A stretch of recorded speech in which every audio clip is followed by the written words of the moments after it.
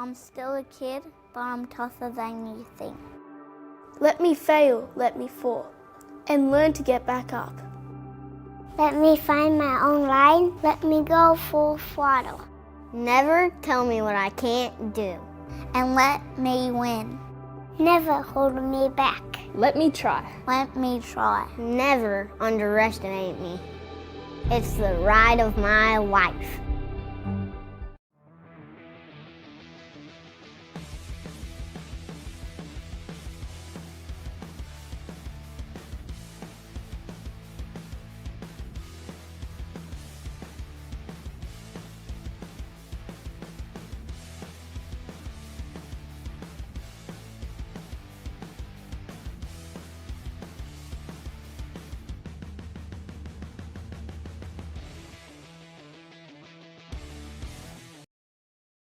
Everything I try to make it look like it's going 200 miles an hour. That's my whole goal there. I'm Troy Lee, and this is our new signature goggle collection. We've been doing collection probably for about 15 years with Oakley, doing a couple goggles every year, a couple pairs of glasses every year. My love is my motocross team, and so first off, we probably have more red in line, but then I always like to throw something weird in. You gotta freak them out a little bit, you know? American flag, stars and stripes always work good, so we add a little bit of metal flake to the oval here and add a little bit of chrome to it. Really, I'm always more excited about the next one I'm working on. It's like I can't wait to get to work and start sketching some new ideas. My name's Troy Lee. I'm the owner of Troy Lee Designs, and super proud to be working with Oakley. They make the most beautiful product on the planet.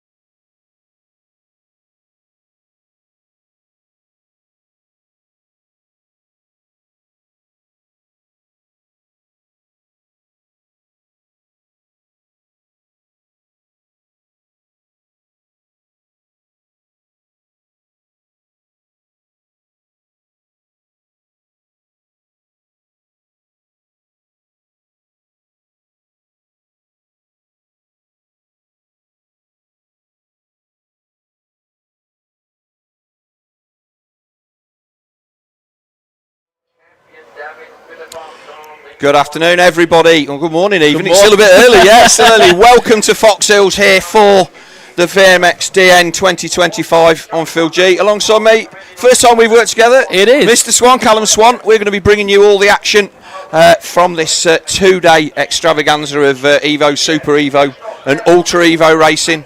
I've been so pumped this morning. Oh, did you get out and watch practice? I did. Christophe Pourcel. A masterclass. Through this, there's like a powdery bit. They'll see it on here on the TV in a minute, but there's quite a technical powdery corner before they drop down. Yeah. Christophe was just like, it looked like he was riding a different track to everybody else. He was, and it's grass coming in. Weather's been absolutely blisteringly hot for ever and ever and ever, but we're here bringing you this massive meeting. So many people that have made this possible. Factory Image Racing, Floor Track, and obviously CDS Group, Chris Dawson, who's the range and all the other stuff that he does, making all of this possible. We've got this first time, I think, free-to-air live stream, because I think we were on pay-per-view last year. Pay-per-view, wasn't it? Yeah. So there's all our sponsors: Michelin, Crescent, Yamaha, Apico, Factory Racing, and the range, Wilco, and Home Base. Obviously, that's the CDS Group, who are here with their massive lorries selling you all sorts of things that you need for your race weekend. Well, if anyone's forgot any camping stuff, they don't need to be worried, do they? They do not. Everything is up there. Deck chairs, sofas, everything you want. And obviously we've had the Crescent Yamaha. We've had the launch of the 70th anniversary edition. I think it was at the 250 or 450 unveiled yesterday. I think 450. Yeah. Obviously we were doing stuff yesterday, but you were over there for the show and shine. We did the show and shine, and then we had to turn everybody around, and then Chiodi. Was it Chiodi and Philippaerts? I think so. Unveiled it. It was quite cool. It was quite, it's nice to have everybody there as well. Yeah.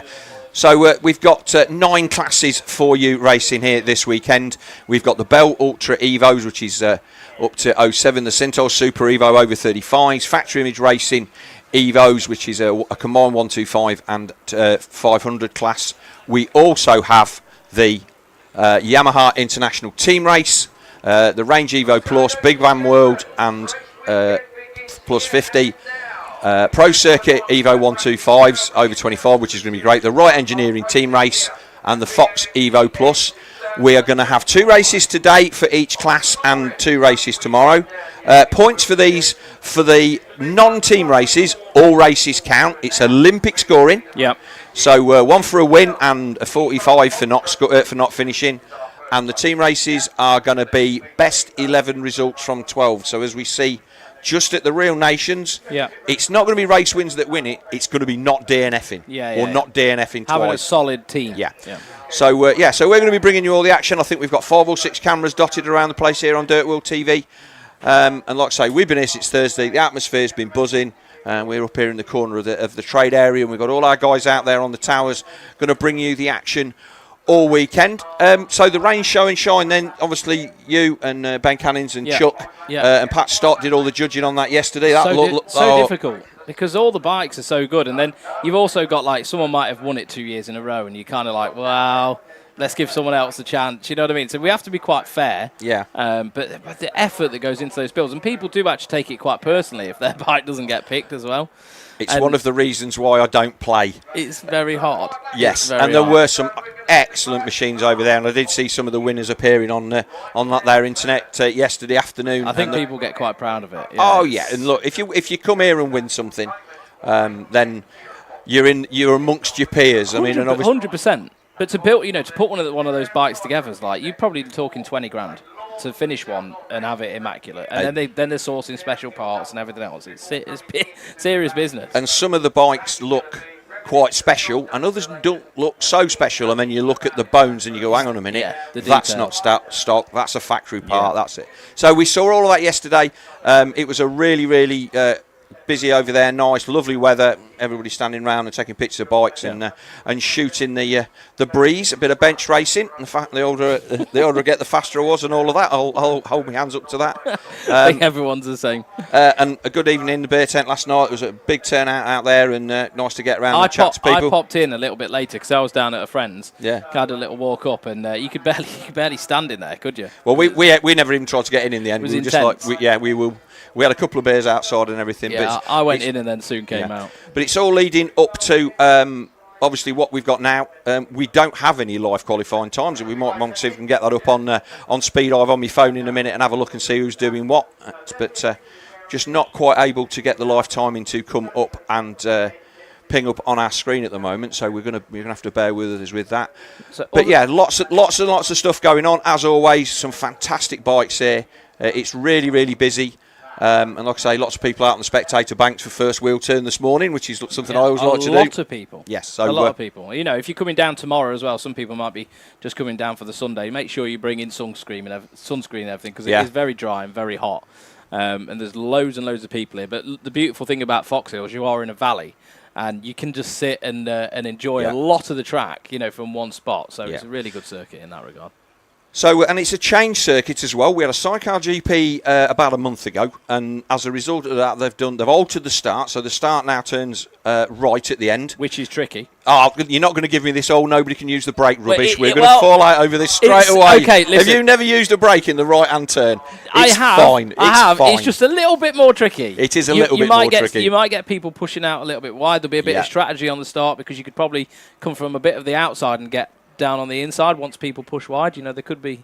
I always felt that we always used to see on the other start inside gate every top qualifier was down always, the inside. Yeah. I'm not sure we're going to see that this time. No, I don't it's think a bit, and it isn't really that different. It just goes the other way, and then we turn right, come back down the start. But I think it'd be a lot more difficult for people to stop and turn and stay on that inside line. Yes, you're not going to be able. You're certainly not going to be able to pivot it on the back brake, which we would normally expect to see. It would be a lot more difficult. So yeah, and they're going to come back down the start, and obviously you'll see that when we get our live pictures for our first race of the day, which is going to be the Bell Ultra Evo 2 class. And we'll come. So we then turn behind the start gate. And then over and down into the valley. I quite like that layout. That new little bit. I wasn't sure when I saw the pictures, but now it's worked. It comes back up. So where before we went up into the hairpin on the other side, turned back down, and then a bit of a 90 degree and went down the valley.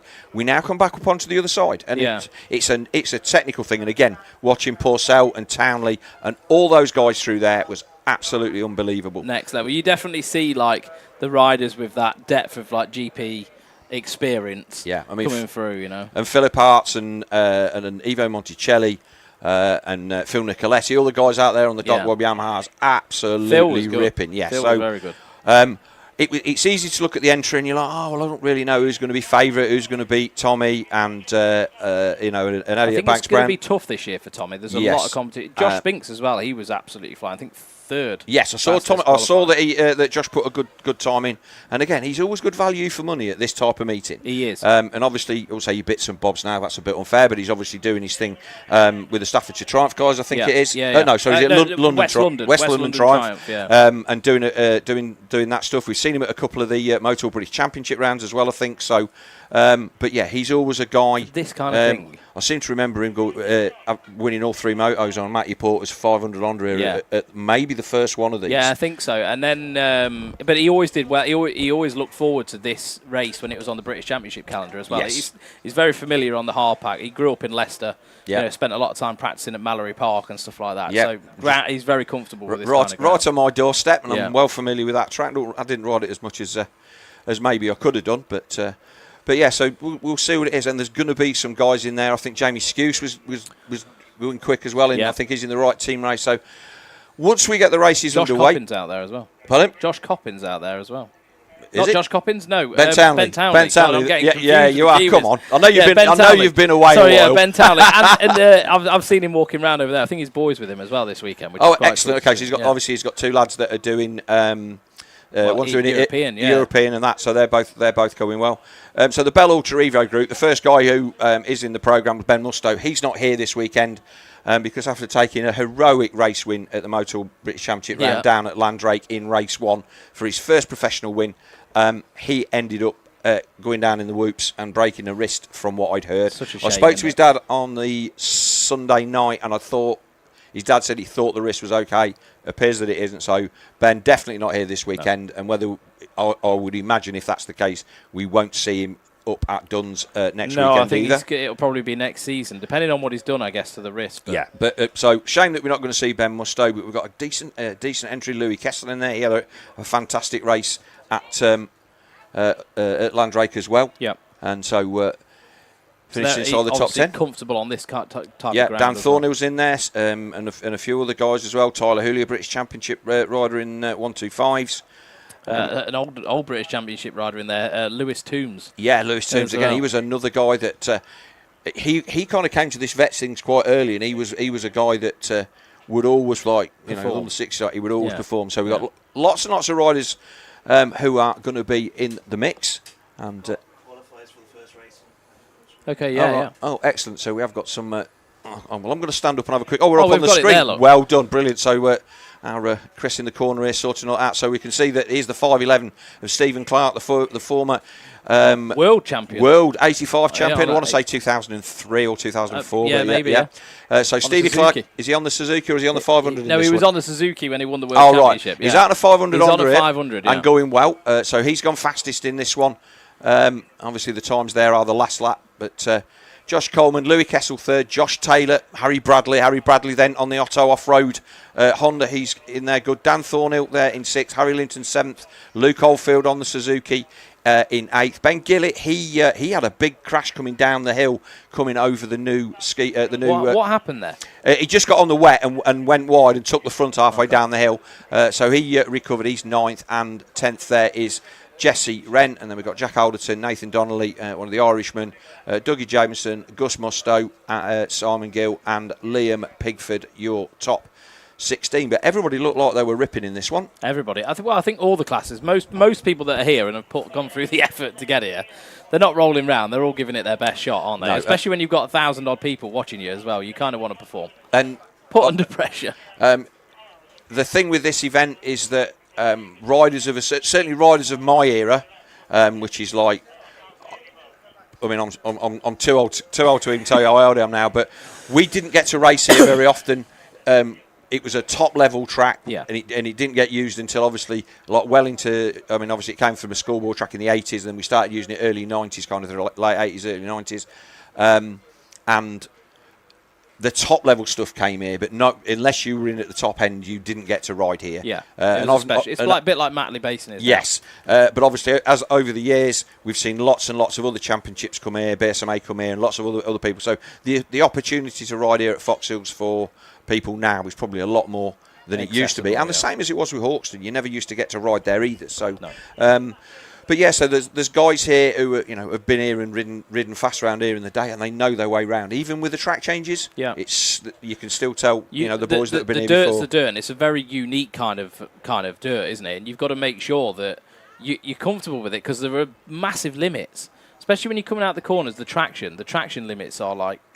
There's not a lot here. No. You're on a fine edge. So. And obviously the corner that just beyond where we are here in the studio, and as you can see, you can see the view outside. We're ensconced in the DirtWorld-TV trailer, and all of the bit of this top end of the circuit already very loose. There's a look out over the start straight. Some of the trade stands, not say people milling around. Not as much to see over this side this time, because obviously before the track used to loop around the start straight, and it was certainly one of my favourite places to watch, because you could see these guys coming down this straight, for sure. Into the braking bumps. They'd go by a full hole flat out, and then they get on the brakes and watching all the different lines through there. But for me, it's a different perspective. Like the last few years, I've been sat up there in the Holden area. Yes. Waiting to go out, and God, it was a nerve-wracking experience, because there's not many places where you actually get to go and ride with quite so many people. No. So while we're waiting for the first race, let's just have a mention. So we had the rain show and shine yesterday, which we've just spoken about, and all of the sponsors that have gone to sponsor races or just be general sponsors of the weekend. We've got Factory Image Racing. Obviously, they've got their trade stand up here with all their goodies, their add-ons for your bike and clothing and all sorts of stuff. Floor Track, who are a sponsor for the VMXdN this year. They're an industrial flooring company from Romsey in Hampshire, so we thank them for their support. Fox and FXR, so I think Fox celebrating 40 years anniversary this year, been around a long time, and FXR again, another gear company that are doing there, is the backdrop for the start, which we will be hopefully racking the gate. Everybody in the holding area just waiting for the last bit of track prep to be done. Have you tried the Sintol lubricant yet? No, I haven't. Good gear. Yeah, it's good stuff. No, back in the day when they were developing oil, the race school that I was involved in, the road race school, we were actually doing dev stuff for them. So So yeah, so we used it quite a lot then, and we were doing stuff basically that we were thrashing bikes around Mallory Park for 10 hours a day, and they were coming and doing samples and stuff like that. So yeah, Sintol again. They've come from more the roadside, haven't they? And yes, they have. I mean, which is natural progression, isn't it? Yeah, we've got Gabriel Installation in there as well, and obviously they're part of the team that will be on the SS24. Sean Simpson team in EMX and GPs. Molson Plant, who've been in the sport a massive amount of time. They're here backing us. Moto Verde, obviously, who they were involved in the show and shine. Bell Helmets, Big Van World, again, a company that been involved in motocross for a long while. They've got a lovely stand over there. Lovely stand. They do new used motorbikes, new Alpine Star kit. It's all out there, all on display. It looks really cool. So go and check out the Big Van World stand if you are hanging around. Brenron, the Paxton family, again, their company, back in this event for the 4th time. Crescent Yamaha, obviously title sponsor of the main races, and then obviously Doc Wob Pro Circuit as well. So Doc Wob done all the bike builds. Pro Circuit needs no introduction.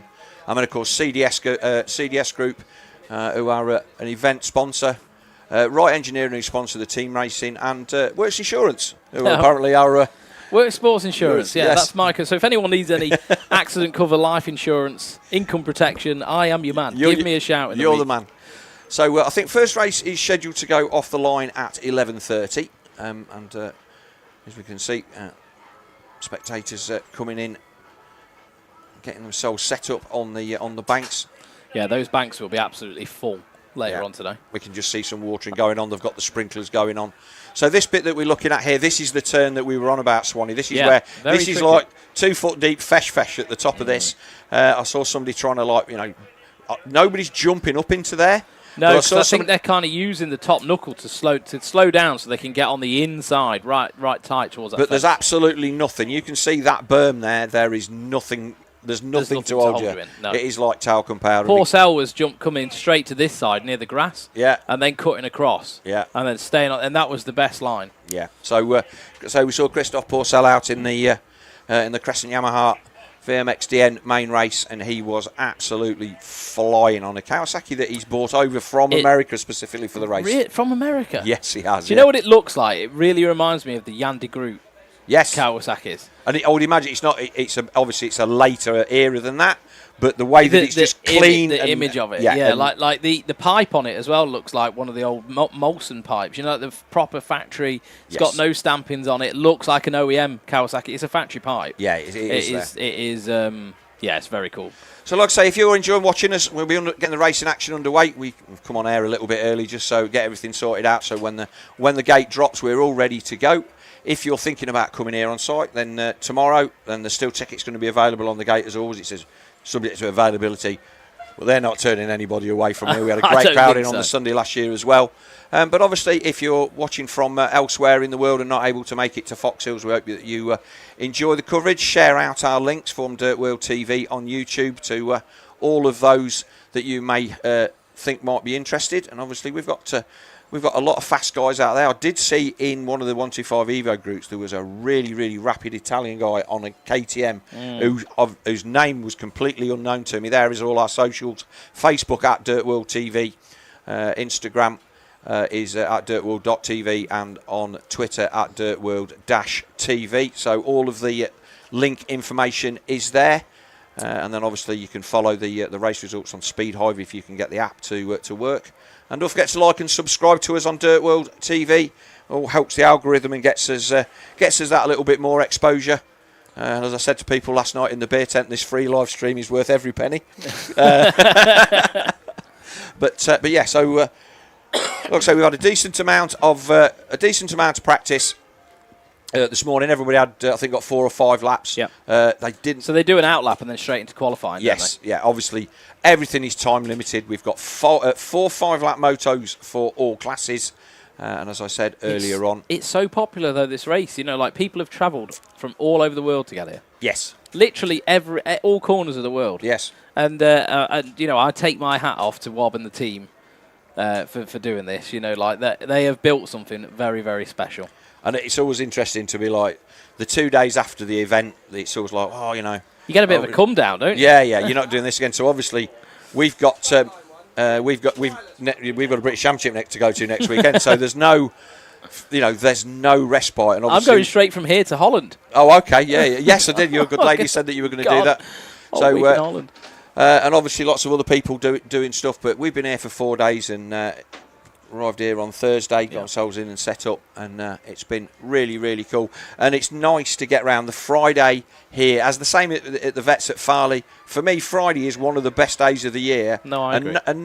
And we don't even see a bike move. No, it's just people getting around. You can sit in the beer tent and watch everybody getting technicaled, sit and have a drink, meet up with people that you might see at the races, but when you're at a race weekend, it's amazing how little time you get to spend with people. Correct. So I've enjoyed catching up with people. How close you can actually get to all the riders, especially on the Friday, because they're all floating around.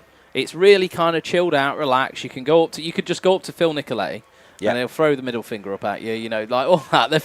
It's a very loose program, and that's what's really nice about it, because there's not many professional sporting events where you can get up close to the riders. You go to a road race event, they're shut away in the garages, aren't they, and stuff like that. It's very different and a very good atmosphere to the accessibility here is second to none. It is, and the riders, we had a autograph signing in the beer tent yesterday at 5 o'clock. They want to be here, though. That's the difference. They want to be here. There's not many people here, and one of the things that we were looking at. So this is the camera right down the far end of the valley. So they'll come into sight down there at the bottom, and that uphill there. There's a step in the bottom of that.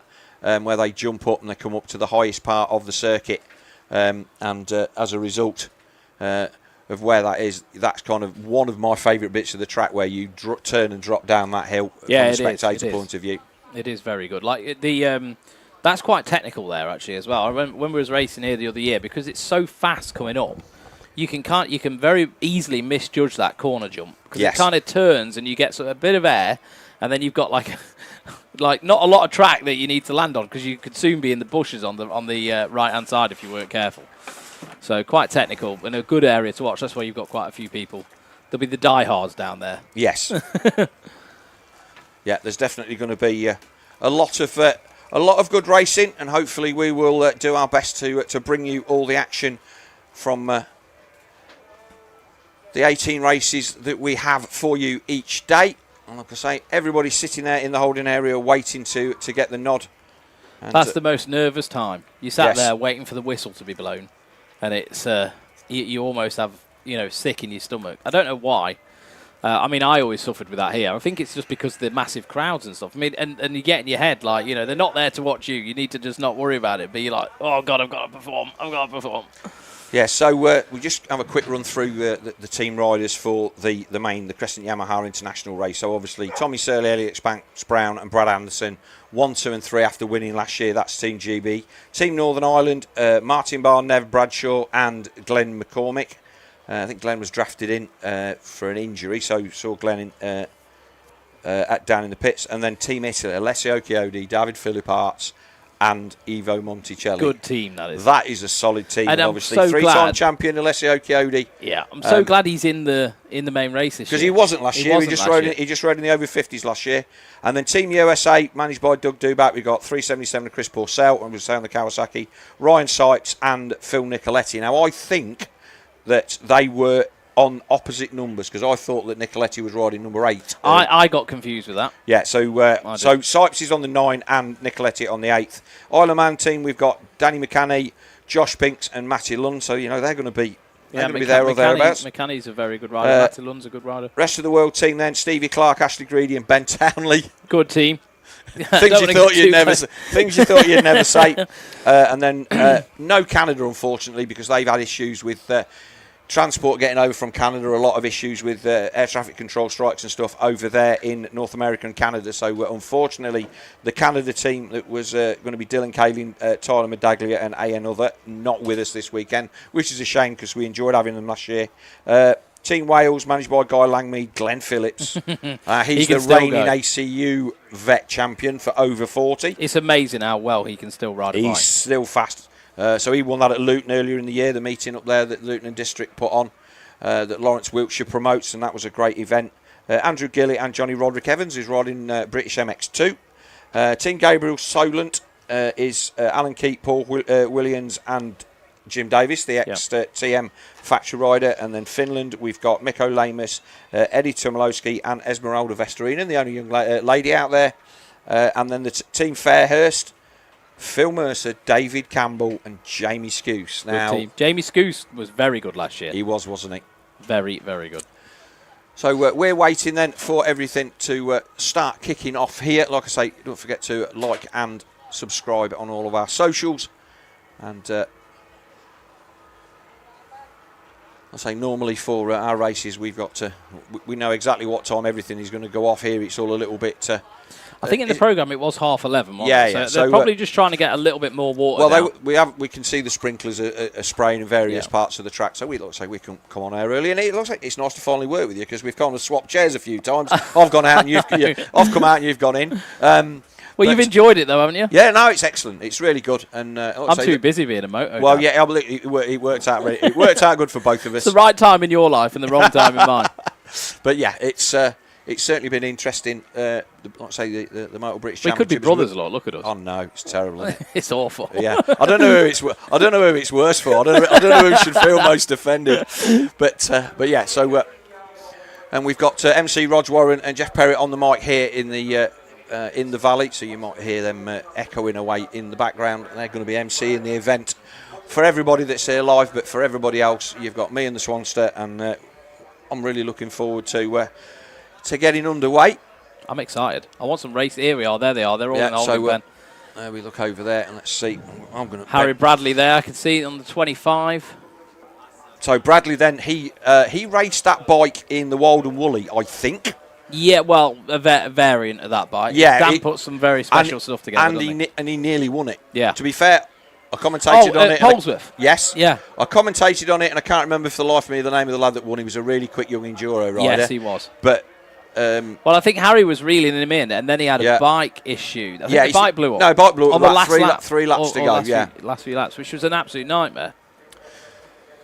So then the Belt Ultra Evo race, the first one to the line then, and obviously Bell the sponsors, and we've got a nice sponsor blurb here for this class then. Bell Evo Ultra 03 to 08, any age.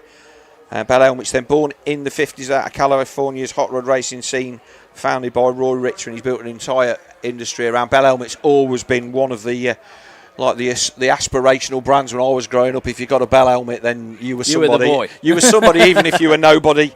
And the Bell logo pretty much unchanged until then. And yeah, I think they've been. It's part of the Fox group now, isn't it? I think it may well be. Yeah. And obviously we've got the notables we've got in this one. We've got Stephen Clark, Harry Bradley, Lewis Toombs, and then obviously Ben Musto, who we've already said is a non-starter. So we will see what we've got on, but those boys there will be definitely on edge. They're the first race out, so the track's going to be freshly watered. They're quite slick. Yeah. In some spots. But do you know what? That makes this place cool, because most places you go to now, I was talking to Phil Nicoletti about this actually last night. I said, what are your first impressions on the track? And he's like, I can't believe how hard it is. And I said, well, it's something different to, like you go to all the tracks now, like he's in North America, isn't he? Like all the tracks he goes to, he works at Club MX a lot. He spends a lot of time there. They're all tilled, they're all deep. It looks like chocolate cake. You can put your wheels where you want them. There's something cool about having a track like this, which is very more, it's like that 90s, 80s, 90s era, isn't it? Where it was a bit more raw. Kids can't ride hard pack anymore. It's because very, very different, yeah. Yeah, and I must admit, it I like the hard pack races. Back in the day, early days, Washougal and places like that. They were all rock hard. It was like that. Yeah. Before they started putting stuff into the soil. And you forget that was what it used to be like. Yeah. But yeah, this Foxhill circuit is, there's stones in it, and it is really, obviously it's been here a long while. Yeah. It's like riding on an antique, isn't it? Almost, yeah, it is. It does have that feeling. But again, when you come into the circuit and you get here, when the place is empty, it's a little bit eerie. But when it starts to fill up and it's all dressed up nice, and you've got the people on the banks and the PA and the music, it takes you back. Obviously, I can't remember the first time I came here, but I would imagine that we were here definitely for the first GP. I was here for the first GP they ran. That was a double header where they ran 250s and 125s on the same program, and I think they ran one on the Saturday and one on the Sunday. And and then obviously 98 Donations, which was obviously your Did you come for that? My fridge was here for this. My fridge that's at the back of my van was at the 98 Donation. So, yeah, we were here. The kids were, I don't know, my lad would be 5 or 6 or whatever. And it was just, it rained and rained and rained. And it was just a happening. It was like the Woodstock of motocross. Yeah, I can imagine. There were so many people here. You can imagine the track was absolutely... It was just rivers coming down the hill. If you've never seen the video of I've seen the video. I wasn't into I didn't even know what motocross was until about 2004. Yeah. When I kind of accidentally got into it. You know how a lot of people do. My dad didn't know what it was. And that's why I've had to like re-educate myself on the past. Watching the old stuff. And obviously back in those days we had fences down the inside so you could be on the hill. Yeah, you could watch all the way down where the FXR banner is there that you can see on your screen. Health and safety would say no to that. And obviously, look, we moan about the fact that you can't get close to the track anymore. There's a good reason for that. Yeah. And while we've got that shot there, I don't know whether you heard about this yesterday, but you see that obviously that downhill to come over that tabletop. Yep. There was a kid cleared that on a mountain bike yesterday. I didn't hear about that. Did Carson do it on the scooter? Carson tried on the scooter, but the kid landed it on the top, on the downside. Do you know who it was? Who? Brad Anderson's kid. Does it what? Vinny? Yeah. Does not surprise me at all. I mean, he's got it in the genes, hasn't he? I just caught the end of it. There was about 10 people at the top, and he just come hammering, and it was watered and soft. I mean, you've walked around the track the same as I have. There'll be ruts in the bottom there. This is one thing that they've had to struggle with this year. Like, we haven't had rain. I think there's locals here. They say they haven't had rain here for 19 weeks. So that pond has had to be, that's being filled up by tractors throughout the event. Yeah. And that's, we're nearly at the bottom of that now. Just looking. So they are bringing some more stuff in as well. They're constantly bringing water in. So you'll see on that fire road, you'll have tractors coming in all day, filling the pond up. Yeah, and I think that's one of the reasons why they've changed the track, because obviously where the track used to be where those two earth movies are, and now we've got access to the ponds. We've also got vehicular, that's a good word, vehicular access through the tunnel, because that was always a thing that we struggled in the past. Yeah, crossing the track. Anybody got injured in this bottom bit, you had to stop the race because you couldn't get the medics in and out of the middle of the circuit. So they've worked on that. So lots and lots of changes for the GP, and it'll grow back into itself. I think next year they're building an even bigger pond as well, where those two excavators are. They're building a bigger pond, so plenty more water in the tank going into 2026. Right, there's the big van world platform. So they've got all the new Alpine Star 2026 stuff, I think, on display. And they've got some bikes. They've got Big MX World as well, so they do new and used motorcycles. So go and talk to those guys if you're coming to the event this weekend. Michael. Yeah. Brad Anderson there, he's up there. He's got his Steve Clitheroe Yamaha in there, and also he's got his 500 Honda that he raced here last year, tucked away in the back, which he may bring out. I'll tell you what, Steve knows how to build a two-stroke engine. Brad's bike sounded very, very good. Yeah, so Steve Clitheroe then, he is a very, very renowned engine tuner, and he was a guy who used to race quads. Yeah. And those boys know how to make an engine sing. So that bike of Brad Anderson's, we'll expect to see that at the sharp end I think in the two classes that he is riding. But yeah, so Ultra Evo 0803, any age, Group 2. This was a popular class, and they spread it out, and there's two groups of those, and then all the flags there representing. I feel like my OCD is telling me I need to go and fix some of those flags. No, you just stay where you are. It's really irritating me.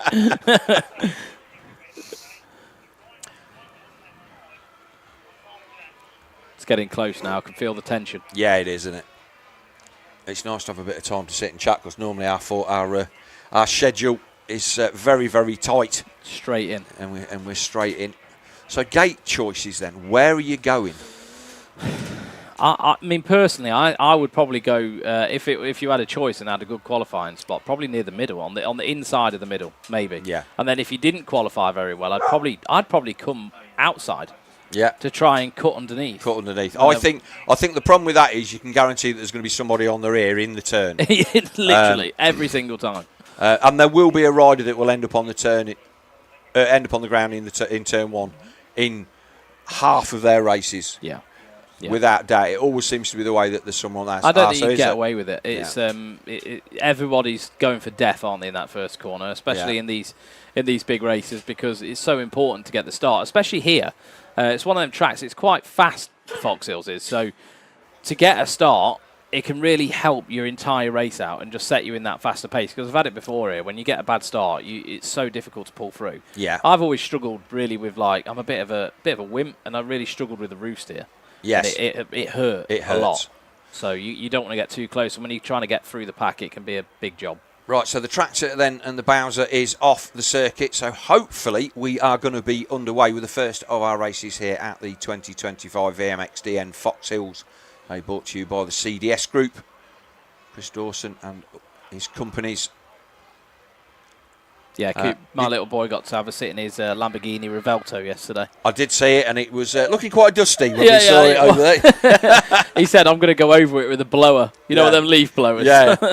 But you might as well give up. Yeah, but he is a mad motocross fan, and it's great to have him along here and supporting this event. And this is what we need: outside sponsors to come in and give us a little bit more exposure. And Chris been a motocross fan for pretty much all of his life, from what I've heard him say. So we've got qualifying times. We saw them earlier on, didn't we, Swan? So you've got the mile lapse thing on that. Yeah, they've just sent me the full group. Beautiful. So we are getting there slowly. We just need riders on the gate. They're coming. So they will be coming to the gate. Stephen Clark will be leading the way. So where do you think it? So he's on a 500. Yeah. I think he's probably going to go 4 or 5 gates out. I don't think he's going to want to be right down the inside, because he's got to get that thing stopped. You've got to stop it. Yeah. Yes. Yeah. And so I think he'll want to get old brakes, everything else. You know, they're not like a modern bike. No. And the 500s, they're not. Believe it or not, you probably go quicker on a 450. But it's just the way the 500 puts the power down to the floor. They're very, very difficult bike to ride, aren't they? If you're not used to riding them. Yeah. You always see the best guys on a 500. You can barely hear the bike ticking over. And that's the skill of riding 500s. I raced them back in the day, and I've still got one. So sometimes it's less is more. You just need to. It's all about being smooth. If you're going to calm yourself down. Yeah. If you're going to start doing it. It looks like they're checking out the start now. Here we go then. So here comes then first rider to the gate, the 511 of Stephen Clark, the former 85cc world champion. Yeah. And then he is going down the inside. There's Louis Kessel on the 7. We've got the number 9. Yeah, number 9 is Josh Coleman. Yeah, so Josh Coleman coming to the line. There's Kessel. Josh Taylor there on the 26. So everybody down the inside, and we've got 226s, so that's going to be interesting. Harry Bradley there on that Otto off-road Honda. That is pretty much a factory Honda. Believe it or not, everything works on that bike. Yeah, I saw that. Did the gate just go down then? It did, didn't it? Did, yeah, but I wonder if they've just done a test. Yeah. So the man in the middle looking a bit like that wasn't supposed to happen. So I don't know who the second 26. So that's Harry Linton. Yeah. So it looks to me then like we've got some of the guys that are running in both races. There's the 92. That is Ben Gillett. Some of the guys that are going to be running in the team race have got their team race numbers on in this one. So we're going to have to rely on the live timing to. 122. That's Nathan Donnelly. That's a nice looking Yamaha. It is. So everybody's stacking from the inside then. It was kind of what we were expecting to see. Yeah, Stephen's going right for that inside gate. I guess he's hoping to get the jump. I'm guessing it's probably a 125 next to him. Yes. It's always nice to have a 125 pull up next to you on the gate. Yeah. You think, well, I've got him, until he absolutely smokes you. Again, there's 2 92s in this one as well. So this is... Other 92, that's Sam Finn. Yes. The 379 there with the FXR colours on. He had a massive flying W going up the back hill. Landed in the soft stuff. Oh, that Vismara Honda, the 47. Very cool. That looks absolutely... That's Josh Robson. Saw that bike at the Show and Shine. And that's very, very... So the fact that it's at the Show and Shine and he's out there racing today, that should be for me. There's a lot of bikes at the Show and Shine that are never going to get raced, but the fact that that one was there looking so great, and then all of a sudden... That's the thing with the Show and Shine. You know, a lot of people build a bike specifically for that. Yes. It's almost hard, like...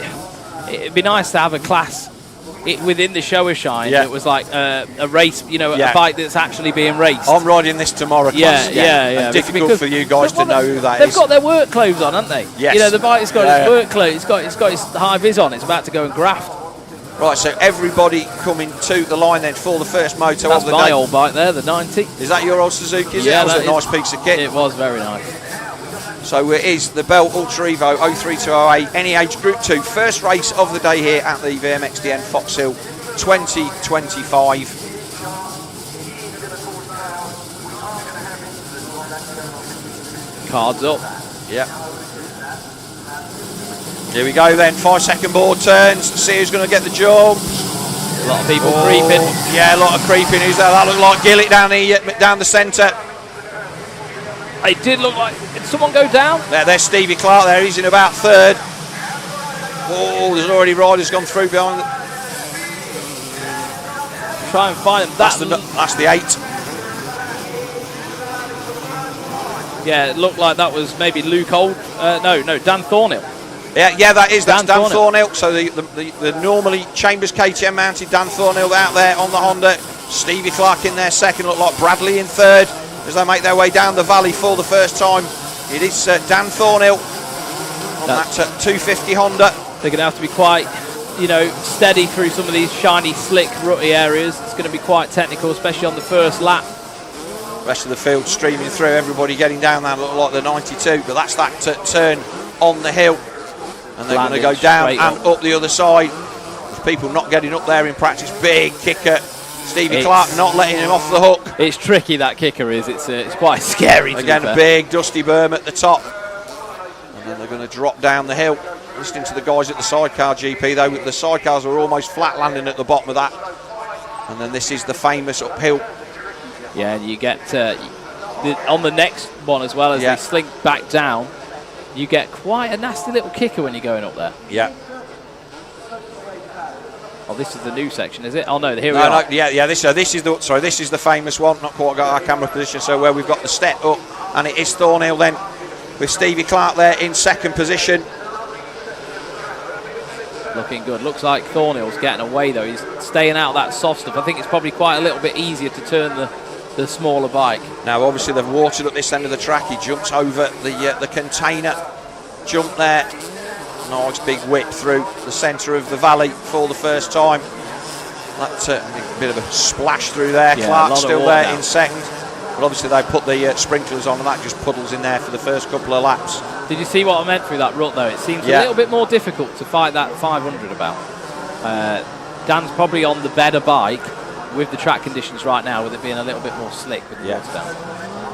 So he's going to come down. This is a really tight corner here, and he's going to come across the line. And again, a bit of a splash through there. And then this is the bit where we would have blasted down the back of the start. Oh, it nearly went up the front. This is the bit that's been watered. Heavily watered as well. Yeah. So start off lap 2 for the number 8 of Dan Thornhill. Stevie Clark still in. I like that lap 2. Look at the graphics we've got. Oh yeah, all good stuff. So is this a 5-lap race?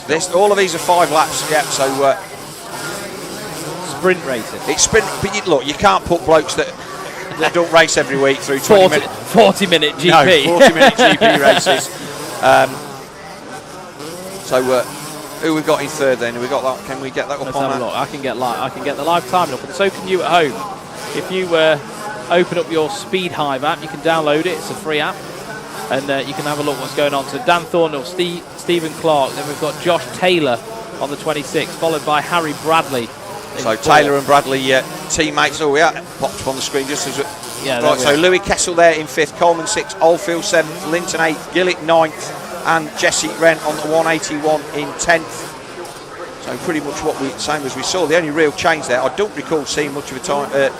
Dan Thornhill being at the top of the timing screens, but obviously he's got a great gate in this first of our Bell Ultra Evo races. Yeah, when they come through this time, we'll have a little idea on lap times as well, which will be quite nice to see. But look, trying to stay out that powder, that was a really, really good line. Yeah. And I think that's what's going to happen throughout the weekend. All that powder's going to get pushed off these corners right to the outside. Yes. And there's going to be some nice blue groove spots they can get the tyres biting into. So Thornhill through the centre of the valley. And again, splash through that rut. That water drags up, makes that hill really, really slick. Does. Stephen Clark getting a much nicer run up there that time. Dan choosing not to triple down. Yeah, it's one of those things that when you lead in, do you really need to be doing it? I don't know whether there's much time advantage. There's a lot of hang time in the air for sure there. And I've stood there. It's one of the better places to watch as well, to get right under the bikes as they're coming over. I think if you're coming through that turn before it. Again. Tricky there. Looks like Stephen Clark's starting to reel him in a little bit. He's fancying this, isn't he? Yeah, Steve Clark, 2:17.5. Thornhill on a 2:18.3. So nearly a second quicker that time round. So this is very much a race that he's still, there he is, he's on him, isn't he? Yeah. Into the fesh. Oh, Clark is going to get to, it's not as bad as it looks because that dust has blown out a little bit to the outside of the track. We've got a rider down there. 77, who's that? That is Darren Robson, I think. Right, he's gone down at the bottom of one of the hills. So he's okay, but our race leader Thornhill and Stephen Clark, that battle was very much getting interesting. He's got to get that Suzuki going and then try and grab third gear in between get up the hill, getting up the hill. So we should be seeing our leaders coming up the hill. There he is, there's Dan Thornhill on the red number 8, and it looks to me like he's started to... yeah, he's responded. He's responded to the Clark charge. I think that the 250 is a better bike coming down the valley, but I think the 500 is a better bike going up the other side. Yeah. So Clark was certainly better around the final few turns. Definitely was. Yeah, Dan wasn't very tidy. He's made a mistake a couple of times in that the second to last corner. No, it's not the first corner after the finish. And that's Suzuki there at the side of the track that Thornhill then... It's going to be tricky to get up that hill. That is a lot steeper than it looks. It is a lot. So well, he's just going to cut across the bottom if he's got any sense. Yeah. And I like this bit of the track. That jump down that hill always looks scary. I think that part flows a lot nicer than they did on that other bit, because that hill that everybody used to come down, which almost had to come to a stop. I don't know. It just kind of there was a few block passes there that were quite entertaining. There was. It was a bit sketchy. But here is our race leader then, Dan Thornhill. Yeah, coming down that hill and trying to tell yourself to get on the gas a little bit was frightening. Yes. He did triple down that time. I think if you can get that corner clean and go for it, and maybe keep stay a bit lower, it is beneficial. But if you have to seat bounce it to triple down, it's way too slow. What's the lap time from Thornhill this time? Oh, Clark? He's clean through there. Yeah, he is. Clark has gone. So we've got 2:18.2 then for Thornhill, and Clarkey then dropping off a few seconds. Yeah, he's lost a second half on that lap, and I think that he's done enough. It'll be last lap flag next time by. And yeah, Clarkey was right in his wheel tracks then, and I see they've put a lot of water down in that corner as well. Josh Taylor still third, Harry Bradley fourth, Louis Kessel fifth, and it's Josh Coleman, Luke Oldfield, the 26 of Harry Linton, Ben Gillett, and the 181 of Jesse Wren. Yeah, Bradley's still there in second. Bradley needs to find a bit of pace to be able to reel in Josh Taylor at the minute. About 5 seconds back off the back of the 26. So Bradley got a bit of work to do going into the next races to try and find some time. But none of these guys are slouches. They're top British Championship runners. Yeah, I think Dan had his best British Championship result to date down at Landrake a couple of weeks ago, and he's been riding really solid through the whole of the championship. He had a shoulder injury a couple of seasons ago, which he's took on a long while to recover from, but he's in a happy place with the team that he's riding for, and also obviously this Honda team whose name has escaped me, and I was in their pits talking to him yesterday, but they've got some fantastic bikes lined up for them. It will be last lap this time by, and there is the 511 of Stephen Clark on that 500 Honda. Yeah, Thornhill now, he's found the lines. He's not kicking up half as much dust as he was on the first lap. Even past this corner through Huz here, which is, if you go in the outside, it's a big powdery berm. managed to escape a lot of that as well, because that just swallows the bike up. Yes. Especially if you're on a 252 stroke, they've not got the guts to pull through it. They kind of bog down, and you're losing temps everywhere. Over seat, Thornhill. Did he triple down? Yeah, triple down, but stayed quite low. Yeah. And he should be getting the last lap flag at this time by. Checkered flag man dressed as a checkered flag. Oh, I always find that off-putting. Oh, it's checkered flag. No, it's the bloke's jumper.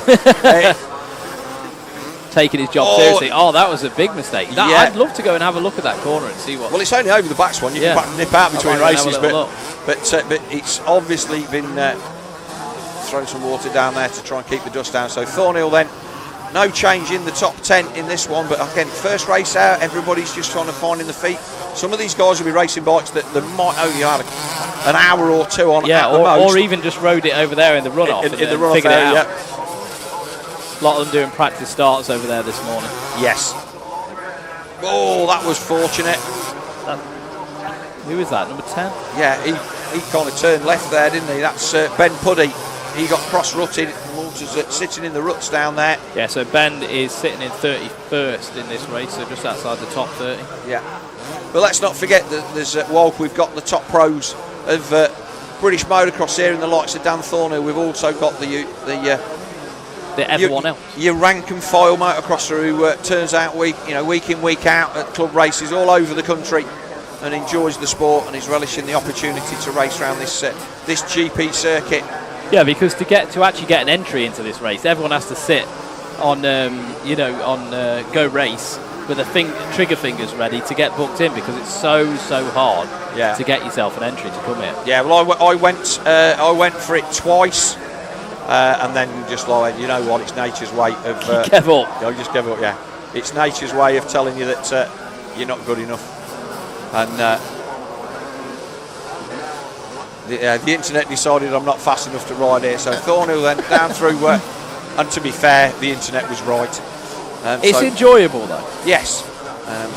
I've plodded around in 15th. I'm sure you'd be probably doing the same, but it's something very enjoyable about that jump there, and it's very wet as he comes up beyond the 47. That's Vismara Honda of Josh Robson to put him a lap down, and there'll be some guys who'll be out there and their sole aim this weekend is to not get lapped. Yeah, that's where I was. Yeah, I was the same at Farley. If I don't get lapped, I'm happy. Yeah, you've had a good weekend. I'm sat in the line between Kurt Nichol and Paul Denning thinking, what am I doing here? And you're like, the gate drops and you don't see him again. But here we are then. It is going to be a race win for the number 8 of Dan Thornhill. He will take the Bell Evo Ultra any age group 2 race 1 as our flagman is. Some serious flagging action there. There's a lot of checkered flag on that screen. Double flagging. You're not going to miss that, are you?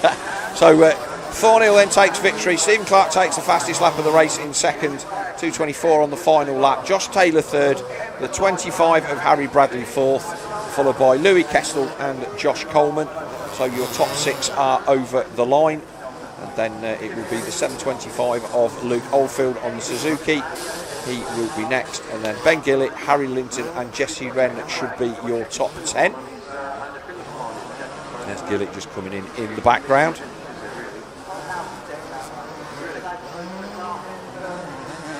Still waiting for Oldfield to come across the line.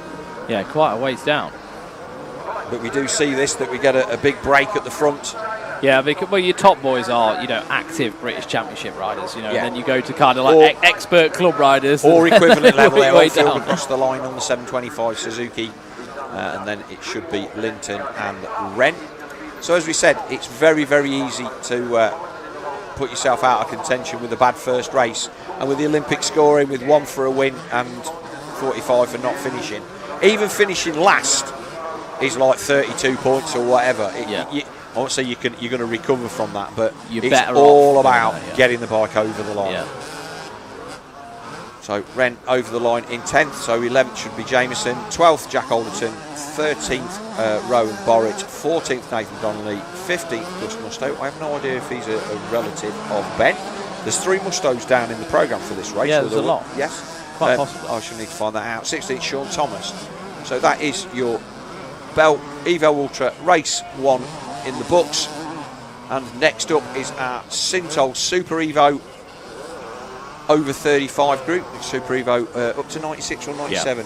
Yeah. 96, I believe. Oh, right. I might be wrong. Let's have a little look.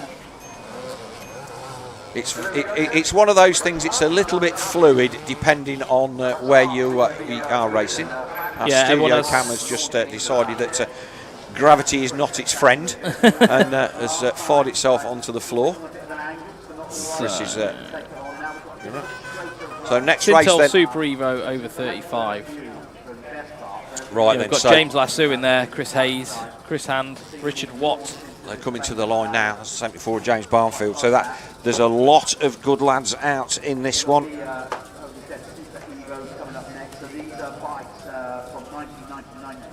And like I say, there is a lot of changes in the programme and stuff like that. Riders not missing through injury like Musto and a few others, obviously maybe people with bike issues.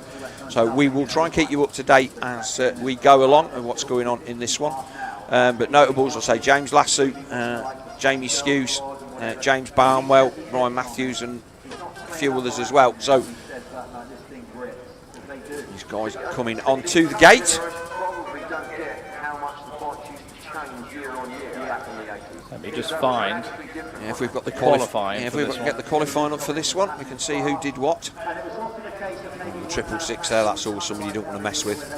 Super Evo over 35 years. So fastest qualifier was Neville Bradshaw. Right, so followed Nev. by Jamie Scoose, James Lasso, James Barwell, Ryan Matthews. That was the top So five. they are the fancied runners for sure, and you're never going to bet against Nev Bradshaw. He's out of the Brad Anderson mould. Turns up, rides anything, rides it well.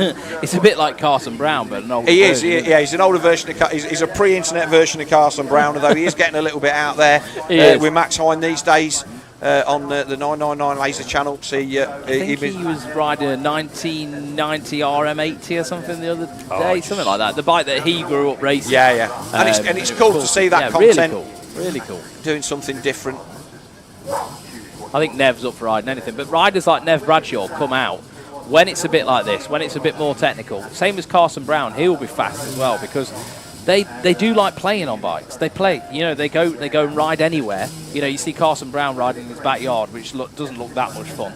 No, it's just jumps and grass and like trees and just death everywhere. So they're used to a bit of sketch. So they're all right out here. They're gonna enjoy every minute of it. So race 2 of the day then here at the VMXdN Foxhills 2025, brought to you by Sintol Lubricants, is Super Evo Open over 35s. And they are on the gate and waiting for the 15-second board to go up. And like I say, we were expecting to see Nev Bradshaw. Not sure whether Nev's on a 250 or a 500, Swanee. So no doubt we will see soon enough. Some very pretty looking bikes out there. Look at the number 12. Is that Peter Stewart? That RWJ. Yeah, 250. Very cool. They were a lovely team back in the day. Bikes were nice and pretty, and the colours, and obviously had Stefan Everts on board for at least one, maybe two seasons. I know someone who's got one of those bikes. Yeah, because obviously they were the factory team back in the day. I know someone who has a factory RWJ Everts bike in their garage in America. Yeah. And I've seen it, touched it, and it's beautiful. Yeah. So these boys then got the benefit of not having to ride on a freshly watered track, and it should be fairly obvious where everything. I think it'd be nice for these guys. Yeah. This one and the next 2 or 3 races. Yeah, it'll be good, and then it's going to start getting Knowlesburg. Yeah. I love that word. Oh, so Agua is coming out again. Right, okay. More Agua. Yeah. So I'll hold my hand up and say, not a fan of watering the track while the racing's going on. But I'm also not a fan of having it so it's that dusty you can't see. Props to the team. Everyone for up there getting all the water. Needs to book in for an air filter change in their car on on Monday. But no, we're going to have to do this over the weekend, guys, because, as I say, as Swanee was saying, 19 weeks with no rain.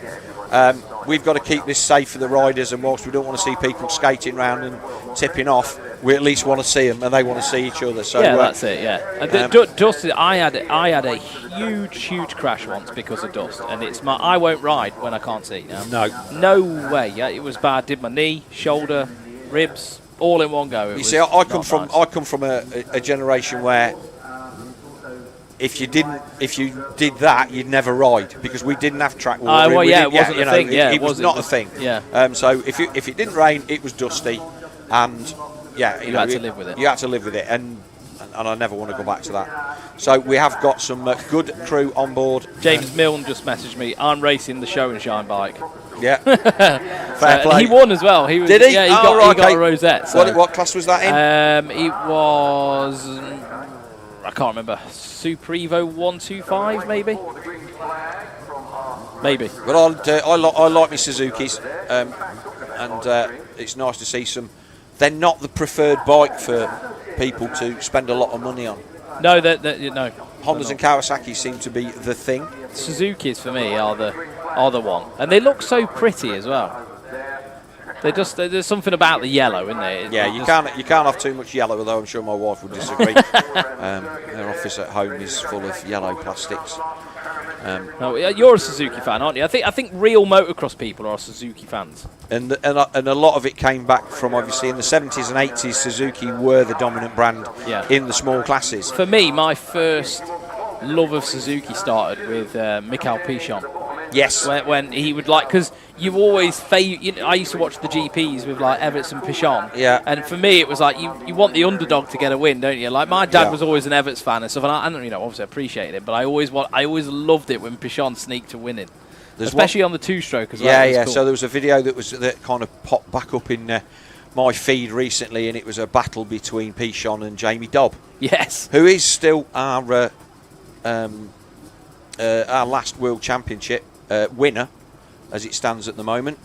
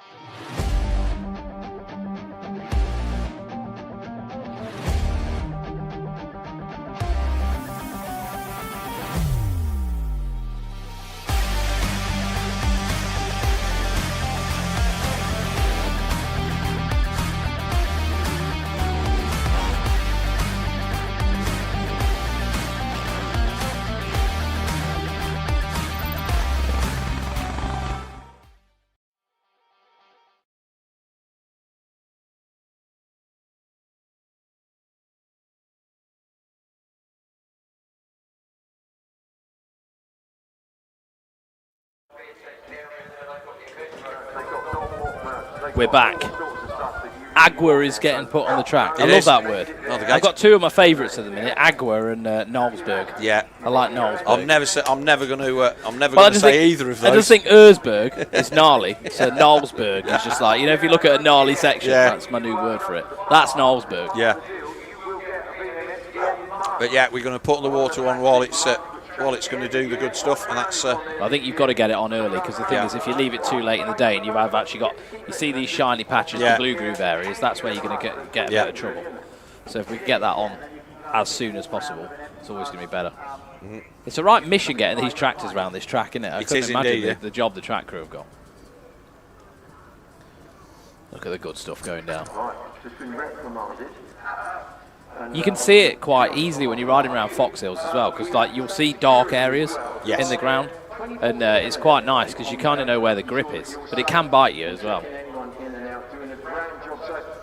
So don't forget to follow us then on our socials. We've got Facebook at VMXdN Foxhill, and also at VMXdN Foxhill Group, on Instagram at VMXdN Foxhill.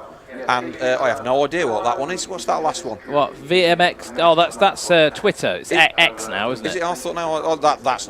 Is it? Oh, TikTok. TikTok. I'm out of the loop. Mate. We're too old, man. We're too old for TikTok. TikTok. So TikTok at VMXdN _Foxhill.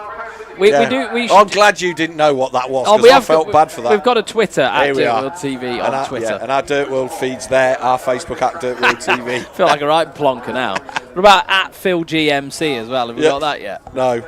You need that, don't you? No. I'm gonna make it for you. You're gonna make it for me, then fill it full of rubbish content and blame me. Right, so our Sintol, we got obviously the track changes that we've put in. We're able to looks like we can rack the gate a little bit quicker as well, because I think they're not actually crossing. Everyone on that line is sat there thinking, "Oh God, they've just drenched that track. Oh, what am I going to do?" And as soon as the gate drops, that thought's completely out of your head, and your hell for leather. Yeah. Well, they're going to pull the gate up. Seems like that inside run of gates. Yeah, it's been dropping on its own, hasn't it? Yeah. Bit of a hair trigger for whatever reason. So this is our Sintol Super Evo 35 plus.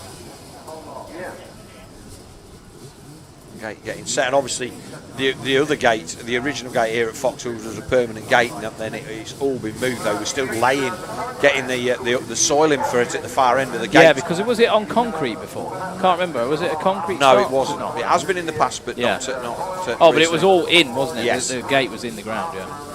So it looks like the 15-second board is up. There's a lot of people sat a long way back from the skate. They're almost halfway back to the paddock as we wait for the revs to rise. So 5-second board will be up. Away they go. Oh, it's a good start burst from the middle. Who's that? Is that Nev Bradshaw down the inside? They're all on the brakes. It looks like Bradshaw. It looks like Nev on the number 5 and Jamie Scouse on the 600. So the two fancied, or at least two of the fancied runners, off at the front. I think Scouse will be able to run with Nev. Nev looks like he's on a 500, right? Yes, it does, doesn't it? And Jamie Scouse was a rider that was always there on all the number 2. That was James Lasso. He was out in the boonies there. So Jamie Scouse and Lasso are not riders that were at the sharp end of the British Championship, but they've got a level that they've managed to maintain. And at these kind of events, they are absolutely. Well, Bradshaw won a British MX2. Yes, he did. A long time ago. Oh, yes. A long time ago. But he's still managed to be fast. I don't know how he maintains it. And he's a lot older. I think he's a lot older than both Lasso and Jamie Scouse. Yeah, so, much older. We'll see. So there he is up the hill on the far side on the big 500 on the. But that's the beauty of having only 5 laps, isn't it? You kind of the older guys can still run that pace. Yeah. You know, for a short time. Those guys I've checked out. Scouse then does look still technical up there. Yeah, Scouse still within fighting distance. Yeah, you can still see him. Third place man already dropped off the back. Yeah, it does look very technical up there where they put the water down. But good visibility, which is what we're it's all about, the visibility. There's no. Well, it's for insurance. Yes, you know? we got to give these guys a chance, and so Nev then leaps up the hill. You have to be able to see the marshals. Have got to be able to see the next marshal point. Things like that. There's a lot that goes. People think, oh, why are you doing that? But there is always. There's always a reason. So Jamie Scouse then on the 600, he's there in second position as Nev comes down the valley for the first time. And that is a really, really nice 500 on that. It does look like a 500, yeah. doesn't it? And it sounds like one, because we can hear it. We can hear it out through this camera position that we're looking at now. And it's next to where we are, and Nev gives it the big send down and triples down the hill, and then doubles up. That looks like it's easier to stop for that corner now. It used to be quite tight. You'd land off the step up, and it was always right into a left hand corner. Yeah. So 1 lap completed then for the number 5 of Nev Bradshaw, more familiar with the 272 on the back of the jumper. Yeah, as they come through, that time it was Bradshaw followed by. He's had a right moment there up that face. He did what Lasso did on the previous lap. Got out of shape on the uphill. These guys are absolutely checked be able out. To get back on the back wheel on them there as well. So James Lassou's currently running in 3rd. In 4th, James Barwell, and then in 5th, it is the 28 of Scott Murray. That's the top 5. Yeah, so Barnwell then, he's the South Midland Centre expert. I've raced against him in the past. Use the term raced lightly, but rode against, been smoked completely by. and the rest of the field coming through up this. Like I say, this was the technical part of the circuit. You can see how the dust is. Yeah, you're not seeing a lot of people jump up right onto the top there, are you? I don't think you could get on the I don't think there's enough of a lip to get you to bounce up onto it and then be able to get stopped at the top. You'd be going too fast, wouldn't you? Skews, he's still there, isn't he? I'm thinking he's just like, do you know what? He's not going away. Yeah. And he'll want to win. He'll want to win, but sometimes you have to think about if he pushes it a little bit too much, then you're going to cause a big problem for yourself. So if you could try and maybe just wait for Brad to make Nev to make a bit of a mistake. Yeah. You know, it's another tactic as well, because there will be a limit to how hard you can push at the minute. And the thing is, Bradshaw's going to. It's going to be harder for Bradshaw on that 500 than it is for Skews on the 250, for definite. Yeah, just to hold it in line and get it turned in. They are tougher to ride.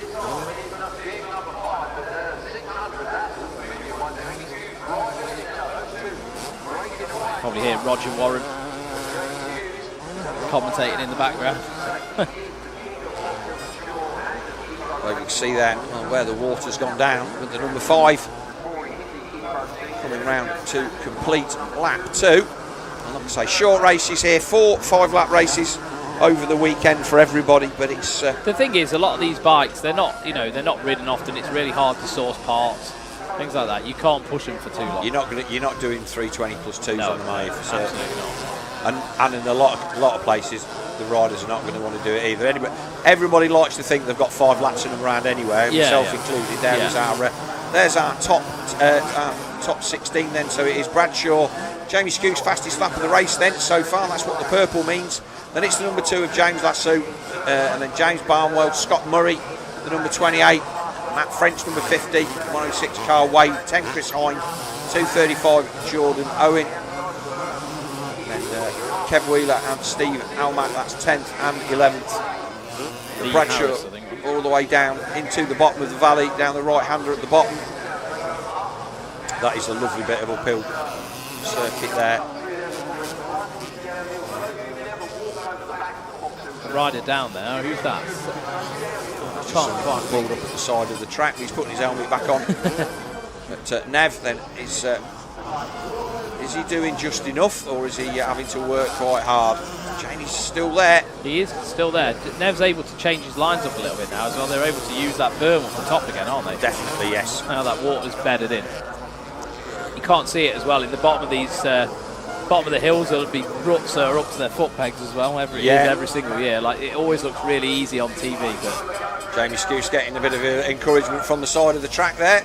I think that Nev is just doing enough to hold sway in this one. I don't think he's letting the number 600 get too complacent and I'll catch him, I'll have him in a minute. And I said that in that view, it looked like maybe the opposite was true. We're still yet to see like a passing area, you know, like somewhere where it's going to encourage those. I think it's probably going to be up towards the finish line, isn't it, where it slows down a little bit. I think that's going to be best. But we should, I mean, obviously when we're finding out in the classes who the fast guys are, and you know, at the end of the day, Nev and Jamie and James Lasso to a certain extent are the class of this field already. They're going to be pulling lap times that nobody else is going to do, and if the only way that they're going to be doing big overtakes is if they go down at the start. Yeah, for sure. But Nev just popping round. 2 more laps to go for Nev. Yep.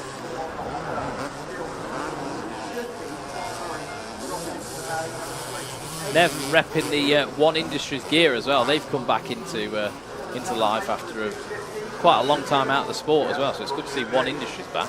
Yeah, so looking at the lap times, these guys 8 seconds a lap faster than James Lasso, which is... that's big, and James Lasso is no slouch. No, James Lasso knows how to ride, and having said that, I don't think that he's been riding that much lately. I've not seen him... Not as much. I know he's had some surgery on his throat. Speaking to him the other day, they thought they'd found cancer in his throat, but it was a benign tumour, so he had to have the tumour cut out his throat.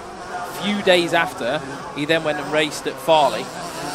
Okay. And he put a scarf round his neck. Yeah. So no ruse to it. Oh, and now no. he's here. Okay. So Well, you can't fault that one. So not far off major surgery. Yeah. I'm going to give him a pass for that. He then, was very lucky actually because Yeah. he hurt himself in the States in America working for Triumph doing some testing. Yeah. And obviously they gave him a full body scan because he was in quite a pickle. Yeah. And they found this thing in his Oh, throat. right, okay. It was out. So when he got back and he had his notes from hospital from the States, he was like, "Oh, hang on a minute, I probably better get that checked out." Yeah. So Well, third place in this field for him. Then he's going to be more than happy with that. But here he comes then. But it's lucky, down the hill. very lucky boy. Already into the back markers. As I say before, just the normal rank and file riders that make up most of the grids. That was Ryan Rowbottom on the Kawasaki.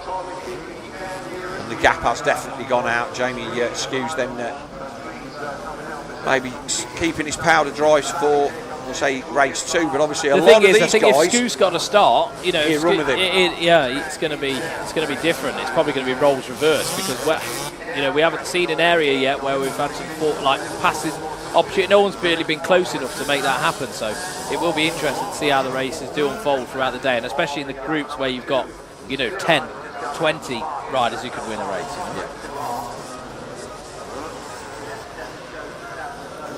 So it is going to be last lap this time by for Nev Bradshaw. Yeah. 112 of Igars Slevics there on the 250 Yamaha. He's a rider that's come quite a long way as well. And let's not forget, Swan, that these boys are doing. Some of these boys are doing 2 classes. I think I was talking to Luke Dean yesterday, and he's got two races back to back. I think Clarkie's got a couple as well. Yeah, he's out on the 125. Then he's got the on the So 500. we're going to be seeing some of these guys in races that one after the other, and I've done that in the past. It's an addiction, mate. Oh yeah. They just want to be out there. The more track time they can get, especially these younger, fitter lads as well. Like, if they feel they can get an extra 5 laps in another class, even if it's not the class that they're going for, it's still track time. And it's track time, and in all of those things just make a little bit of a difference. Yeah, especially if you're not having to worry about the fitness side of it, because all of them can do 5 laps without even breaking a sweat. So Bradshaw then on the final lap on the top end of the circuit, past the range banners there. Sitting down, getting all that traction in the bike. We were always told stand up, but when it's circuits like this, you will see a lot of guys in the saddle a little bit more, trying to get the wheel to bite. Get the weight onto that rear. Make sure that you're punching in the right direction before you open the throttle too much. Very ginger around there. Get straight and then explode. Down that downhill for the final time. And like scary that is sometimes when you're jumping all the way down there. Especially when you start getting tired. Yes. You're landing into bumps, really big bumps. You don't see them on the screen. So they're Skews in second, and the gap now, I'd say probably 8 or 10 seconds to the point where... Beg my pardon. Yeah, we got no easy mute. No, good. Yeah, up the valley for the final time. And like I say, hopefully we're going to start getting some of these guys over here to have a chat with us as well. But again, with a lot of these boys running 2 classes, nice one-hander there, chumps down the hill. Giving it the number 1. Yeah, and... sure he's got someone out there filming him. Yes, everybody has these days. Yeah. That's part of the job, isn't it? It is now, it certainly is. But it is going to be a win then in the Sintol Super Evo 35 Plus for Nev Bradshaw. He comes across the line to take victory, and also the fastest lap from the number 600 of Jamie Skews, who's obviously backed it down a ton on that final couple of laps, just to, unless he's got a problem. Yeah, fastest lap of the race, 2:20.213 from Bradshaw. Okay, so excuse us. We still wait. Yeah, he's just got across the line, yeah.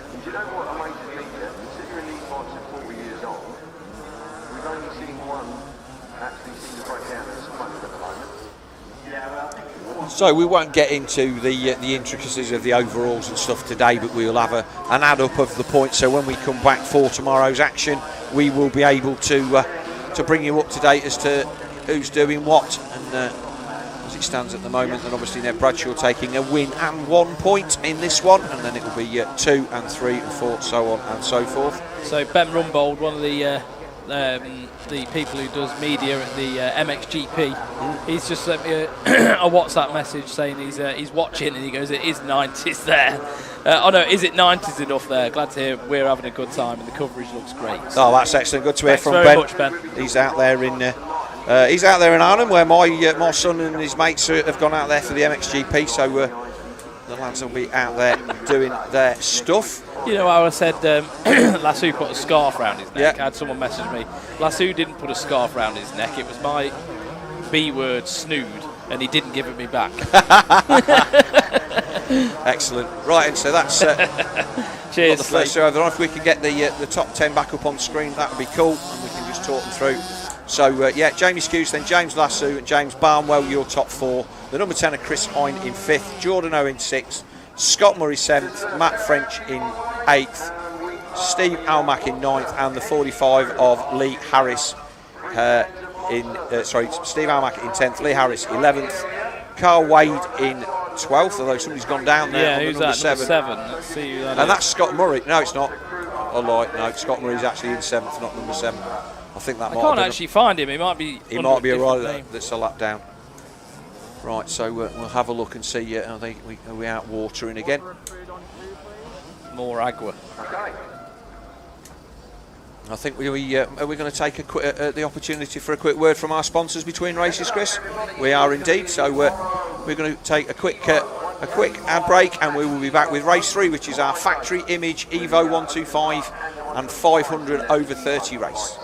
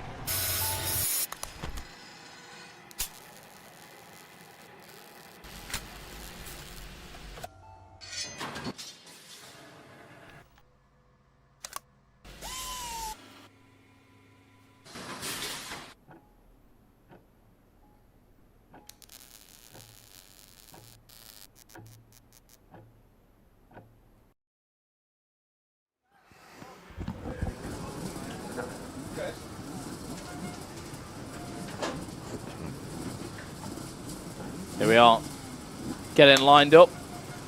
So we're going a bit older with the bikes now. Yes. So Evo, this is my bag. This if I was out there performing badly, this would be the class I would be doing it in. And like I say, we're looking. I'm an Ultra Evo guy. Yeah. So you're an Ultra Evo guy, and that's fine. That's okay. Yeah, as long as it's 2-stroke. It's all 2-stroke. Yeah. Love a smell of 2-stroke in the morning. And if we've got any qualifying times for this one. Yeah, let's have a little look. Have a look on our WhatsApp group they've got there. Ben Townley out there on the start gate having a look there, the 101 with the in the black gear. He absolutely ripped in practice this morning. He has no good. I can't see that. Okay, so 125s, the top 5 qualifiers was Neville Bradshaw, Felice Compagnoni. So Yeah, he was the guy on the KTM that okay, was so that's the Italian absolutely guy. flying. Jim Davies. We've got him on screen, mate. There we are. Jamie Law, Will Warden, he's another good guy. Jim Davies, Steve Bixby.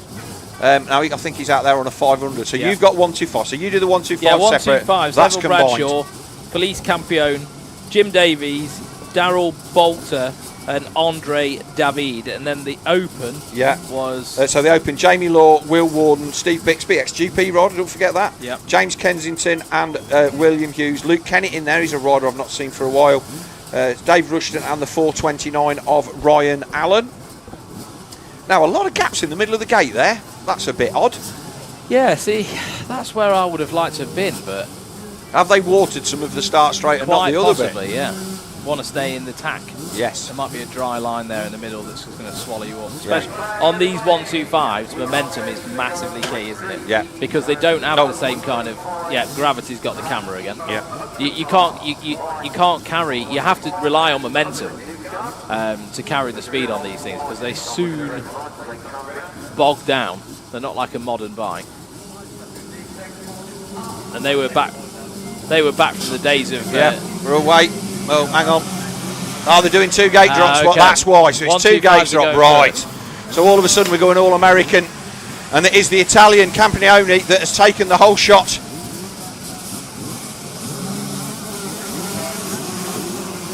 Right. So this is how they do it in the States. This is how we did it when we raced at Unadilla. They get 2 or 3 gate drops.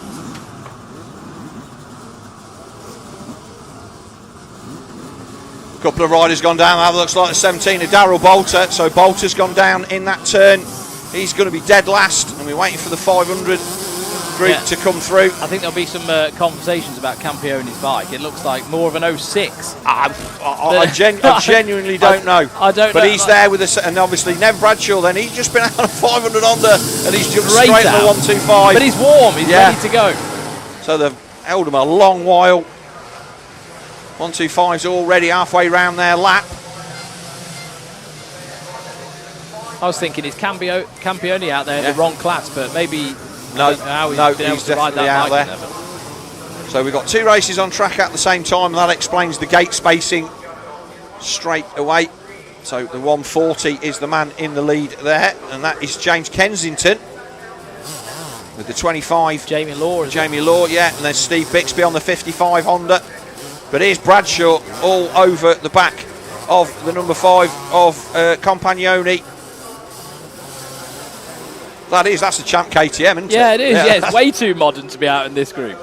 I'm not sure what's gone on there. Yeah, well, no, Nev got some special concessions. Yeah. So Nev's had a look back to see if there's anybody else that has he got a problem, because all of a sudden he's gone. Has he gone? I think that's just the difference between 10 years of development coming out of a corner. Yeah. I don't know whether Nev had a problem there. He was looking back, and it's a long way back. Our 3rd place rider, that is Yamaha. Can't tell. That look like Jim Davis, number 44. Darrell Bolter, the man who is always at the sharp end of the UK Evo 125 classes. He was in there as well. Tripling down as well on the 125s. Yeah. Lots of air horns going on. Yeah. We've got any Italian fans here this weekend? I know that. Sure, we do. I know that they were trying to. Chico Chiodi was going to do some stuff for the in Italian for the Italian fans who log in for the website here on DirtWorld.TV. But this factory image racing, Evo 125 and Evo Open over 30. Race 1. I did say this guy was quick, and he's certainly. I don't even know any Italian words. That's probably not a bad thing. Have we got any Italian in our vocabulary? No. What do they say to Caroli when they go? Oh no, I was thinking the Spanish. Vamos. That's faster, isn't it? Nev's back there, so whatever that was, Nev's there's Townley walking around. Look, I'm just going to have a bit of a wander around here. I don't believe it. So that is your top 2 gone through, and we're still waiting for 3rd place on lap 2. But Bradshaw right on him. We need to stay with this battle for the lead between the number 5 and the 272, because that's where they are. The gap for 3rd is massive already, and they're around the 2nd lap. We wait for them at the bottom of the hill. Back up the first hill. Bradshaw's got a bit of a run on him. He has, hasn't he? But that Champ KTM definitely pulls out these turns a little bit stronger. But let's not forget that Bradshaw was out in the previous race, so he knows the track and he's warm. Got some knowledge. He's got a little bit of knowledge, and as I say, the South African riding for Team Northern Ireland. He's been in the UK a long time. Oh, that was a nice line. He's setting something up there. Yeah, he's having a little look at that, because that could work. You can't quite square it off that hard, though, I don't think. It's a bit too early. Yeah, Paul Gaillard and his son Jude, they're out in a race later on today. So Nev hasn't lost as much of a gap on him through that area this time round. So hopefully figured some lines out, but he definitely reels it back in on the other side of the circuit. He does indeed. dropping in now. It looks like our GoPro studio camera's decided that it wants to have a rest again. So yeah, well, we'll give that a rest. So Campione then the leader on the number 5 as they come to complete lap 2 with Bradshaw still hanging on in second place. Got some Italian coming from our friend in the MXGP paddock, Ben Rumbold. Cheo is hello. Oh, okay, yeah. Valley is go, or vai. And Trupo Nuovo is Italian for too new. Feels like Filessi's bike.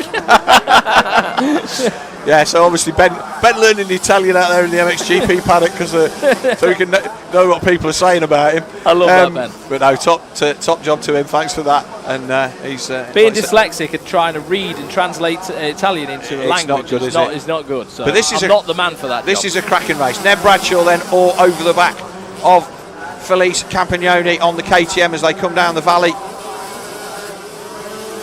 It says lap 2, but I think it's lap 3 now. I think we are on lap 3. Yeah, we are lap 3. And the graphic does update as we say the words. And we're already starting to come into lap traffic. So they've already are they into the back end of the 500 field? They are, aren't they? And Nev is getting closer to him again. Yeah. This is the area where he was struggling, and now he's right on the back wheel. Well, back markers then getting themselves out of the way best as they can. Nev is coming down them hills into the corners so quick at the bottom. Yeah, trying to make up time where it's you know, I think that's cheap time. Yes, when you do things like that. Pocock always educated me on that. He always says cheap time. That's the best place. Yes, you know, you can make time up coming down a hill. A little bit quicker than the guy in front of you. It's easier to do that than it is to try and make up time on the fast bits. It's giving away all the 2/10 here and 2/10 there in the slow bits of the track as they make their way past another back marker. And Bradshaw is there as the race leader pulls the roll off. And they come down the valley. Now, is Nev going to give it the big send down here as they come up the middle of the valley? Doesn't look like Honda's got the legs of the KTM, but he's getting close. Could sneak up the inside there. Oh, Nev's going to catch the back marker just in the wrong place. No, this is a good race. Down. This is they're both getting that triple down. Nev went a bit high then though. But he got a much nicer line. He did. Oh, is he going to get the inside there? Not enough drive.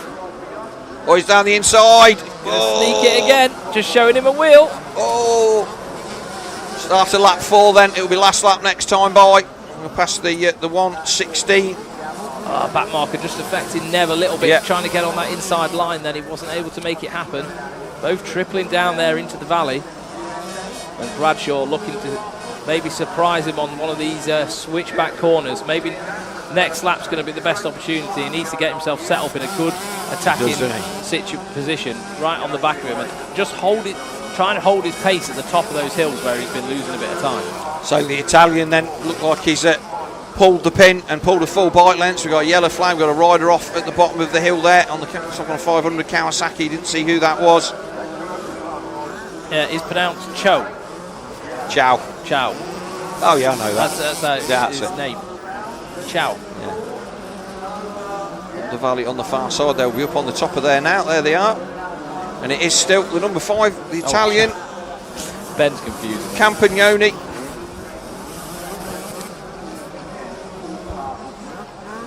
And it looks like Campagnoni has actually made a little bit of time up there. He has, hasn't he? I think he's broke the toe, and for whatever reason, Bradshaw was not able to stay with him, whether he's made a mistake. This next couple of corners will tell us whether Nev's got anything in the tank to come back at him or whether he's going to keep his powder dry. And we go, hang on, is Nev going to do 3 on the bounce? Because he's going to be out this, the Yamaha International Team race next, and I'm sure he's out in that for Team Northern Ireland. So Bradshaw, it would not surprise me. It's a very Nev thing to do. Bradshaw's going to be out the 500 in a minute. I'll tell you what, he looks quick through that top bit. He does, doesn't he? We're getting a bit of a wheelie into the face of that. Yeah. Old school style scrubbing. Oh, that was a nice line. Did you see how tight he held that? That was a good line. Well, he looked really good in practice, and I did say to you, there's a guy I've never seen or heard of before on a KTM that's absolutely ripping, and this was the man, Felice Campagnoni, and however that may or may not be pronounced. But Nev is coming back to him. It's going to be a last lap this time by, I think. Yes, it is. Yeah, Nev's back. He on is, him isn't he? as So well. Nev's How's he definitely got made the up speed. that He's going to speed? come up the inside. He's shown the wheel to him and he's That's rode it. him out. Oh, he's pushed him wide. Oh, old age and treachery. Although both of these guys are over 35. So Bradshaw takes the lead. You did say that that was going to be the place where the passes are made.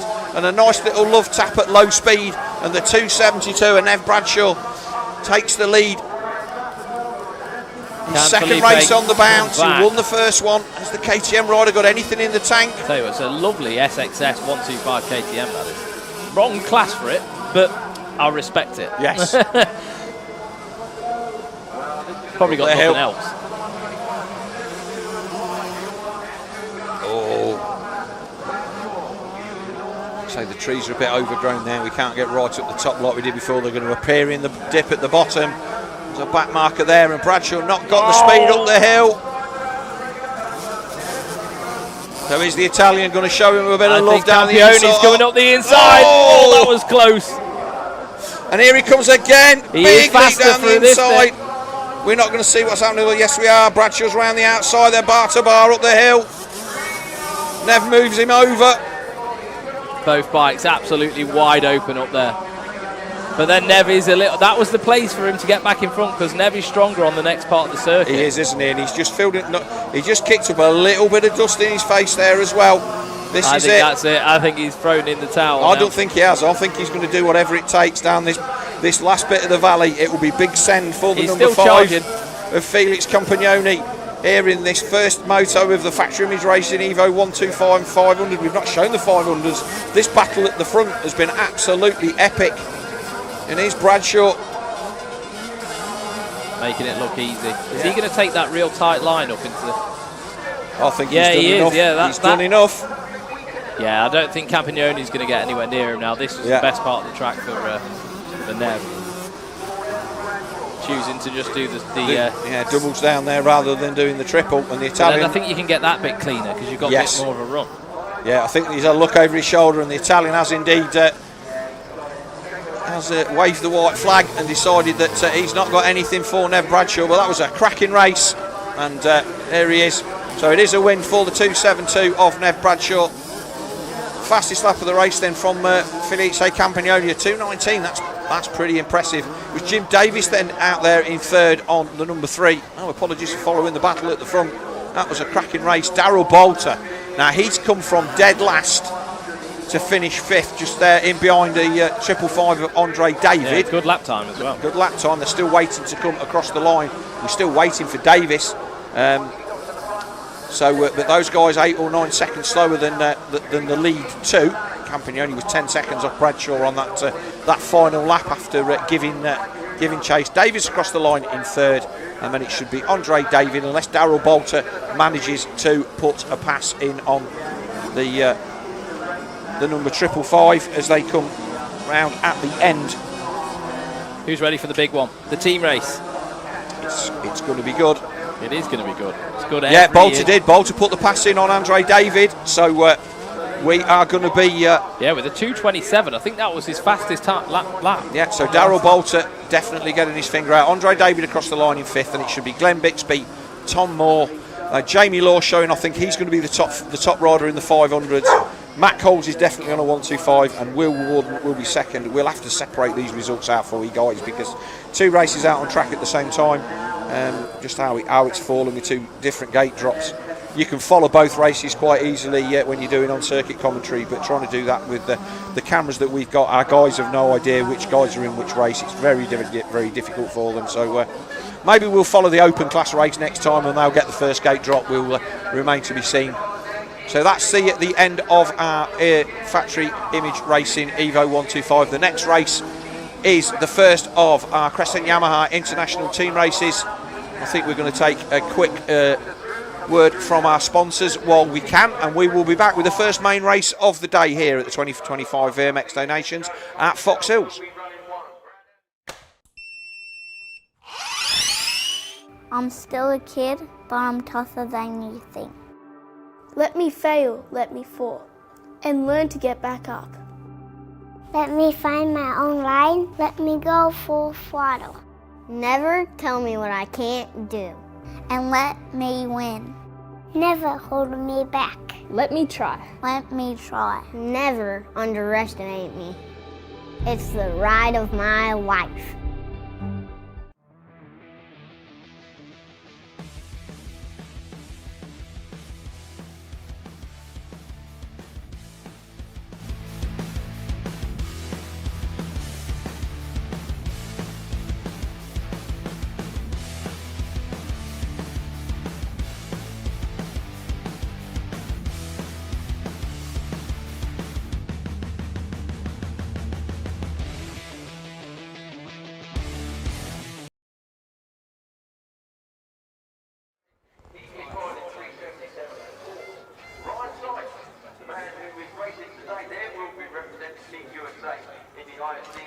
So we're back, and they're racking the gate then for the first of our big races, the Crescent Yamaha VMXdN International Team Race then.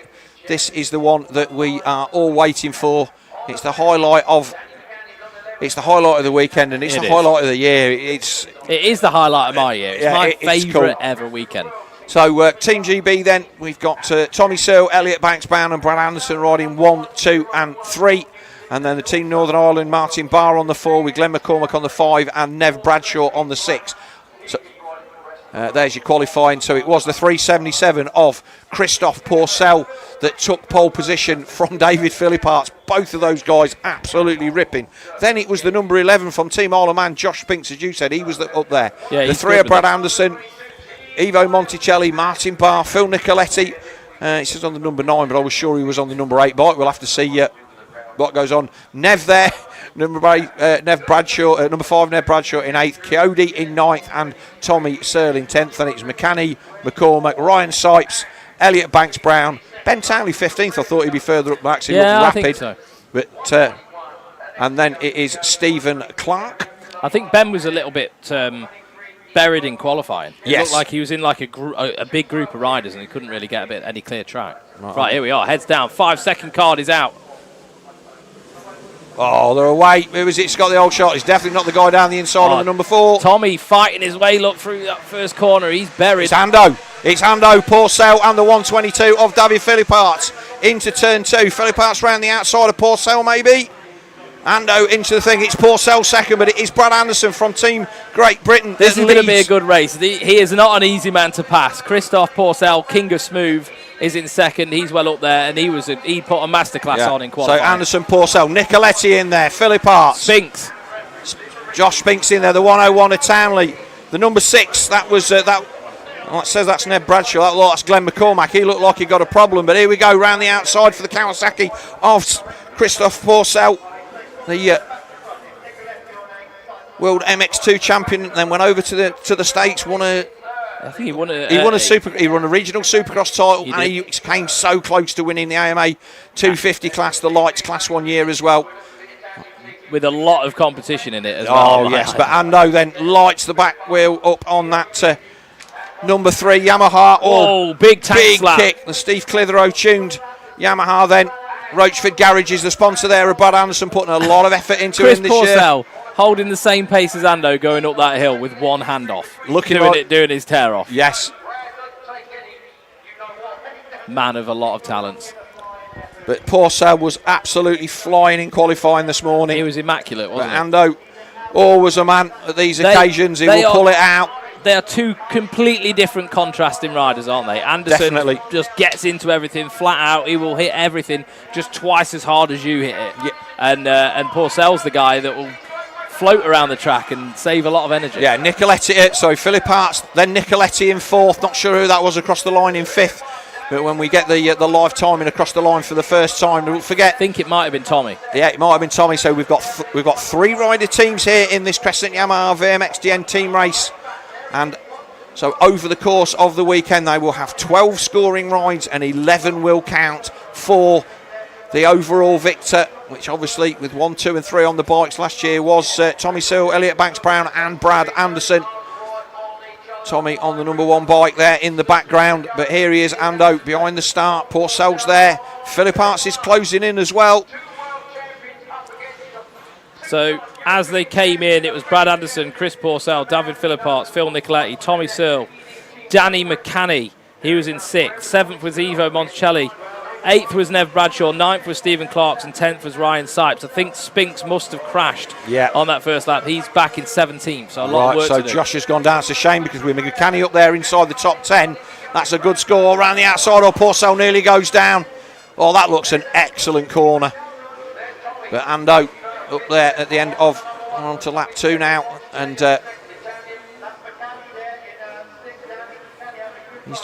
that's the biggest gap he's had. Yeah, I know, yeah. What happened then? But Philippaerts on the Team DP19. He's still there. Oh, over the berm. Here we come. Change for the lead. Brad Anderson lost a lot of drive out of that corner. Pourcel then, round the outside. He's going to square back underneath him. The Kawasaki man going to try and drag him up the hill, but that's Steve Clear, the road Yamaha having none of it. Pulled Brad out of a lot of trouble then. Look at that inside line, though, from the Frenchman. The DP19 Yamaha of David Philippaerts, Team Italy by Manprint. He's there in third, and he's there or there. He's catching up because these guys are fighting, aren't they? You know, Anderson's slowing the pace down. I don't think he's slowing the pace down. He's going as fast as he can. He's going as fast as he can, but the Italian then he's a big guy for a 250 is David Philippaerts, the first MX1 champion of the modern era. Obviously Andrea Bartolini, the first Italian big bike champion who won a 500 championship, but Philippaerts winning the MX1 championship the year before Antonio Cairoli. God, it's all. And this is right together. Look at this now. David Philippaerts was a factory rider for a long time. He was a good man, a really, really good rider. And here we go. He's up the inside. He's going to make the performing up the inside. Philippaerts is there on found that Pourcel. inside line. That's what Christophe was trying to get on by the looks of it. Oh, Philippaerts has squared it off a little bit. This is a fantastic race. Then the opening leg of the Crescent Yamaha VMXdN International Team race. And here goes Pourcel at the inside. No.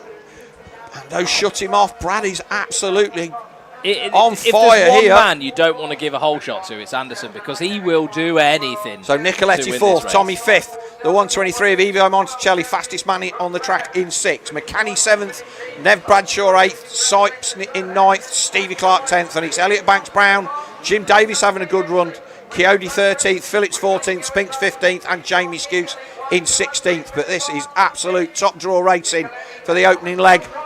And Pourcel is right there. He's on the inside line as well as he Brad managed to shuts cut him it down. They're going to drag up the hill. Is the Kawasaki man going to have a run? No, he isn't. Again. Oh. I think Pourcel is trying everything. He's almost running out of options. He is, isn't he? And you can just. And I'm trying to think whether they will have ever raced each other before. I don't think they will have done. Because obviously Ando's GP career, he would have been in the open class when Pourcel would have raced Pourcel's brother. Yes. Seb Pourcel. Yeah. They were both quick guys. I'm trying to think of whether he was what the French team was at Ernay the year that Ando, not Ernay, at St John, the year that Ando rode with Tommy and Dean Wilson. Possibly then. Yes. The year that we led after one moto. We were there in the rain. Yeah, I know. Don't remind me of that. It was a stressful weekend. Brad Anderson, though, he's doing enough. Yeah, Billy McKenzie was on the team, right, as well? Or I don't think maybe he was. Not. No, I think it was Tommy and Dean Wilson, almost certainly. So Searle's up to 4th. So Pourcel got his hands full now with Philippaerts, and this is giving Brad Anderson the chance to escape at the front. David Philippaerts really rising to the occasion. Yeah, is indeed. He's got a good line there. It's not as tight as it was. They're going to come across the line then. Philippaerts really using the tight lines through those switchbacks. Come across the line now as they start lap 4, and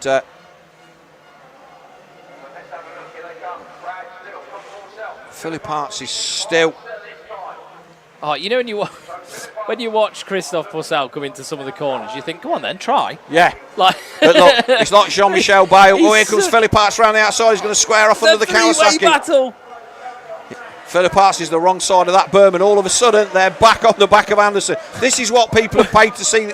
One camera shot, 3 riders. This is where the valley is all about, and they come up the hill, and Ando's still shutting him out. What a fantastic opening race.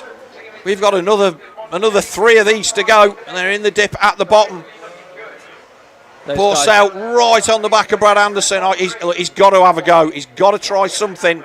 He doesn't want to go down. Pourcel has just got a little bit of a gap over Philippaerts. Now it's about 4 bike lengths. He won't know that he's got the gap. He'll expect the white mudguard.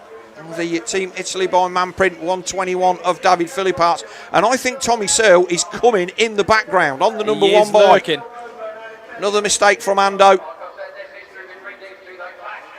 So good stead for Team GB at the moment.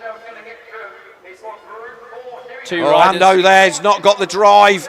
Pourcel's going to go around the outside. No, he's not. Can he switch it though? Make it work. He's staying on that tacky stuff. Has he got the line? Contact. He's going to ride it. Ando! Ando holds the gas on and does not let it happen. Look, this is as good a race as you'll see anywhere. Brad Anderson and Christophe Pourcel through the valley then, and Pourcel's levelled him. He's on the inside. Ando squeezes the gas again though, says no and shuts the door again. It's got to be last lap next time by. And all of a sudden Philippaerts is there again. Pourcel's going to have to pull the pin here. He's not going to take this lying down. Ando's going to move across on the landing and shut him down. He's got the inside though. No, Ando's still there as Pourcel shut him out. He's nerfed him. Ando will not let this go away. This is the last lap. There's Philippaerts round the outside. They're all there. 3 They're of them all there. again. Philippaerts on the second. No, yes. Oh my This Lord, is insane. Swan. This is insane. Anderson has no idea what's going on. We've got lap traffic. There's Tommy. Tommy in the background. Oh, Pourcel just shoving out Philippaerts. What a race, and here comes the number 1 of Tommy Searle. This is absolutely insane. This is going to be an 8-wheeler by the end of the first lap. Team GB then in 1st and 4th at the moment. 4 riders on 1 camera shot. I'm making no secret of the fact I don't care what else is happening. We've got to stay with this, and Ando's doing everything that he can. Has Tommy managed to get a pass on Philippaerts? I think he has, you know. It's their final lap of this first of our VMXdN, and there's a little bit of a gap. No, Philippaerts still there. No, he's still Philippaerts, but Tommy, let's not forget, Tommy Searle broke his back in the middle of the season, missed a round of the Motor He's not ACU been able British to do much Championship. testing on this bike either. Still leading the British MX2 Championship. But here's Anderson. He's got more room than he's had for a few laps. 4 Oh, guys. mate, if Tommy gets to start in the next one, he's going to be there. But what a ride from Brad Anderson. Well, he's got a quarter of a lap left to go. Tommy's come from around 10th. He got Tommy's buried come on from the a start. long way. But what a fantastic race. And here comes Philippaerts up the inside of Pourcel. Pourcel fighting for traction.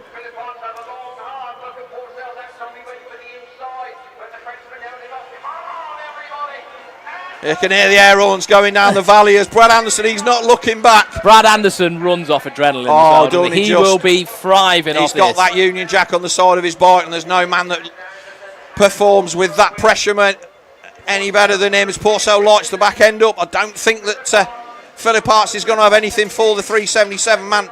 The Kawasaki man obviously riding for USA. They've got Nicoletti in there as well, so the USA team, it's going to be pretty close. It's going to be close. We'll have to see the points. But Ando takes victory in race 1. Pourcel second.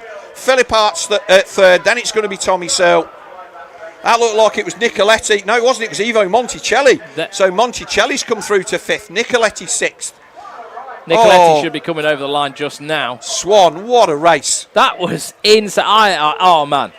Talk about excitement. That was unbelievable. Get yourself here tomorrow. Yes. Tickets are available on the gate. McCanny comes across the line in an excellent 7th for Team Isle of Man. Then it's Nev Bradshaw on the number 5 race, and his 3rd race on the bounce. Then it's Ryan Sykes with Stevie Clark in 10th. Josh Binks coming through to 11th. Yeah, he was Chico back in 18th, Chiodi in 12th. And then it's Jim Davis, Jamie Skuse, Glenn Phillips, and Glenn McCormack. Oh, mate.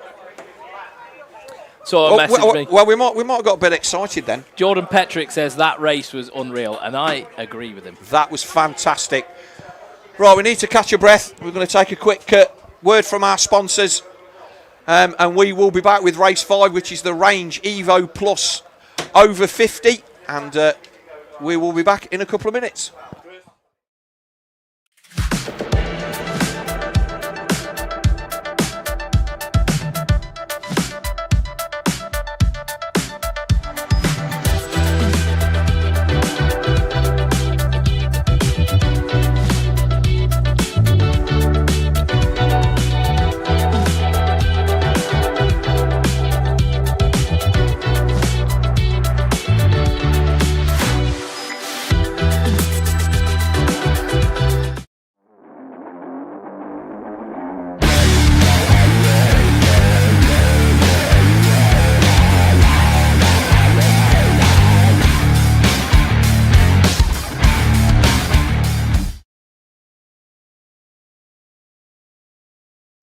Everything I try to make it look like it's going 200 miles an hour. That's my whole goal here.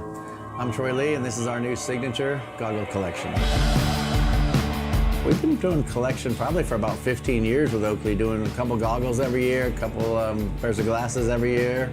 My love is my motocross team, and so first off, we probably have more red in line, but then I always like to throw something weird in. You gotta freak them out a little bit, you know? American flag, stars and stripes always work good, so we add a little bit of metal flake to the oval here and add a little bit of chrome to it. Really, I'm always more excited about the next one I'm working on. It's like I can't wait to get to work and start sketching some new ideas. My name's Troy Lee. I'm the owner of Troy Lee Designs, and super proud to be working with Oakley. They make the most beautiful product on the planet.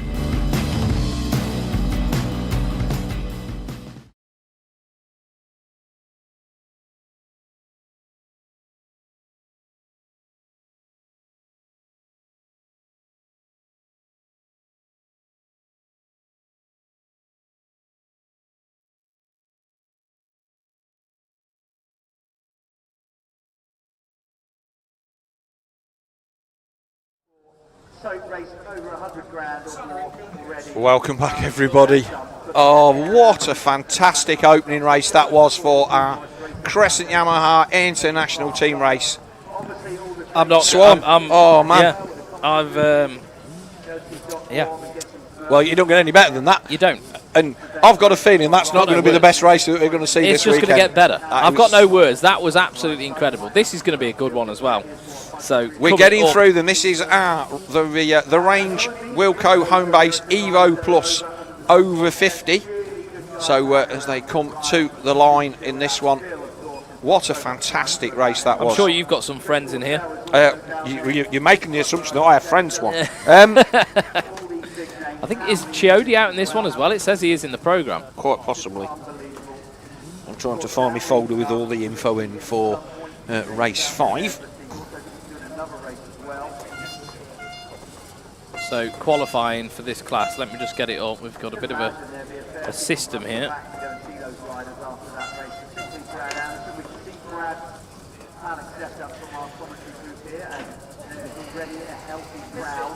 So it was Mark Eastwood taking pole in qualifying from Phil Mercer on the 200. Doug Duback on the 15, he was in third. So we got it on there, look. So East Deep, Phil Mercer, Doug Duback, Tony Tunnell. He's a good performer in these meetings. Tony Tunnell, he rides well. And he's not a guy that I remember from back in the day, but he's a cool guy. Matt French in there as well. Phil Lewis in 6th, Casey Jones 7th, Richard Brown in 8th, Gary Chappell 9th. He's a guy I've raced against. Mark Goodson, he was a good schoolboy back in the day. Phil Roldan, Andy Mitchell, the legend, the Supermoto legend, my mate Andy Mitchell on the Bathmate Honda. And he's in there on the number 61. And Tony Hale, Paul Morgan, Jeff Evans and Dale Phillips. This is well and truly your era, isn't it? Is this my era? So I race against Andy regularly. I raced Phil Mercer as a junior back in the day. And obviously he went on to greater things that I didn't. For some reason we appear to have won a dog. Yeah. I've got Neil throwing hats on my head now. Oh, mate. I know. You can't keep them away from here, can you? I said we can't keep you away from here. Oh, there you go. There's Swan with the FXR hat on. I've got my VMXdN merch. I know. They're cool there, aren't they? You've got one of these yet. That's all available in the pits. And follow us on all of our socials that are coming up there at the top of the screen. VMXdN Foxhill for Facebook and the Foxhill Vets group as well. Phil G's missus bringing in the old tuna sandwiches. Oh, yeah. Thank you very much. Our lady making sure that we're all fed and watered. And she can change tyres relievers as well, mate. She can change tyres? What? She can change tyres relievers. Well, I know where to come now. Oh, yes. Have you seen the video of me trying to change that? So this is the thing. And she does that because I can't. Right, so here we go. Another full gate then for our Evo Plus over 50s brought to you by The Range. We're waiting for the 15-second board to go up, and we're well underway, and it is, and we've got the 5-second board up. Somebody getting a bit antsy. Quick gate drop, yeah, very quick. A quick gate drop, and they charge down into turn 1. It looks like the number 13 was the man who got the whole shot. It's the number 15. That's Dr. D, Doug Duback. Doug Duback on the stolen Yamaha, coming from the States. And the man who's about 150 years old. He's not. He's well into his 60s now. And he can still ride. And he can still ride. I think he rides often still, though, doesn't he? Oh yes, he does. Mark Eastwood there in second on the Wasco Honda. the number 3, and he is there in 3rd position. Mercer in there, the 272 that isn't Nevin Bradshaw. I've got a lot of memories watching Phil Mercer growing up. He was always, I think I remember him doing like British Masters and stuff like that. Yeah. Yes, he did. And got a guest coming up in 10 minutes. Yeah. So, so Factory Phil, when he started out in his adult career, we went bar to bar a couple of times as he was both battling for our expert points. We're going to change for the lead then. As Easty goes up the tries to go up the inside of Dubac, but Dubac shuts him down. Eastwood's been riding these 252-stroke Hondas since he was like, in his underpants. He has, since he was in nappies. Look, Mark Eastwood was a factory Honda 250 rider when that was a really, really hard thing to beat. He was a top performer and at the pinnacle of the sport. And I've watched some of the old GPs and he was phenomenal. He was back in the day. So good. And obviously his dad Vic, one of the guys that my dad grew up riding. My dad actually rode with his dad when back in the day, testing and stuff when my dad was in the army, seeing the heroes of his day. And you got second generation. His brother Scott as well was a real good performer at British Championship. But he's saying that he had that bike apart, put a new piston in it because he realised how many hours it had gone on. Didn't think he'd run that much, and then he went, "No, I've done 3 meetings. I want to did this. I want to did that." So it's all nicely freshened for this meeting. Yeah, well, I think he's got quite a collection of those Hondas, hasn't he? Yeah, he has got. He did say he had one that was brand new and unused. Yeah. On a crate still. Yes. They fetch some serious money nowadays. I saw them go for like 15 grand. Yeah. So Dubac there in 2nd. Wait and see who else those two look like. They've checked out of the front of this over 50 range Evo Plus group. Looks like a Suzuki there in 3rd in the background. But we'll get them across the line at the end of lap 1. We'll see who is doing what. But it is Mark Eastwood then. After the excitement of our previous race, I think this is the biggest lead that we've seen for about 2.5 races, Swan. The Eastwood then just starting to check out at the front. Who's that there in 3rd on the Suzuki? Ben Rumbold giving me some information on the 2011 Destinations in France, but I'm going to save that information. We'll save that for the next race. For the next team race. Has he got no work to do out there? Oh, I don't know. I think he's just sat in the media tent, drinking champagne.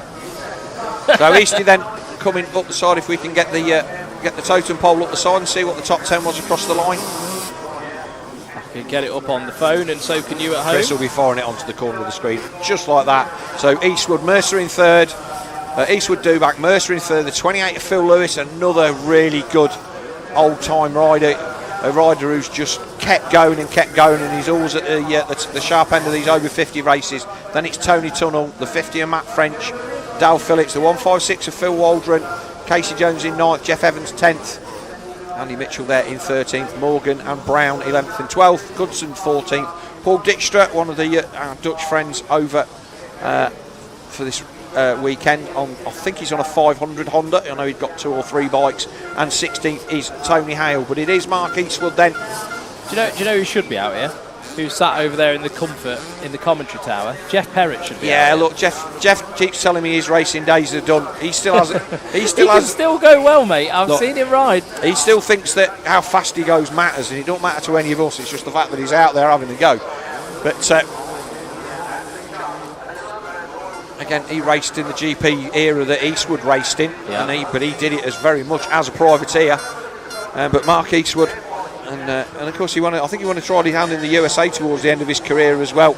But I don't think that went particularly. I think he got injured and he petered out a little bit. It's quite hard to do that, I think. If you go in there late on, it's difficult to change things up, because the GPs, even now when GP riders go over to the States, it doesn't always work, does it? It takes a long while to change, and adapt. Sometimes you see guys go over there and everybody's like, who's this guy? And they have no idea who he is, and he'll qualify 3rd or 4th or 5th, and they'll be like... Yeah. And then you'll have someone who you expect to do well, yes, and they struggle. We're watching Prado struggle at the minute. I'm not going there, we're not talking about that. No, I can't. It'll ruin my day. Yes, but Mark Eastwood then, a comfortable lead now over Doug Dubac. I saw him was down there on the other side of the valley. I'm not sure who it was. There we are. Oh, well spotted. That is the 44. 144. that is Vince Crawley. Or the looks Tricky of it. place to go down there as well. So I raced against Vince Crawley. So Vince, I raced against him in UK Evo, and he's a nice guy. But I think he spends his time. He's lives in the Channel Islands, and then comes over to race at the weekends. Quite a lot of people used to do that back in the day. Yeah, but I think Vince it was looks like he's okay. Cost, you could do it. Cost, be efficient with the cost of it back in the day. It's quite expensive to do that now. Well, what used to happen? A good mate of mine, Bruce Dingle. He used to leave his bikes in the van at the docks and travel as a foot passenger.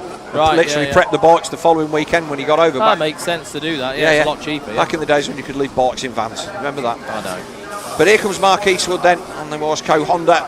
He's, like I say, man there lives in the shadow of the Canada Heights track down there in Swanley in Kent, and he will have raced numerous GPs round here back in the day.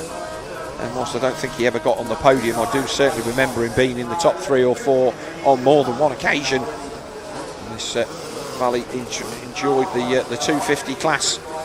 Started to become the Premier class back in, say, in the late 90s. Yeah, because 500 started dwindling out, didn't they, at that point, and they were pushing the 250 class.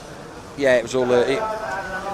When you look back changing on it, to the guard. Yeah, changing the guard. When you look back on it, they've tried to compress 3 classes into 2, which you'd have to say, as it stands now, was probably a good thing. Yeah. But the model that we had back then, which, I mean, if you're a modern MXGP follower, you wouldn't grasp the concept that we could have 3 GPs in different parts of Europe or the world, all on the same weekend. Yeah, because you'd have MX3 running somewhere. Oh no, before MX3 was a thing, you'd have 500, 250 and 125. Oh really? Yeah, and you'd have the 500s would be in Switzerland, and the 250s would be in Hungary, and the 125s would be somewhere else.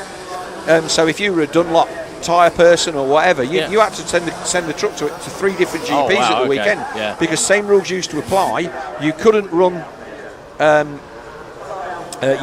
the GP the same weekend as a British Championship. Doing an international time for help. Yes, and they're all looking at the phones. Our TV's about to shut down, so we can't see anything.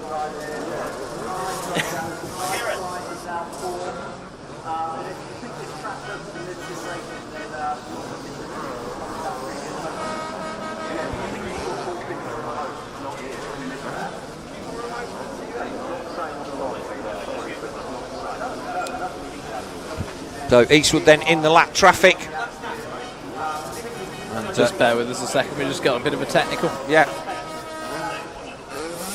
Cool, so we just swap screens. One of our TVs did that thing that it always does right at the end of a film, where you've watched this for an hour and 3/4, I'm just going to shut it off at the end. Oh, Eastwood made a bit of a... And it starts going into sleep mode. Yeah, and there we are. Down the hill. Lap 4 now.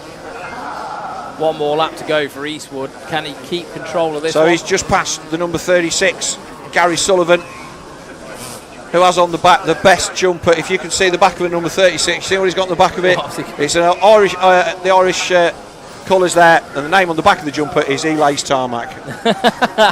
Elay's Tarmac, I like it. Absolutely. And a lot of people do bring the fun to this weekend, don't they? Because, most of them are out there riding for fun, especially these older dudes, Yeah, so our one of our TVs decided to shut down just then, so we were a bit blacked out. So you could see as much as we could, but Eastie cruising this one home. So the number 32 there, he's another one of our reserve riders. I'm just trying to think. So that's Marcel Kragvanger. He's the guy who sits in the holding area with a big cigar on. A cigar on. He has constantly got a cigar. And he's here. I think it's his daughter that comes with him to the races. And last lap flag out, and 170. He's on his back. So that's Mark West. He's gone down, but you can see that's the wet in between the jumps. Very wet. On that, so that's Esmeralda Vesterinen in there as well. So if we can Track's actually looking nice now. Yeah, if we can get the race, the results then as we go into our final lap. So it is Eastwood from Dubac from Phil Mercer after the international team race. This one has very much allowed us to get our breath back. Tunnel in 4th, Phil Lewis now down to 5th, because I think that was the other way round a few laps ago. French in 6th, Casey Jones 7th, Dow Phillips in 8th, Richard Brown 9th, and Paul Morgan in 10th, and Evans 11th, Mark Goodson 12th, Andy Mitchell 13th, Tony Hale 14th, and Andy Liddington, a guy who I raced with in UK Evo, he's made his way up to 15th. and the sun started to come out. We've actually got some really nice cloud cover today, Swan, and it's made a lot of difference to how we are in the booth here. We've got a nice little bit of breeze coming through. We're not absolutely melting. No, it is actually quite a nice day. It's quite pleasant. And hopefully it will keep the moisture in the circuit as well. Yes.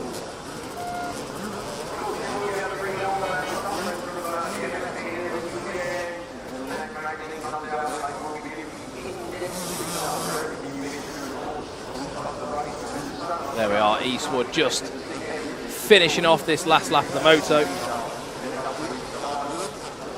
He's actually got a big lead. He has, hasn't he? But look, nothing more than expect. But Mark doesn't do the team race stuff as much these days. He just likes to turn up and not have any pressure. Just putting a lap on the number 2 of Steve Clark. That bike of Steve Clark's there. I saw that in the pits walking around yesterday. It was like a 250 Yam.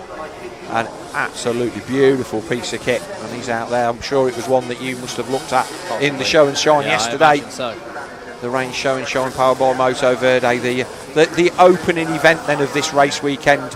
Now traditionally, it was actually a very good day. It was a good day yesterday. It's always a good day. Chilled out. Everyone got the bikes out, and the winners all put their bikes on the podium for a picture on the Yamaha podium. Oh, excellent! Okay, it was really cool.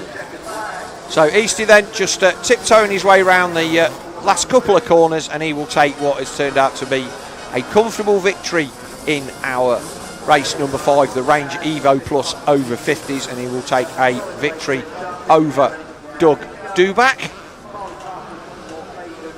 The rest of the field then come through. We'll get the results up the side of the screen, and we'll be able to tell you the top 10 are right on cue. So Duback, then it should be Mercer across the line. We'll see the first 5 or 6. So there comes Duback, and then it will be Mercer. So Mercer doing 229s. Last lap of Eastwood, yeah, 227. If he could get a better start. Yeah, he might be somewhere. So it'll be Mercer, Tony Tunnell. Last few riders coming through. There's a 144 Vince Crawley. He's managed to get himself going again. It's Crawley on. He's usually a Honda man. That does look like an aluminium frame Honda. 250 Honda, I think. Yeah. Last few riders coming. So Tunnell, Lewis, Matt French, Casey Jones, Dale Phillips, Richard Brown and Paul Morgan should be your top 10. And next up we've got the Big Van World Ultra Evo group. So this is any age riders, so younger riders, yes, and younger bikes as well. Yes, and we're looking forward to that. Okay, we're just going to take another word from our sponsors. Swanster and I are going to grab a drink and a bite to eat, and we'll be back with Big Van World Ultra Evo Race 1 in a few minutes.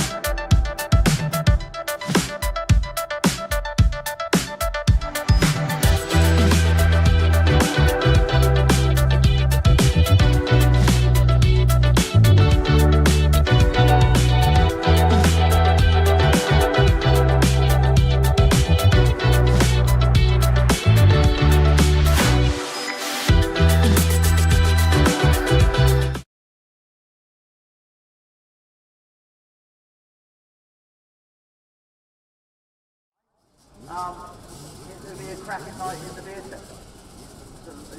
Well, I'll tell you what, the DJ had the beer tent rocking, that was right for sure. That was going for it. So immediately we're finished, then the real entertainment begins because they will start with the DJ.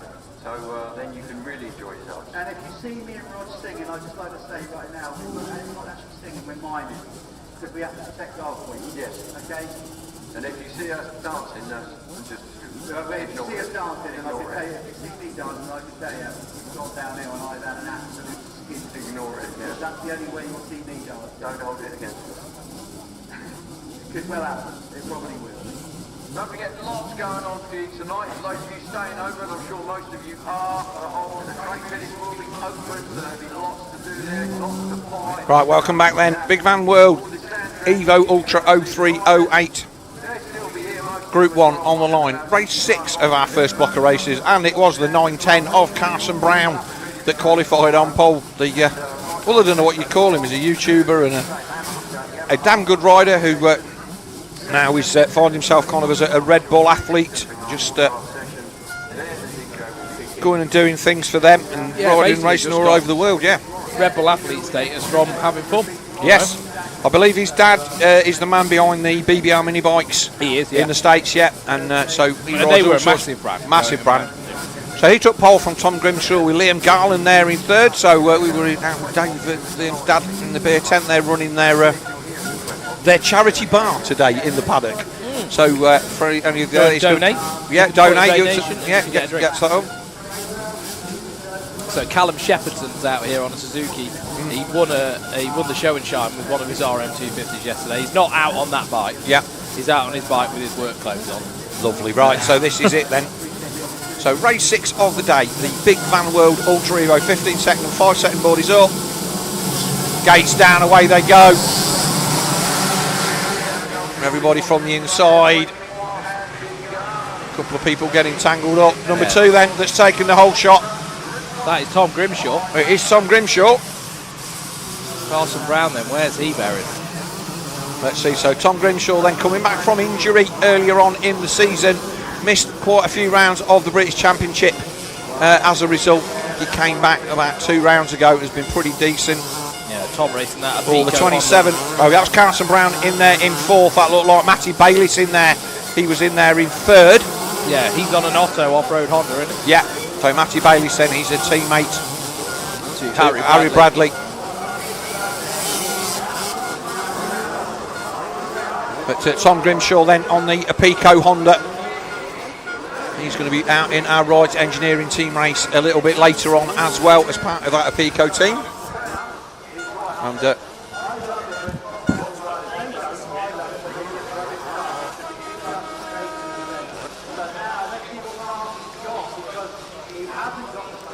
so our race leader then, the number 2. For the first time, we've got our first guest into the booth. Welcome, Ben Townley. High-end booth and all. Oh, mate. Yeah. The AC is so good in here. Every expense spared. Welcome to Foxhill. Glad to be here. Thank you for having me. Thanks for coming over to spend a little bit of time with us. Obviously, you've already been out there and had a race. How did that go for you? Not good, actually. I had a ripping start because I qualified terribly. Yeah. And it's probably the poorest preparation I've ever done for a race event, but I didn't walk the track, so I didn't know that backside over there, the hillside, so I didn't feel comfortable, so I qualified poorly, gate 15, and I ripped the start. It did look like you got a good jump. I ripped the start. I probably should have just come over and been a bit dirtier, did the Pourcel move, just cut everyone off. Yeah. And then I had some problems with the fork. Something was loose. Oh, right, okay. And was kept clunking, so I was like, there's not enough on the line here for me to keep riding and something fall off. So hopefully the Doc Wob crew will get that sorted out for you for race 2. But Doc Wob and his crew are awesome, man. Like the whole crew of guys are so passionate about it, and I love that bike. I love the steel chassis, actually. Yeah. Lots of people go there. So Carson Brown out there, he's out there on one of the stolen Yamahas and the stolen team, so he's out there on I think that's an 02 that he's on. So you raced here back in the day? Or did never ridden Foxes. I've never been here, never raced here. So it was. I didn't see anything in the records, but that was one of the reasons I wanted to do it. One of the reasons, it's. I'd heard it's obviously an iconic venue, and this has become an iconic event, so I was pretty fizzed up for it. Yeah, I mean, there's there are tracks that are the places that you want to come and ride, and this is one of those that it's like Maggiore and Unadilla. It just kind of has a bit of an aura about it. So in our Big Van World then, Ultra Evo race, it's Grimshaw from Carson Brown in 2nd, Matty Bayliss 3rd on the 27, Liam Garland in 4th, and it's Chris Ayres having a good run on the 885, a 104 of Rhys Jones in 6th. 7th Dylan Woodcock on the 2nd of those stolen Yamahas, the 74 of Tom Brown, the 9th of Jake Whitby, and the 10th of Alfie Calvert on the 142. Nobody else in there that I'm expecting to jump into the top 10, as we're a couple of laps into this one now. And it is closing up at the front. Grimshaw is going to be coming under pressure from Carson Brown. What's that section like down there through that hill, Ben? Is it iffy as it looks coming around that corner at the top? To be honest, this part of the track they're on now, so from the section you just spoke about, from here back to the bottom of the valley when they go down across the tabletops and go out to the hills, it's awesome. This section here is really good condition. That backside is really rubbly, quite unpredictable. It's hard to find a flow on. But this side of the track I'm really enjoying. It's cool, this side of it. Obviously, you wouldn't have heard what we were talking about earlier on in the feed, but it's been 19 weeks without rain in this part of the country, which is not difficult to believe when you look at how everything is. But and it's very, very difficult to get water on those hills over the far side without making things worse. But Carson Brown is giving everything he can to try and get past the number 2 of Tom Grimshaw. So I saw you earlier on, scoping the track around that area this morning, and here we go. Brown down the outside. No, he's shut him down. This was what the battle at the front of your race was like between Pourcel and Brad Anderson. My boys were telling me Pourcel was going wide there. Yeah, he was. He was cutting around the outside, but he didn't gain anything. Are both your boys here with you? Yeah. Yeah? And how's the recovery going? Levi's doing well. Yeah, really well. Cool, it's been a slow recovery. He had he refractured his leg. Yeah, we heard that, Yeah, so he had to have surgery the second break. But he's recovering well. And then Jags, he's had an awesome season. Amazing. He's got to do 16 race events, which is, that's incredible. And so are you going to be having to base yourself more in Europe now than for them to carry on doing what they're doing? Yeah, we've been here for 7 months. So we got here mid-February, and we'll come back again at start of February next year. Oh, there's the pass. That was lovely by Carson Brown. Is he come back at him? Up the inside, got him. Oh, go on. There's a bit of moving over here. Oh, this is what we saw in the... Go on, son. Just remember, it's just for fun. Brown sends it down the valley. Who's this guy leading? So the lead, Tom Grimshaw, he rides for the Apico Honda team here in the UK in the Motor British Championship. He's been out injured for probably the first third of the season and has just come back, and I think he's just he had a best of 5th or 6th at the last British Championship round at Landrake, so he's riding himself back into form. Mate, he's ripping. Yeah, Brown down the inside. So Brown takes the lead then on the stolen Yamaha, pushes the Apico Honda of Grimshaw back into second. Nobody really knew what to expect out of Carson Brown as a racer, and I'll include myself in that. You watch his stuff on the YouTube and you say, well, actually, how fast is he? And the answer is, he rips. Yeah, I think this is prime Carson Brown territory, mate. Just hang it out and go for it. Yeah, so Carson Brown leads then from Grimshaw with Matty Bayliss in 3rd, Garland 4th, Rhys Jones 5th, Dylan Woodcock the 2nd of the stolen Yamahas. He's up to 6th. Had a good chat with him in the bar last night. Nice to meet him properly. Chris Ayres in 7th, Tom Brown 8th, Jarno Bow up to 9th. So he's come from outside the top 15, and Jake Whitby in 10th. But that was a great pass. And they went bar to bar for 2 or 3 corners there. Yeah, that's not an easy part of the track too, where Grimshaw took him back. That's pretty slippery. There's not much to work with up there. That was exactly how Pourcel and Anderson were in the first one, in the first team race. It was proper decent. Yeah. So obviously, you're doing a few of these events for fun. No, this is the only one. Yeah. I'm just too busy. I don't get the opportunity to ride anymore. And to be honest, it's just a lot of work, I've got 2 boys, so by the time you take 2 bikes to the track, go home, clean them and get them all prepped there, I'm not interested in a 3rd one. So that's what I actually liked about Thursday. I turned up to the track, I had a mechanic there, and then I walked away and left the bike with him. Well, I think you've got Tony Neri on the spanners over there. Yeah, so Tony, fantastic. Yeah, Tony's a really cool guy, and.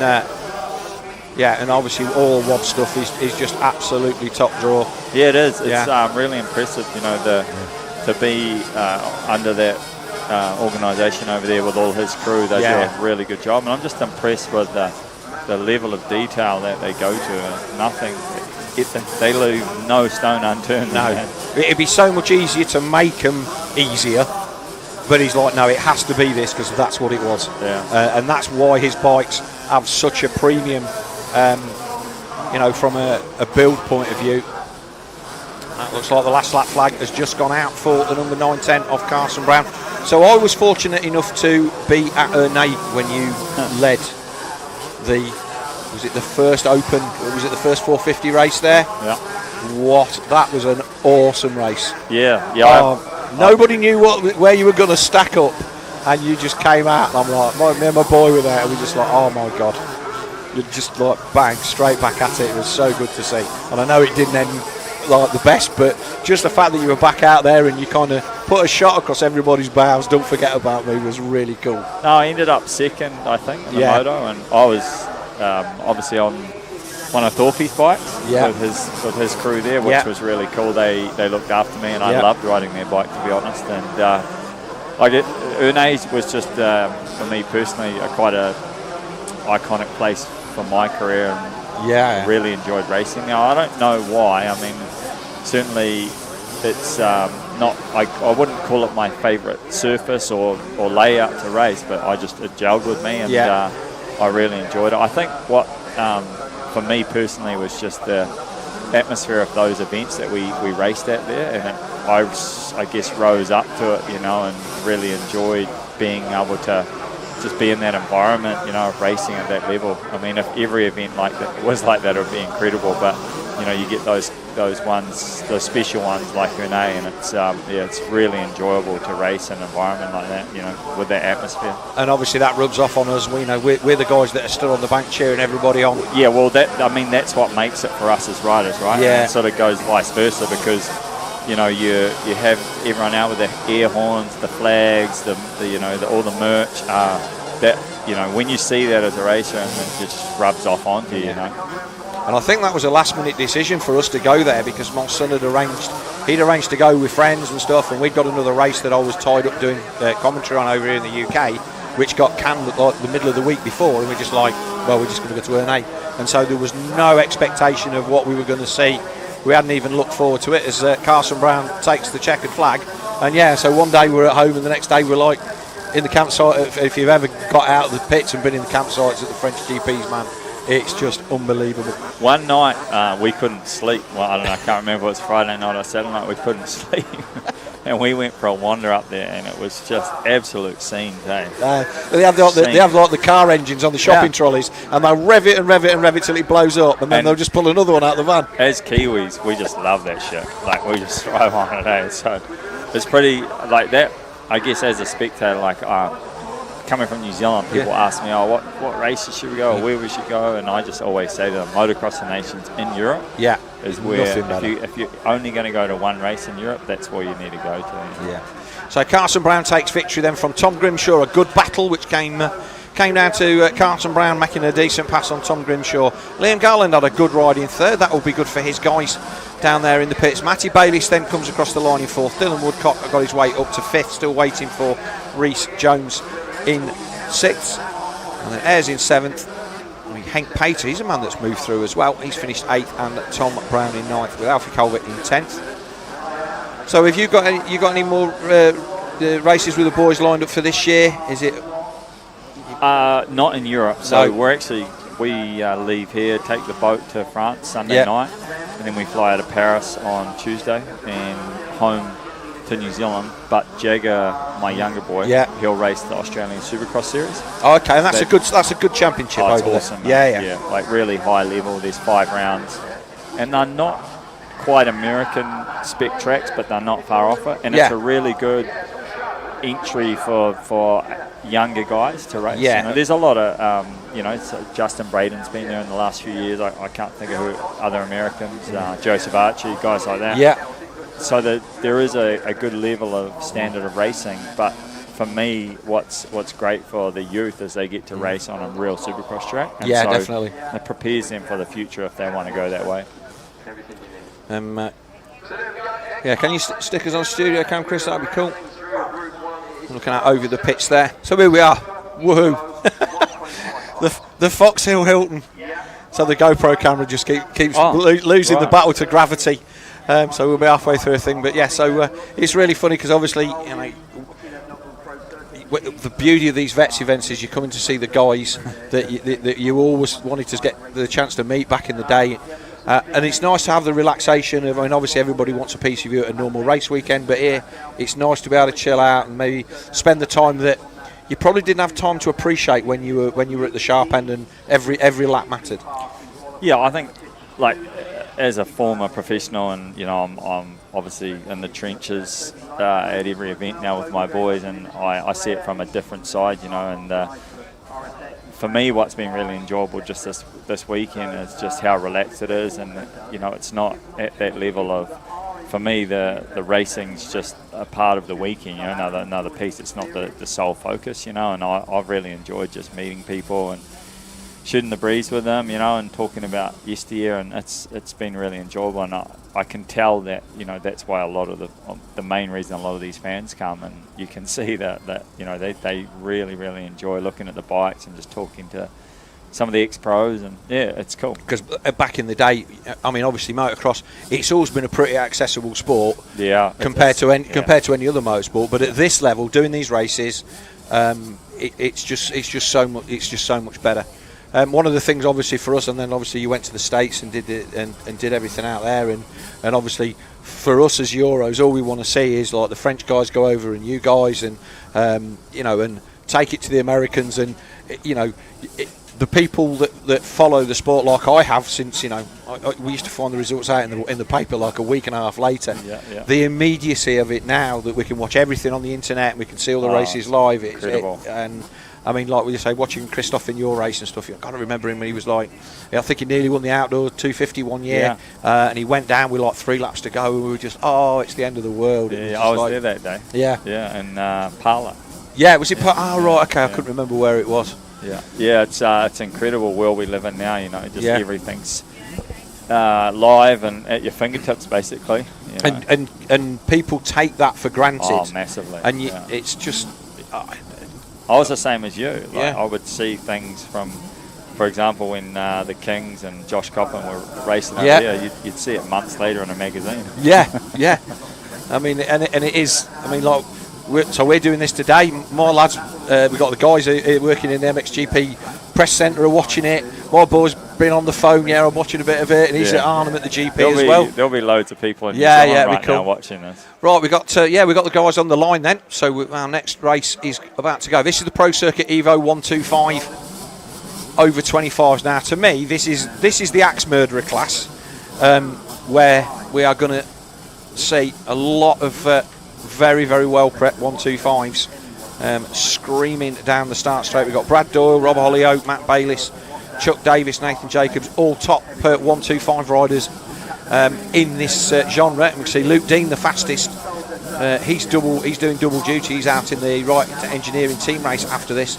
Stevie Clark on the 199. He's already done 2 races. Rob Hollyoak is on a very, very trick Stormworks garage Husky, and the 61 of Mike Panagiotopoulos on a trick TM. He's come all the way from Greece, so a proper international race, and he ripped here last year.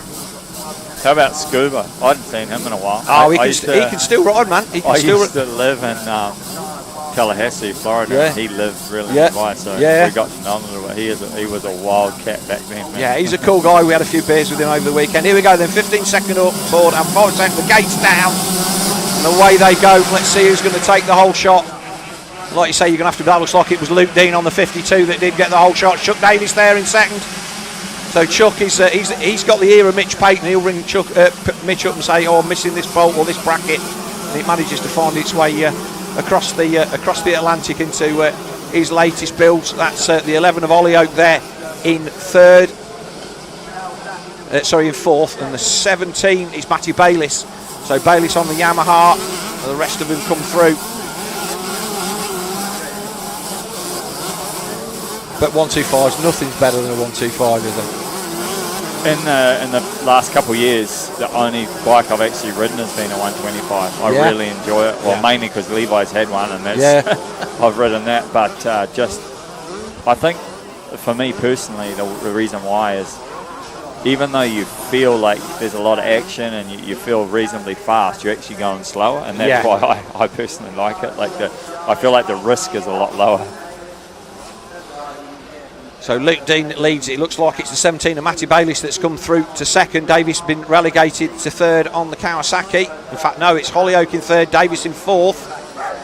He missed the race last year due to a thumb injury at UK Evo around a couple of weeks earlier. So been a while since we've seen him here at the VMXdN Foxhills. But Luke Dean then, top performer on again another one of these guys. He'll be out of 500 or something in another one of the races. He just jumps on anything and rides it really well. Always been a rider that's on the cusp of support, but ends up doing his own thing across lots of classes with help from all sorts of people, and he's out there on a really nice CR125. Like I say, plus 30 class this one. Sorry, plus 25 class. There's some quite young guys in this one, which always makes it interesting, especially when the younger guys come. That was a tidy line. Yeah, that's very really There was somebody else that was doing that in one of the earlier races, and as the day goes on, that's where the people who ride here a lot make the time up. Yeah, it's where the track doesn't go away. My boys said obviously Pourcel was really fast in practice, and I've never seen him ride. Like, you know, he's way before their time, but they said he was very crafty, and I said, well, that was his nickname.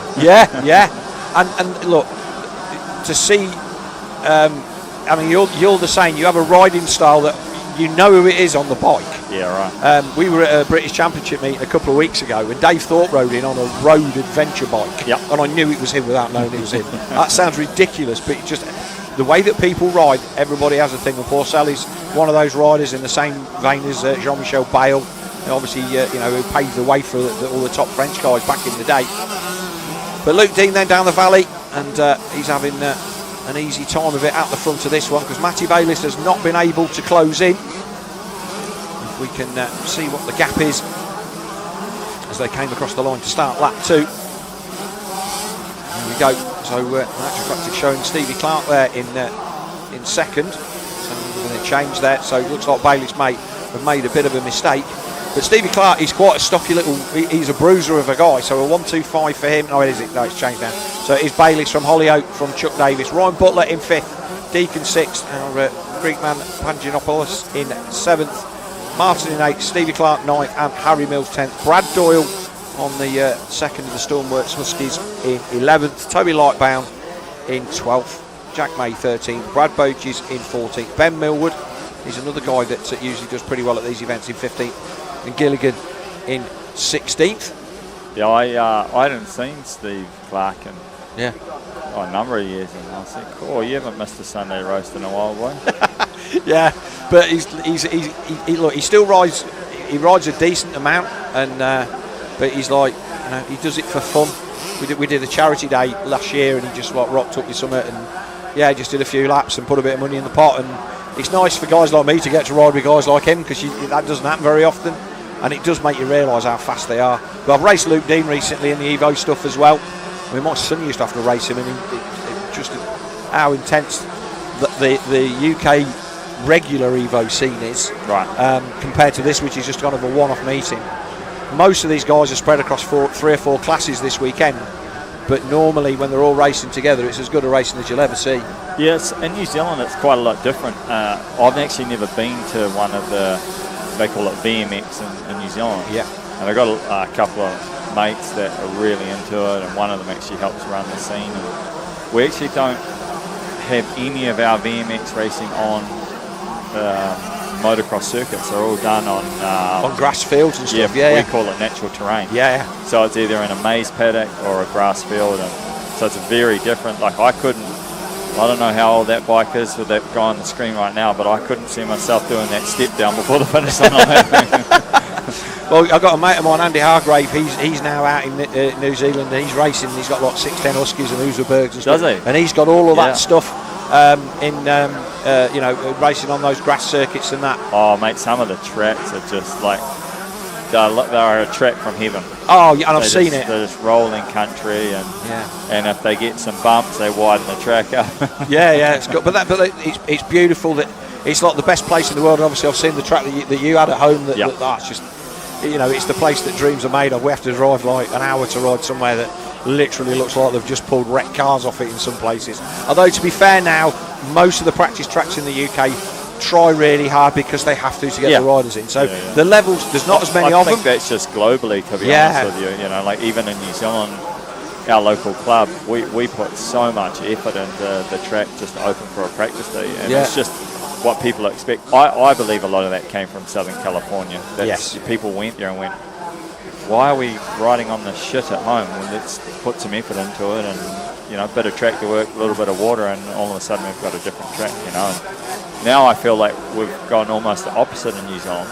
If we don't have amazing conditions, my boys are like, "Oh, it's shit out there." I'm like, "Mate, but the thing is, we were saying this. We were having a conversation with a couple of old and wizened racers that I think a lot of the time now, a lot of the younger guys, they can't ride tracks that are beat up and they can't pass.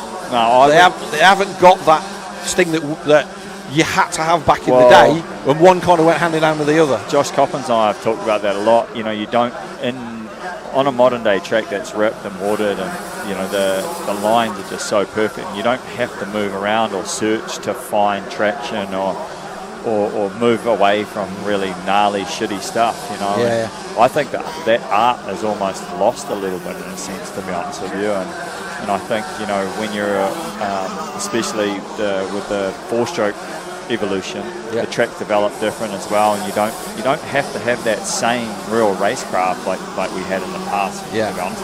On one hand, I think the tracks are safer in a sense because they're slower in one sense, but on the other hand, you know, it's just different. I mean, it's like anything in life, right? Everything evolves, and it's just how it is. But certainly, I sound old saying this, but my boys don't know what it's like to race on a track that is. I'll give you an example. We went to Motoland on Thursday, and it wasn't prep for us, and we knew that it was the case. We were just going there to ride on those bikes. But I thoroughly enjoyed it, like just actually picking my way around there. You know, that chattery bump, not having a lot to turn off. I thoroughly enjoyed it. It was something that I hadn't done in a long time. It gives you a chance to hone your skill and remember what you could do and the way it is. My controversial take for motocross is ruts and not lines. Right. I like if you've got a nice little groove on the inside that you've got to cover, because if you don't, the other guy's going to go in it. But if you've got a nice run to the outside and the rest of the track is all flat, you've got to really, and this is what we've got here. We saw in the previous race with Carson Brown and Tom Grimshaw, and the same with Brad Anderson and Pourcel. Ando had to go to the inside to cover it off, and Pourcel squared him off. If they're all in their own rut, none of that's happening. Yeah, right. And I think that the track prep, certainly in the AMA this year, and also in some of the GPs, they're not ripping it as deep, and the tracks are better as a result. Obviously, I talk to Jake Nichols about that quite often, you know, and we sort of go back and forward on it. And certainly in America, you know, places like Melville, for example, wasn't as deep this year in some of the areas, and certainly a lot better racing, you know, there's no doubt about it. So it's just finding a happy medium. I think one of the big things is certainly dust control, but it's finding that, you know, that balance, I guess. So Luke Dean then starts the final lap in this Pro Circuit Evo 125 plus 25 race. Bayliss then second, Hollyoake third, Butler now up to fourth, Panagopoulos into fifth, Deacon sixth, Chuck Davis dropped to seventh, Martin eighth, Doyle up to ninth, and Toby Lightbound in 10th. So this one is stretched out a little bit at the front, but Luke Dean is, I'd say he's a good performer, aims a champion, and all the sorts of other race wins. He did really well down at the Mark Brown Memorial down in the West Country earlier on this year. The track is holding up pretty well. We were not expecting that, obviously, with the amount of water that we put down late last night and then early this morning. I expected it to be worse than it is for dust, but as it stands at the moment, I think she's okay. And obviously you were out there. It's I only got to do half a lap at speed, and then I slowed down actually where this guy is now. So I can't comment too much, but it looks pretty decent right now. So you're hoping that Moto 2 is going to give you, and you're only riding the international class, so you're kind of having an easier day, because some of these guys are doing double and triple duty. But we've seen Chico Chiodi. Need to be on light duty, mate. I already preloaded on some Voltaren this morning to get me through. but obviously you want to get what you've got to get done, and and then we can enjoy seeing you out there in the second of them, and hopefully be a bit nearer the front. Yeah, I expect to be. I mean, I was right behind Tommy off the start. I had a ripping start, and then I just couldn't quite get over enough because I was so wide. And then I come out behind Tommy, and then I slowed down, probably not even halfway around the lap because I felt something wrong in the front end. Yeah. Does it just seem to bearing, do you think, in the headstock? Something internally in the fork was it was metal on metal, so I wasn't comfortable. Didn't want to push it. But next one will be good. I'm looking forward to it. Excellent. So Luke Dean is going to come round and take a fairly easy victory in this first of our Pro Circuit Evo 125 and 250 races. And we'll take the opportunity to say thank you very much, Ben Townley, for coming over and spending a couple of races with us. Thank you very much for coming to the event and letting the fans have a chance to see you ride around here. I know that, I say, it's ticked a box for you, and it's also nice for us to see you out there again. And I hope you get to enjoy your boys' career, and we look forward to following them through their EMX career and hopefully into GPs and maybe get to the level that you got to. Yeah, cheers, thank you. It's great to be here. It's a fantastic event. I've thoroughly enjoyed it. Already came here Thursday night and with the crew at Doc Wobb's crew, so massive thanks to him and for having me out, and just even spending the time here. I've been down Marshfield with the churches and for a couple of days as well, and my boys have loved it. My wife and daughter have been up in London, so yeah, it's ticked a lot of boxes. So you've ticked the boxes, and they've just been giving it this down Oxford Street, and spending all your money. It's been great, mate. Yeah, excellent. Right, so thank you very much, Ben Townley. Best of luck. We'd like to see you a little bit further up in the second one, but enjoy it out there and stay safe. Cheers, mate. Thank you.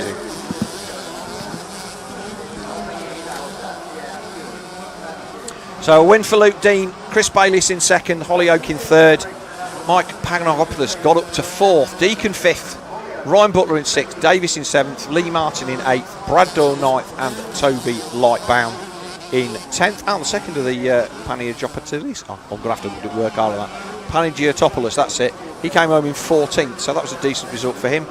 We're going to we'll take another quick word from our sponsors, and we will be back with the Wright Engineering National Team Race, Moto 1.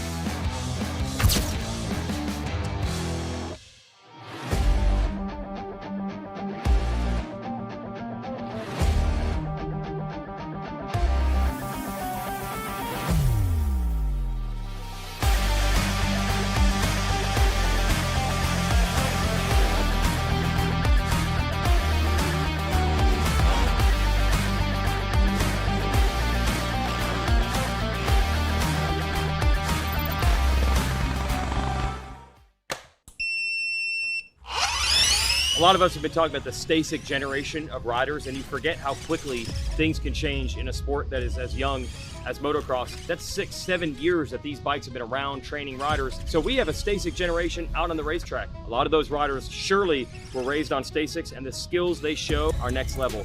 All the things that coaches have been teaching riders on larger motorcycles for decades, they're doing it younger than ever, and it's hard to believe the Stasic generation is already here.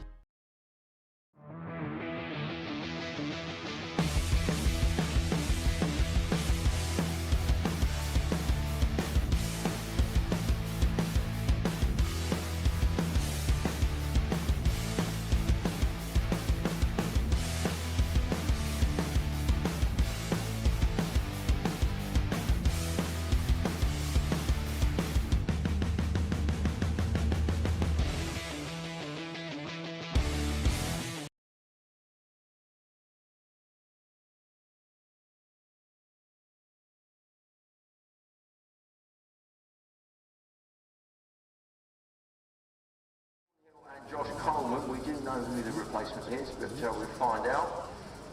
And then we have JMR 101 Power 5 Roll League, which is Sam Nunn, Liam Garland and Josh Bale.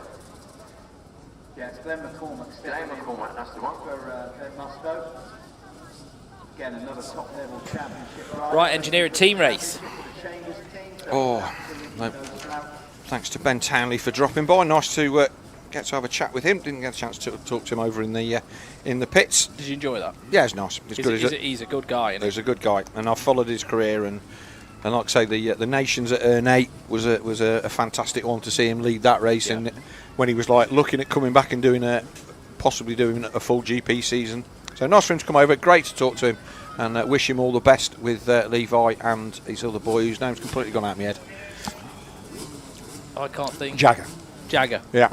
So anyway, right, international team race then. So this is the other big race of the weekend. Yeah. So right, engineering. Big hitters in this one as well. So I just want to go back to Carson Brown because he's in this race. Yeah. What phenomenal race he had with Tom Grimshaw. Yeah, that was a cracking race. I was watching that was over really there. good. I was hanging over the fence. Yeah. No, that was really, really good. And it was enjoyed. And we were getting excited. And I said, well, that's what Pourcel and Anderson were like in your race. And obviously, you wouldn't have heard what was going on the live stream. So he said that they actually had a small problem with the forks on the bike, and he just didn't have a good feeling, and he just like rolled it round. So we're hoping to see better than him. There's Josh Waterman on the number 41. Again, he's another top performer. So Josh Waterman in the CPMX team with Lee Truman and Matt Chaplin. Look at the dad bod he's got on him now. Mate, where's that come from? But he can still ride a bike. He can still ride. Right, we got quality. Oh, we have. Look at that. Carson Brown from Tom Grimshaw with Martin Barr. That's your top three. Then Glenn McCormack, Sam Nunn, Luke Dean, Dylan Woodcock. Luke Dean out there again. Yeah, Dylan Woodcock out there again. Yeah, Danny McCanny. Bayliss in 9th. Liam Garland 10th. Howard and Jamie Wainwright 11th and 12th. Josh Taylor, Josh Coleman, Thornhill 15th. Putnam 16th. So, yeah, well, this is going to be a big race. So we've got teams from Apico, we've got Stolen Yamaha, we've got DirtWorks. That's the team that Dan Thornhill was on this name I couldn't remember. The floor track team, so we're just going through them quickly. So DirtWorks is McCormack, Thornhill and Coleman. Stolen is Carson Brown, Luke Dean and Dylan Woodcock.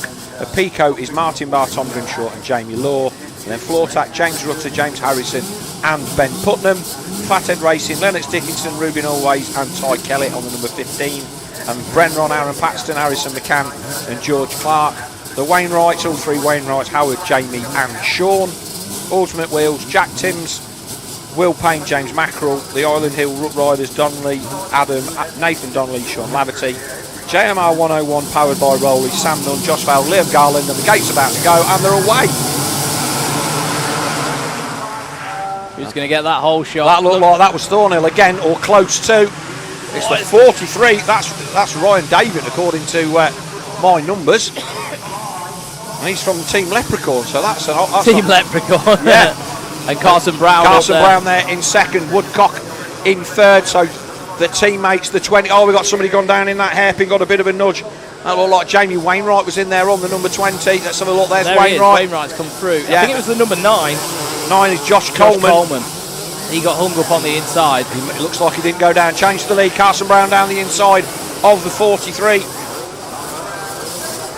Did you see Carson Brown as they come down the hill into the tabletop? Did you see how far he overjumped it? Oh, man. Insane. Yeah. Pushing the limits. So 9-10 on the back of the Stolen Yamaha. Number 4 on the plate. Carson Brown looks over his shoulder and leads them up the valley on the far side for the first time. Don't think he's going to have the same amount of company as he did with Grimshaw in that last race. Seems to have got away nice and early. Woodcock then, he's there in third. Yeah, Woodcock, professional stuntman. Yes. Nowadays, so obviously Neil, who's the man behind DirtWorld-TV, we went out last night and painted the town turquoise-ish, and we had a good chat with not only Dylan but his dad, who's also in that business, and a lovely guy he was. First time I met him. Yeah, good guy, isn't he? Yeah. So Len. Yeah, really nice people.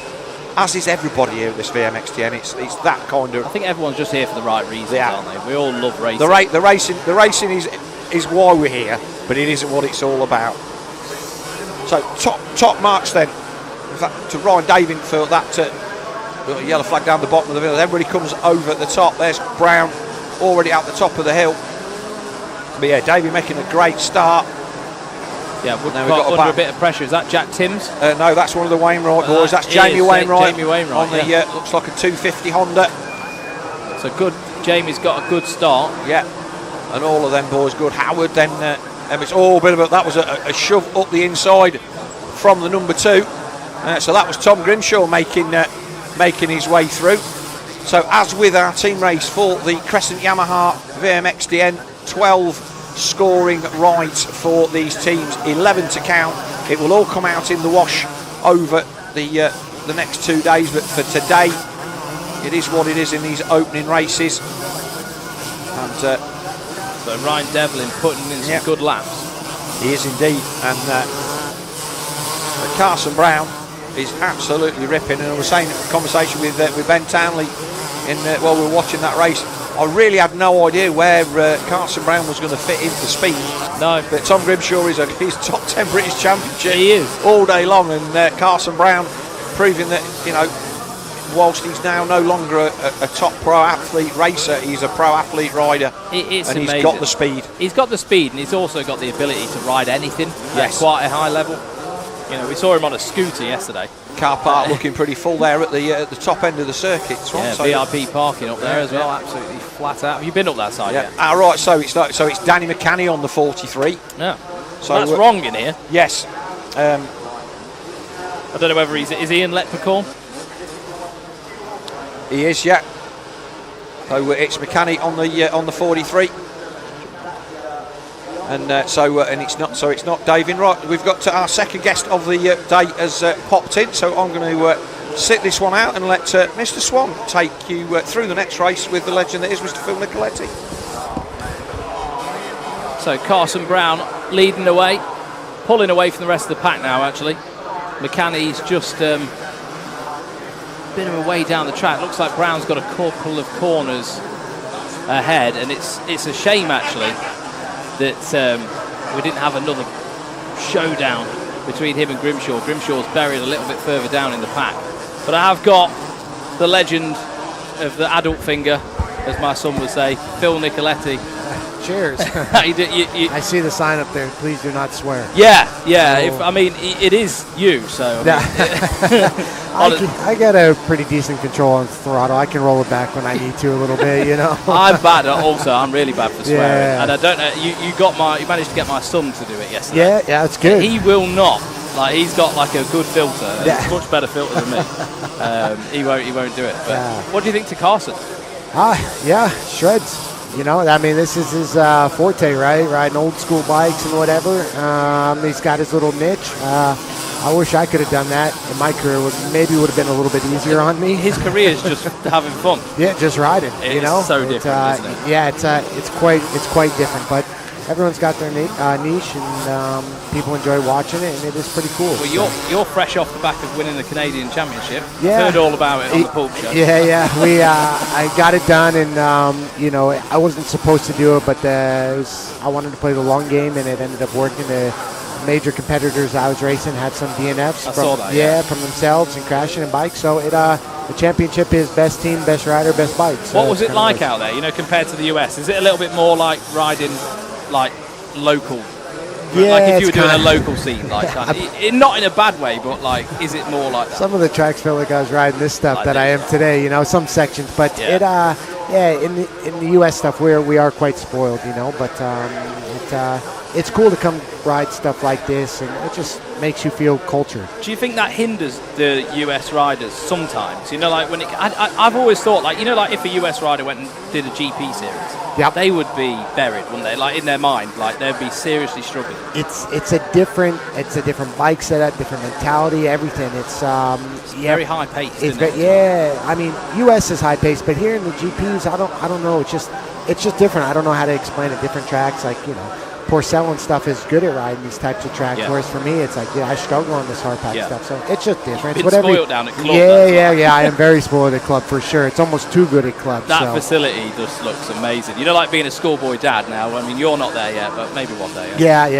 Like I look and I think, God, I'd love to get the boy there. And then, but the cost of these parents go through to go to these training facilities is crazy. Yeah, I don't know how parents do it anymore. I went to public school. If I'm the oldest of 5. I don't know how my dad did it nowadays. If I didn't have support from Honda when I was a kid, like it's different. The game's changed, and I struggle. It's this is one kid, like hundreds of thousands of dollars if you really want to do it. And you're buying everything. It's not a cheap sport. Motorhome, the travelling, everything. But this is that's the beauty of this.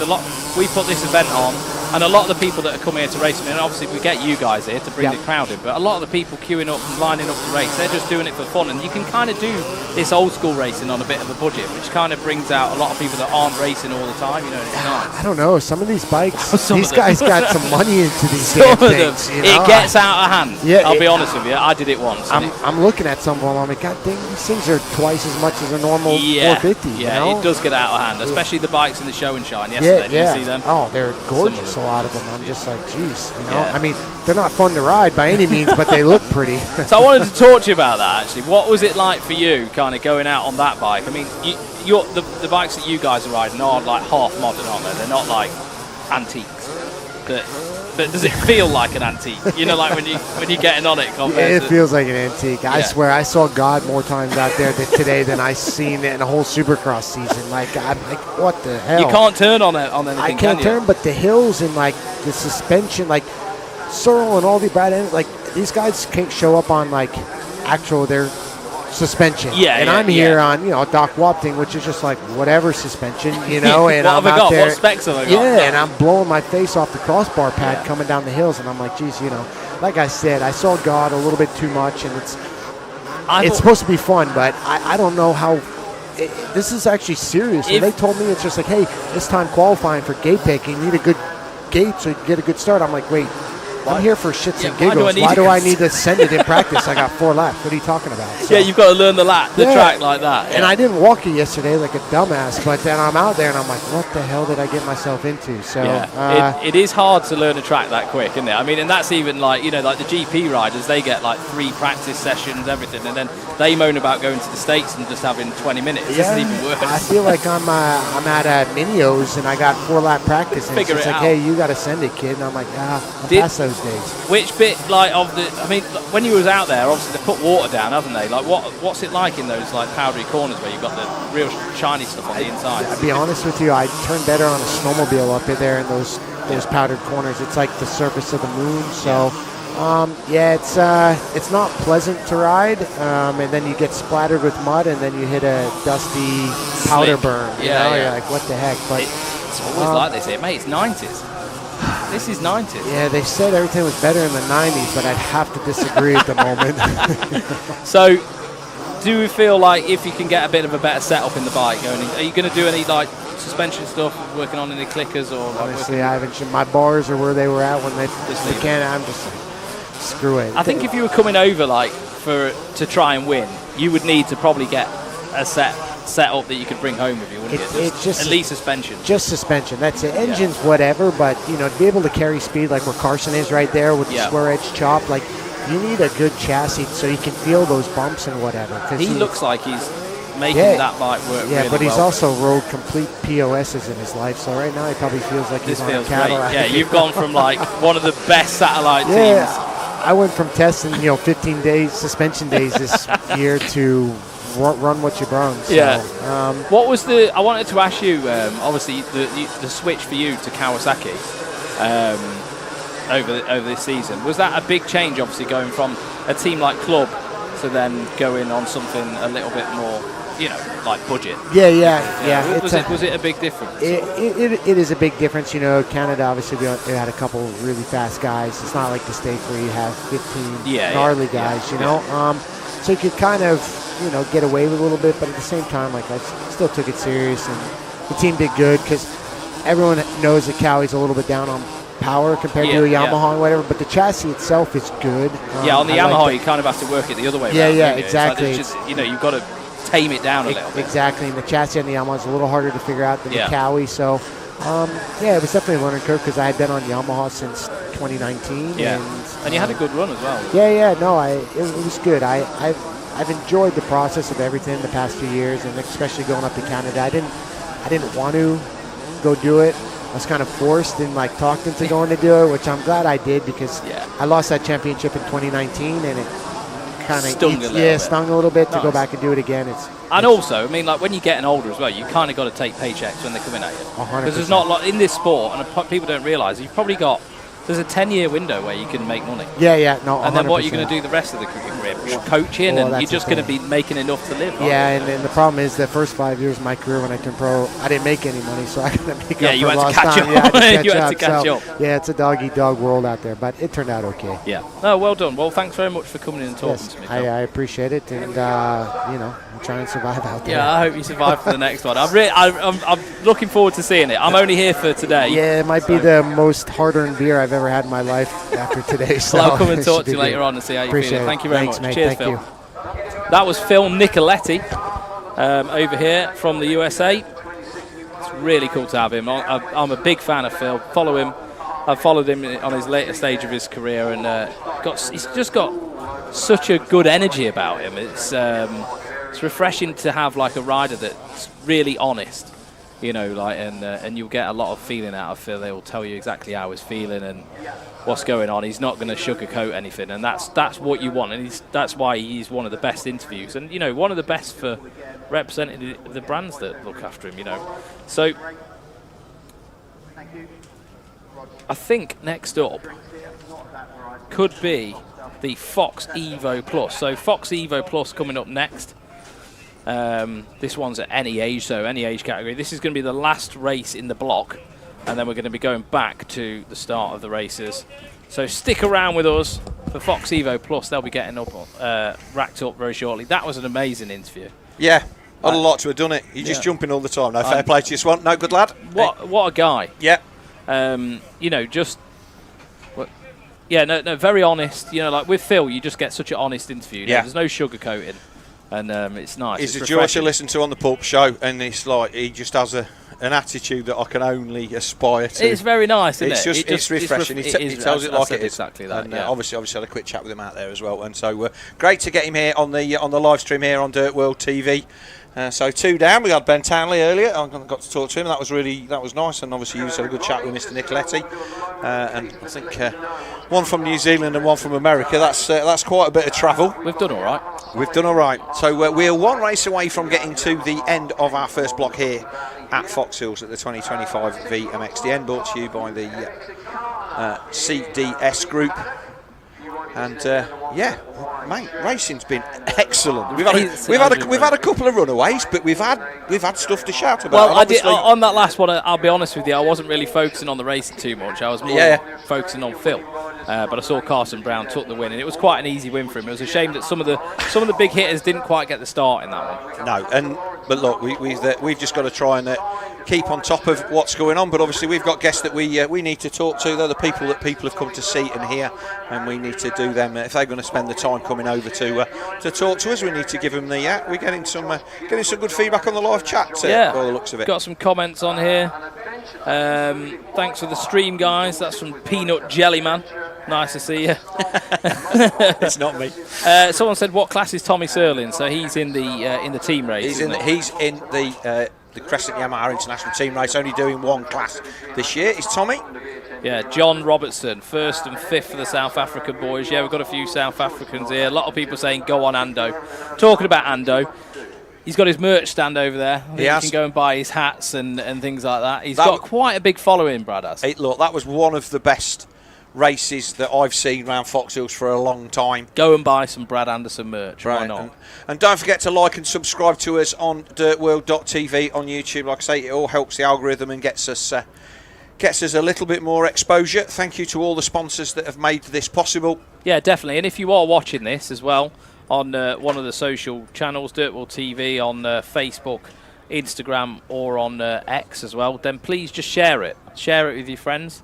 And it really helps us out. It helps us out getting some reach. We've got over 1,000 people live now watching this, watching us two Muppets. Yeah. Does that make you feel nervous? No. So factory image racing, floor track, Fox, and obviously the way that the feeds aggregate will be way more than that. So Fox, FSR, Gabriel Installation, Molson Plant, Moto Verde, Bell, Big Van World, all sponsoring this event this weekend. Brenron, Crescent Yamaha. Obviously, Doc Wobb, a massive part of this event. Him and Dave King behind the To be fair, on the whole thing. Wobby and Dave have looked very chilled all weekend. I've been up there floating around, and they've got all their worker bees now. They've got a lot of staff running around doing it all for them. They seem very relaxed and chilled. Even their wives are way more stressed than they are. I know, but they've put the hard yards in on the run up to this event. They've earned the chill. And sometimes you just have to let. Well, it'll be what it'll be, won't it? Yes, you just have to let that be.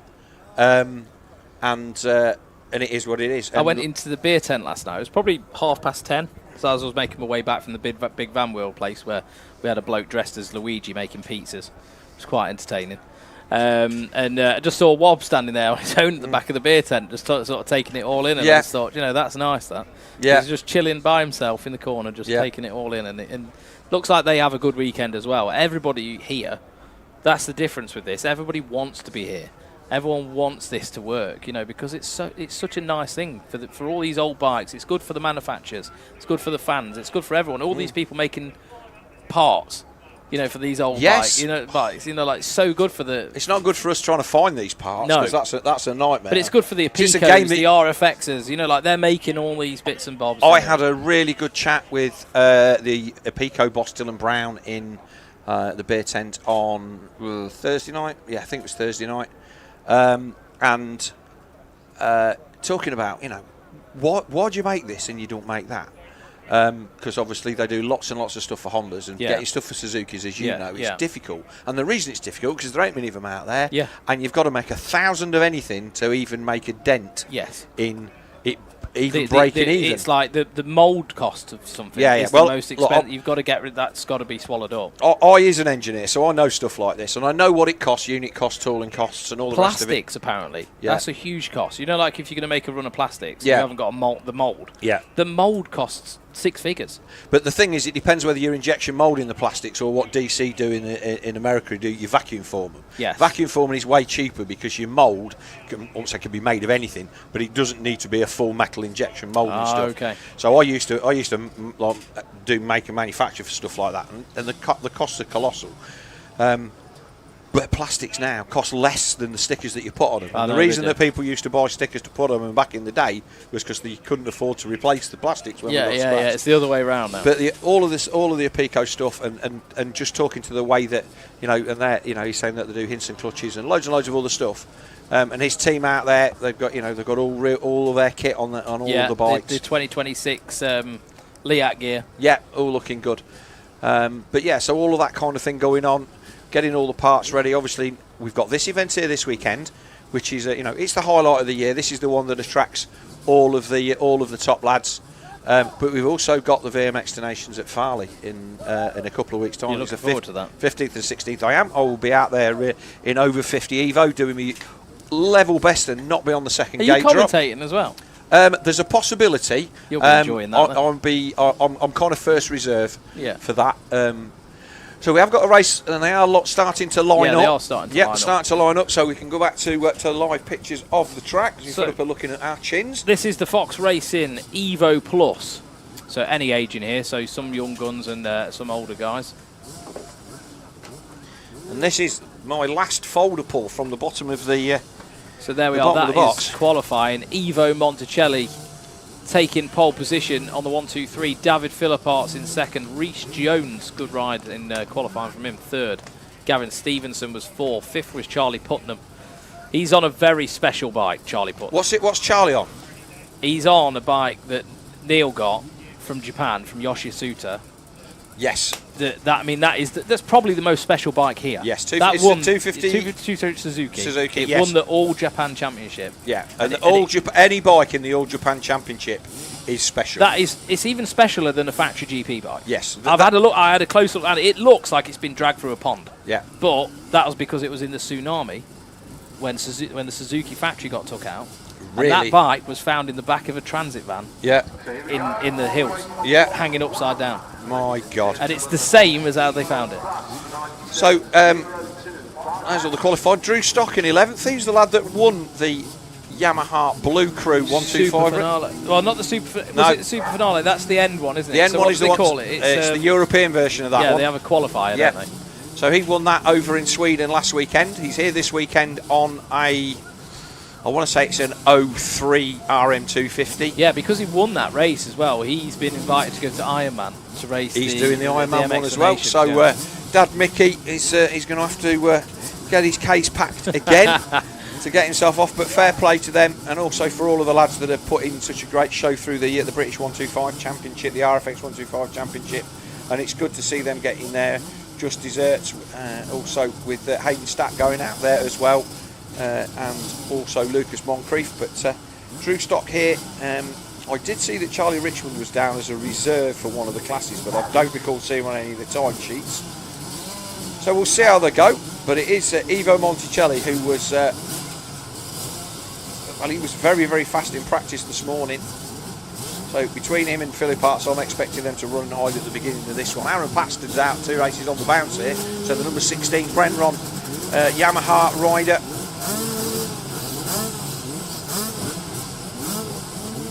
Our Fox Evo Plus 97 to 02 any age, race 9 of the day, and then we will start back with the second block of racing. I'm not expecting that we're going to get a break. They're going to want to push through this straight through whilst the moisture's still in the ground, I think. Yes, what moisture there may be. I will say that nowhere near as bad as I expected it to be from what we had in practice this morning. So I agree. Props to the track crew for keeping this as safe as it can be. Let's be, it is Foxhills, and obviously Ben Townley was saying that, like, you know, this is how tracks used to be. This is what you race on. I was talking to Phil about it, and yeah, Phil was like, dude, I just can't do it. He said I saw God more times than I'd done doing the Supercross when I was out there. Yeah, yeah. You know, like just on the edge. Yeah, he wasn't comfortable. But enjoying it all the same. He enjoyed it. He was having a great time, and that's what these guys who come over. He was like, Wob was there like, oh, he had a good qualifying. And he was thinking, I wasn't here to get a good qualifying. I'm coming here for fun. But here we are. Gates down. Let's see who's going to make the whole shot. Oh, it's going to be, that's the 152 and the 155. 152, that was, I'm trying to look through the sheet. Well, I've got neither of them on my list in, yeah. Maybe that's wrong then. Yeah. Let's see who they are. The 47 is in there. That's Leon Williams. Yeah, so 152.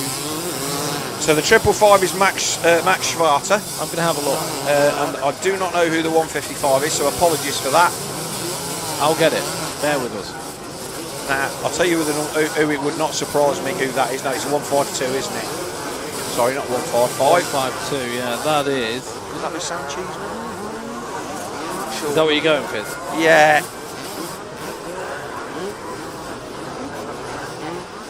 We're all squinting at Swan's phone. I don't think he should be running with that number. Right, so we will find out when they come across the line who it is on that. He may have had to borrow a bike. Yeah, on a very nicely prepared 152. And it is a Honda. It's definitely a Honda. I feel like the commentators in the Valley are having the same problem because it's quite quiet out there at the minute. Yeah, if you could just tell us you're changing bike, lads, that would be great. Look, it's one of them meetings where it's kind of accepted that this thing happens, and then you stick your transponder in your boot and you go out to someone else's bike. Just get on it. And you don't even take the numbers up to give us a clue. But that's fine. It's the spirit in which the event is done. You've got to get 4 gate drops in, however you can, and obviously you don't want to be not scoring points. Where is Monticelli? Now so I'm wondering if Monticelli and Philippaerts have decided to sit this one out, you know, because it's quite possible. I'm wondering if they've gone, yeah, do you know what, I don't fancy this. Yeah, we had a good we had a good run in that first one. Yeah. That's not. Which is a shame, but it's not a shame for whoever it is on the wall. With a knack-knack. Right, I need to know who you are now. I really need to know who you are. Are we going to take some bets? Such a shame he's not on a Pastrana replica. Yeah, have we got any clue who this rider is? There's going to be people shouting at us. I know. How do you not know it's insert name here? Now there is a crop. There's a strike through the 152. So let's see what our live timing brings up. Chris is doing his best to wait for a few riders to come across the screen and give us a clue. No number on. It's Charlie Putnam. Is it Charlie Putnam? Yeah, so he hasn't gone out on that Suzuki. So maybe give Charlie the big build-up. I did, yeah. So Charlie must have hung up that Suzuki unless there's been an issue somewhere. And there's going to be no space. I mean, that bike was just dragged out at the back of Neil's garage. So. Yeah. So Max Schwarter on the 555 Honda second, Gav Stevenson in third, Liam Williams fourth, Reece Jones fifth, and it's Lee Seeley, John Robson, Aaron Paxton in 8th, Alfie Calvert 9th, and Bose Boydges in 10th. Then it's Jack Seaborn, Jake Winner, Drew Stock there in 13th, Bailey 14th, Josh Greedy 15th, and Alex Hornsby in 16th. So that's the top 16 as they came over the line, and it is Charlie Putnam then that leads here. Oh! So Schwarzer, that was the 555 of Max Schwarzer. He just got landed on the top. In fact, was it? Was it our third place man? I think it was. I think that was. Bear with me. Was that Gavin Stevenson? That might have been Gav Stevenson on the 38. You know, it was, because Stevenson's not there, and that is the 555 of Schwarzer on the 500. Just fighting the bike through there. Not trying to stay out the powder. We got him in our programme on the 555. The 47, that was Leon Williams. So Leon Williams under a lot of pressure at the minute by the 104 of Rhys Jones. So Rhys Jones, is he going to dive up the inside? Well, he's going to have a go, isn't he? But Schwarzer there, the Dutchman, in second on the 500 Honda. So that's a good shoot. Pretty safe to say that our qualifiers in this one. Or was it, because obviously they're not entered in this class, do you think it's possible that those guys just went out and snuck in some extra practice? Quite possible. Yeah, so it is what it is. So the 104... Rhys Jones. He looks like the fastest man of that top bunch for the minute. And these have got it all to race for now. Those guys are out the way. So he's a decent rider, Rhys Jones. I've commentated on him quite a few times, and he's always been good value for money whatever championship he's running in. Looks like he's working it right now. So he's going to try and slingshot around the outside. Didn't quite pay off that outside line through the switchback. Looks quite a bit slower at the minute. So Charlie Putnam then, new dad, got a little girl at Landrake. And I don't think everyone had one of his best British Championship performances at Landrake. He just seems happy and content at the minute. It's good. Nice team. Obviously they had a bit of a mare with Tristan Purden getting injured, put him out for the season. But Charlie definitely finding his feet in the British Championship now. And he had some good results. Well, that was a nice whip from the Kawasaki. Rhys Jones then hanging the back end out on that, looks like a 03 250 Cowie. Yeah, so Putnam kind of run away with it now, hasn't he? Look at the lead he's got. He's got a huge gap. Yeah. On a bike that he's not ridden yet. So that's quite impressive, to be fair. And that probably explains why he took a few minutes to find his feet. So there's your race leader. The battle for second, we could stay with those boys. The second, third and fourth place battle. There they are. So it's Schwarz then coming under pressure from the 47 as they drop down the hill. So Williams takes second from the Dutchman, with Rhys Jones then firing back up the inside. We'll stay with this battle because Charlie Putnam checked out at the front. Oh, look, Rhys Jones got a good drive up that hill. Maybe that 500 spinning a little bit going up there. You can bet your life that whatever tyres on the back of there, they'll only be half of it when he gets back. Screaming at him. But and the Kawasaki goes wide again. Is he going to get the move this time? His slingshots. Goes around the outside, the long way round, but then he's going to be on the inside into the next turn. There we are. The Dutchman comes back, squares him off. A nice pass back. Is he going to have something? No, he isn't. He just ran out of grip mid-turn, didn't he? He ran out of grip mid-turn and wasn't able to close him out. But I'm feeling the love for that bit of track up there. So I think that's been really good. There's been a lot of moves going on up there. Yeah. And with it being a bit slick and a bit gnarly, it's actually made a good spot on the track where people can make up time. Yes. So the cloud cover that we've got today, helping keep the moisture in the ground, it's done us a real favour. We're not perspiring at a rate that does not befit men of our age, fortunately. Well, we have got a thing over the top to keep us a little bit cooler. But this battle then, Jones... But it hasn't been fun this year at the British Championship. And the 47 of Liam Williams going at it for battle for second at the moment. Charlie Putnam away at the front on that 250 Honda. Yeah, Leon Williams. Yeah, well, Stevenson down in 5th, Lee Seeley 6th. John Robson in 7th. He was a good lad. He used to ride a Pro MX1 at the Masters. Good rider. Aaron Paxton in 8th on the Brent Ron Yamaha. Alfie Colbert 9th and Bose Borges in 10th. Stock, he's there in 12th behind Jake Winard in 11th. So, Stock probably just not quite used to that bike. He's been riding a 125, hasn't he? Is he out there on a 250? He is out there on a 250 as the race leader.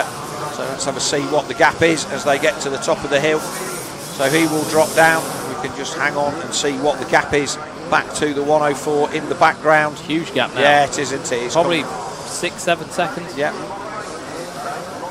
We hear the dulcet tones of a Chinook or something going across the top of us. Oh, it's not. It's Dave King and his King and his mule that sounds like a Chinook. So here's the Reece Jones looking. He's looking at the back of Leon Williams now. He is, isn't he? And again, it's Olympic scoring, so every point matters. There's no 25 for a win, 23 for second. You've got to make every point count. Jones is doing a really good job of staying on the dark patches of dirt. Oh, massive moment for Williams there. He had the back end lit up, and he just got off the power, and it snapped back in a straight line. So it was more luck than judgment, but I'm sure he was glad that just didn't continue going round. Looks like a 250 Honda that he's on. Jones set up on the outside. Is he going to square it up the inside? He is. He goes for it. Yeah. Can he get it done? No. Can't remember who it was that nicked that line in one of the races when Ben Townley was watching, and he's like, oh man, that's a cool line, I'll use that. Sometimes you don't see it unless you're watching it on the screen, do you? No. Like, you get a completely different perspective. You pick your rut at the beginning of the day, and that's it, innit? It's like you're dead and go offline. Yeah. But this is a good battle then in the first of our Fox Evo Plus races. The battle for second, British Championship runner Charlie Putnam, normally on the SC Sport Homes Husqvarna. He's run away at the front of this one on a borrowed 250 Honda. Well, that's a nice line up into there, but this is the battle for second. And the pressure from the man on the Kawasaki in third is keeping Leon Williams honest. Reece Jones taking a lot of real tight inside lines, but it's working for him. Yes. They just try down to the valley, the grip. And again, I wasn't sure how I felt about these track modifications, but you know what? I would slowed it down. It's a bit nice. The pass around the outside. The track has raced better. Yes, that was a lovely move then from our third place man. Reece Jones just fires around the outside. Takes a second place from Leon Williams. 4 laps completed. They're on their last lap. It's Putnam from Williams, from Reece Jones, with Max Schwartet there in fourth. Gav Stevenson then, who obviously got back up quite quickly. If it was him that went down, he's there in fifth. Lee Seeley in sixth. Robson up to seventh. Paxton eighth. Calvert ninth. And Boas Buccis in 10th. Yeah, Leon Williams looks like he's dropping back a little bit now. Jones just circulating a little bit quicker. Looks to me just like he's got some slightly better lines. He's coming like from outside, getting on the inside lines. It's just sort of going with the flow of the track a little bit better. Yeah, so the thing is as well, in these short races, you don't get chance to bite back. If it's all right saying, oh, it's going to take me a lap to catch the guy. Well, it's only a 5-lap race. Yeah. So by the time you've kind of got over the fact that the guy's a nice width there, the guy's got blown past you, and you're like, right, I've got to up my pace a bit here. There's not a lot left of the race. Yeah, so it's too late. but he was running a good pace there in the second position, but the Kawasaki guy just applied the pressure for long enough and made a nice pass around the outside. That was the line that Pourcel was using. Again, yeah. Townley picked up on that. He said that Levi had said to him, oh, Pourcel's running the outside round there, but it wasn't enough to get him past Brad Anderson. No. So the checkered flag has already gone out for our race winner, Charlie Putnam. Apologies for that. We were following the good battle for second, and so we should. We want to show the racing. But Putnam then takes a win on that borrowed Honda. We'll have to do a bit of homework on that one, Swan, over the next few hours. Yeah, let me try and find something out. And then, so Jones is there in second on the 104. The 47 of Liam Williams in third. Max Schwarter, the man from the Netherlands, in fourth. Gav Stevenson, the man from the northeast, on the Honda. He came home in fifth. And then it's going to be the number 10 of Seeley. There was a massive gaggle of riders battling towards the line. As that changed on the last lap, we wait for our timing to update. Somebody on the road. So Robson got sixth on the last lap. The 128 of John Robson snuck in and took sixth place on the last lap. Lee Seeley dropped to seventh. Paxton 8th, Calvert 9th. Drew Stott got up to 10th. And he displaced Boas Buccis on the final lap with Jake Winnard in 12th. Danny Neuenhuizen in 13th. Josh Greedy 14th. Jack Greedy in 14th. Jack Sewell 15th and Ryan Allen in 16th. I would have expected Ryan Allen to be further up in that one, and maybe he had a problem. But that is our Fox Evo Plus Moto 1 in the books. That's the end of the first block. I don't think we've got a scheduled break, but we will give our man in the corner a chance to. I'll put us on screen. We're still looking good, Swan. Yeah, we're good. We will have a quick. I'm not going to say the expression that you came up with the other day because there's some swear words. But I know, and I've put a sign up that says no swearing, so I can't swear myself. We're going to take a quick word from our sponsors that have made this live stream from DirtWorld-TV possible, and we will be back with Moto 2 of our Bell Ultra Evo, and we will start through the second half of today's proceedings.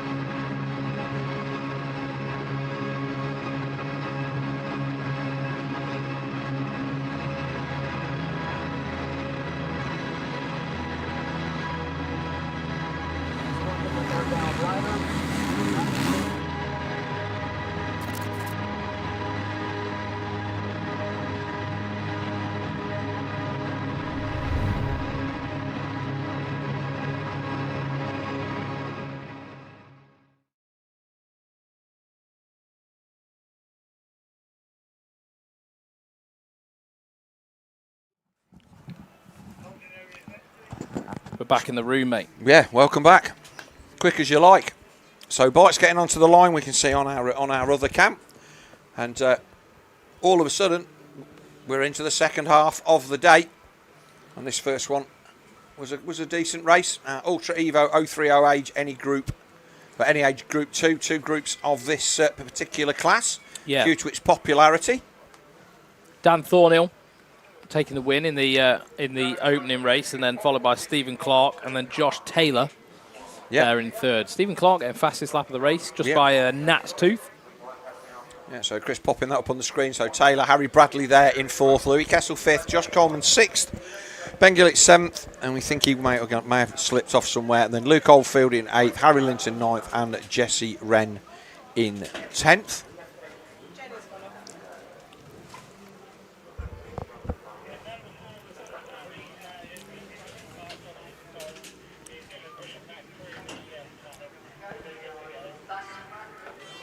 And here we go then, block number 2.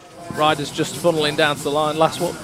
And I imagine they're going to get this gate drop pretty quickly, because I don't know whether there's going to be much more watering going on today. I think they're going to just sort of try and get through the rest of the day.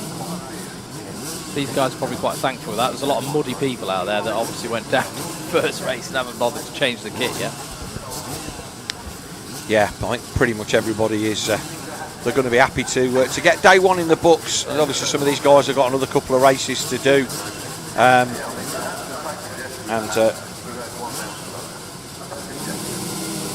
I'll be glad to see the checkered flag or somebody having a bit of a launch. Gates down, away they go. Let's see who it is. Is it going to be Thornhill? Looks like Barnwell's got a good jump. Thornhill. Oh, Thornhill's down to 25. Is that Jamie Law? That is Jamie Law, I think. No, it's not. It's one of the. No, it's one of the Otto off-road boys. I know who it is. Harry Bradley. It is Harry Bradley. So so sorry, Harry. So a great start from Harry Bradley. Gillett there in second. Stevie Clark there on the 511 in third. So Harry Bradley literally riding round on a masterpiece. Yeah. So Thornhill well in the background. We'll watch him come through there. Yeah, he took a big hit on the start there. Yeah. So he's back up and running, so we'll see what he can come through. But it is Harry Bradley on the 25, Otto off-road Honda, having a great ride as the rest of the field stream through. Yellow flag there, somebody gone down. It's not dust there, it's fresh. But race leader then already into the valley for the first time. You can see the old circuit in the background there. Bradley makes his way up. Oh, nice jump there. Stevie Clark, though, second in the first race. So this is where Thornhill's overall has already taken a big knock. Yeah, exactly. Because with Stevie Clark there sitting in second. And we saw in the first race, Steve Clark, he wasn't pushing for that win. He had a Definitely little bit not. of an attack on a lap, and then you kind of see him go, I'm all right here. We'll take this, we'll take a second. And sometimes you've got to do that, because now he's in a position, because he's sort of took that step back, you know, he's in a good spot now where he can start looking toward, you know, working towards that overall. Yeah, and obviously you just don't want to let it get away. But Stevie Clark then on that 500, it sounded okay, but it was a little bit spluttery out of this top corner here. Yeah. And it looks to me like that now it's nice out the turns. He was having to ride that a bit hard, and I think they've sorted that out. So he's closing Bit of in. a jetting issue, maybe. Yes. So he's closing in on Harry Bradley as they come down the valley for the first time of asking. I hope Harry can just manage to hang on and just try and get one lap led here. I think that's going to really help his confidence. I think. Yeah. He's a good rider again, another man that's stepped up and has done the Monticelli British Championship this year. He has. And been decent. These are the guys that we need to be coming and doing that series. But getting a bit of fire and a bit of confidence in Harry now, it could help him. I think just get this first lap led, see where your race is going to take you. I think he could be a front runner in this one throughout the weekend. And Stevie Clark just knowing that we're going to keep his powder dry, and if he gets a chance to find his way past the Otto off-road Honda, he is going to take that. But as it stands at the moment, he hasn't managed to even show him a wheel. No, Harry's really holding his own in the minute on that 250. As they Dan put some amazing bikes together. If you've got time and you're at the event this weekend, go and check them out. They're just in the B paddock on the left-hand side as you're walking through the main gate. A lot of time and effort, blood, sweat and tears goes into those things.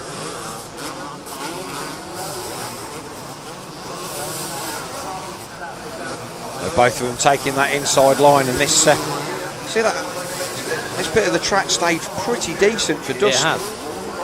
The same, going past a slower rider who's obviously not managed to complete a lap yet. But here goes Clark up the inside. Bradley's made the mistake. Is he going to get it back on the line? You know, Stevie's there. I don't think Harry will fight back for this. I think he'll be happy where he is. He's just going to take that. Yeah.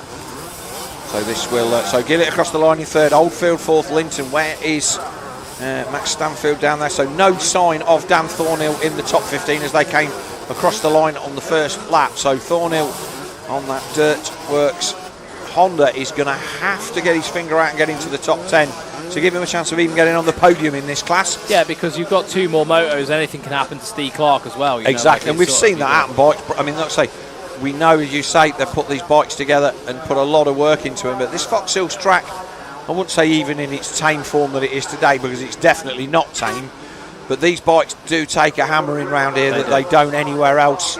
But these jump back in the day used to be absolutely vertical. It was lit. You couldn't over jump them more than a foot and not flat one. I remember they were like that even when I was racing. Yes. Sort of, 2000s. It was gnarly. So the track crew making this a much more enjoyable and rideable track. But nice to see Stevie Clark tripling down the hill on that 500. That would just be out the corner in third and just give it a nice big blip when you're over that. Bradley then still holding on to second and not disappearing. No, to be fair, he's down the track. actually stayed closer to Stephen than I thought he was going to. Yes. He's only there. We're only 2 seconds back, and those two have pulled way ahead of the rest of the field. Yeah, and it's like I say, they are the class of the field. It was a win for Dan Thornhill in the first one, but he's going to have to fight his way through. It looks like Harry's actually coming back. He is, isn't he? The thing is, he's in a nice spot because he's got such a big gap behind him. Yeah. So there's no pressure coming from behind. On the number 92 Yamaha. You know, you can even like get away with a bit of a mistake. Yes. You know, because that you've got that buffing time. Clark's just got to stay focused and bring this one home, I think. Harry's not going to do anything stupid because he's in a good spot.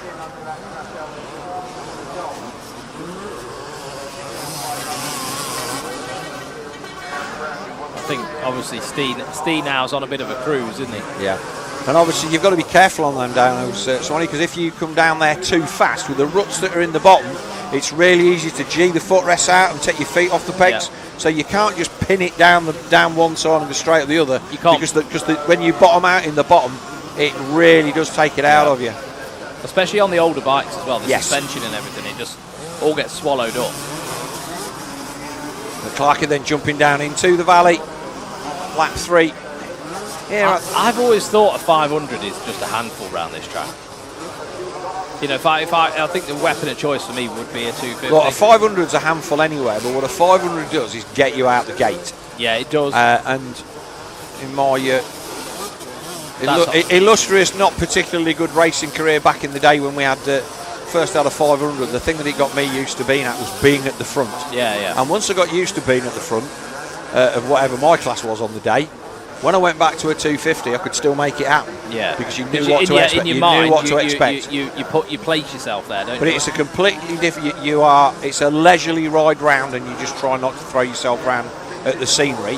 Whereas with the 250, you've got to try a fair bit harder. Yeah. And well, you have to carry a bit more momentum and stuff, don't you? Yeah. And the problem, I think, with the 500s, they just kept making them faster and faster when they just needed to make them easier to ride and didn't. And that's something that we learned a lot later on when we started. I was always told from people that the Kawasaki was easier to ride. Yes. But then no one seems to ride them. They all ride the Hondas. But it's availability. Because I would say that the Honda 500 outsold Kawasaki 3-1. Right. So you're not going to pick a Kawasaki up as easily as you're going to get a Honda. Okay. Because everybody had a Honda. You know, and even though the Kawasaki was arguably a better bike. No, because the build quality was never as good as the Honda. Right. Okay. And back then that mattered because. Not that it doesn't matter now, but you know, you needed something that you knew was going to keep you, was going to stay under you for and then the that's also probably another reason why there's not so many Kawasaki's out there. And don't get me wrong, they're a good bike, and they do, and they are nice, and at this level now they can perform, but back then it was easily 3-1. Yeah. So Stevie Clark then leading from the number 25 of Harry Bradley, with Ben Gillett in third, Louis Kessel now up to fourth on the number 7. And then Harry Linton, number 26, 5th. Luke Oldfield, 6th. Josh Taylor, 7th. We're seeing, we're not seeing Dan Thornhill anyway. So let me have a little look and see if he's still in the race. He may well even beat a DNF. I thought I saw him in the background, but hopefully it's a machine issue and not a rider issue.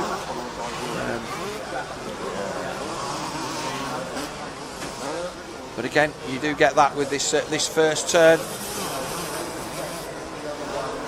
Clarkey then making his way past the number 90 with Reese Badley on your old Suzuki. Yeah, I missed that bike a lot. So what number was Thornhill? Dan Thornhill was either number 8 or 9.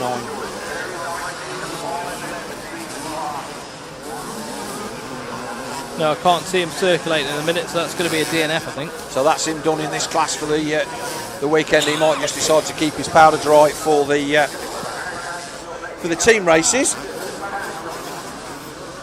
Is this the last lap for Stephen Clark? I think we're going to get last lap this time by. We'll have to see. It's lap 4, so it will be last lap this time for the number 511 on the 500 Honda.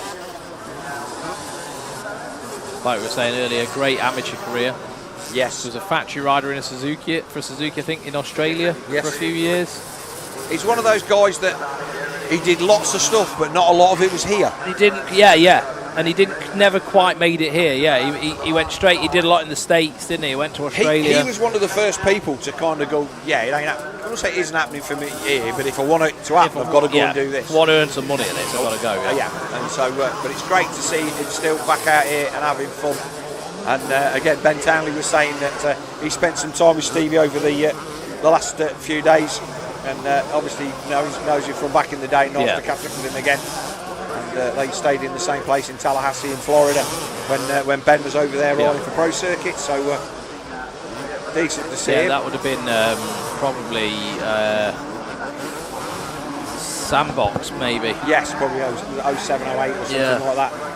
They'll look over the shoulder then. Millsaps training facility. That's where they used to. They were based there. Yeah. Massive place as well. Yes. Huge. Gym there, houses. Can rent a cabin. The whole facility thing is just a mystery to me. Honestly, mental. And do you know how much these parents are paying a week at these places? I dread to think. $2,500 a week. You know, if you're living, if you're boarding. Yeah. That's nuts. Yeah. I'm sure you've looked into this one. I definitely looked into it, and I definitely went, no, can't afford it. So Stevie Clark then, like I say, 85cc world champion, but just didn't have the rub of the green to get to the next level, as we see with so many different riders over the years. A lot of it's like injury luck, isn't it? Oh, God, stuff like that. It's like you've just got to be in the right place at the right time. He was a seriously fast guy, and he's still seriously fast now, but it's just It's so much being in the right place at the right time on the right bike, to get in the right series. Yeah. Never quite happened, but you know, he's had a phenomenal career. You know, so I think he was runner-up in the British Championship one year. He won an EMX. He did. He did. Did he win EMX and Matterley? He won Matterley, and then Spinksy was on the podium with him as well. There was him and Spinksy on the podium. That was great. That was a good weekend. So he's going to take a victory here, which is pleased to, and he's happy with that. So that will put him 2-1, and he will lead overall. Larry Bradley comes across the line. Not too far behind. Not too far behind. A respectable second. Louis Kessel's managed to move his way past Ben Gillett and Josh Taylor at the start of lap 4, so he's currently sitting in third as we wait for him to come across the line, and that all got quite tight at the end. But Kessel then from Josh Taylor and Ben Gillett. So the 92 of Gillett he's dropped. Has he gone down somewhere? I don't know. It's quite far behind. We want to see the checkered There finish come across the line. Jolly good. Right, so next race on the agenda will be the Sintol Super Evo Plus 35, which will be coming up in just a couple of minutes. We're going to have another word from our sponsors, and we will be back with you very shortly.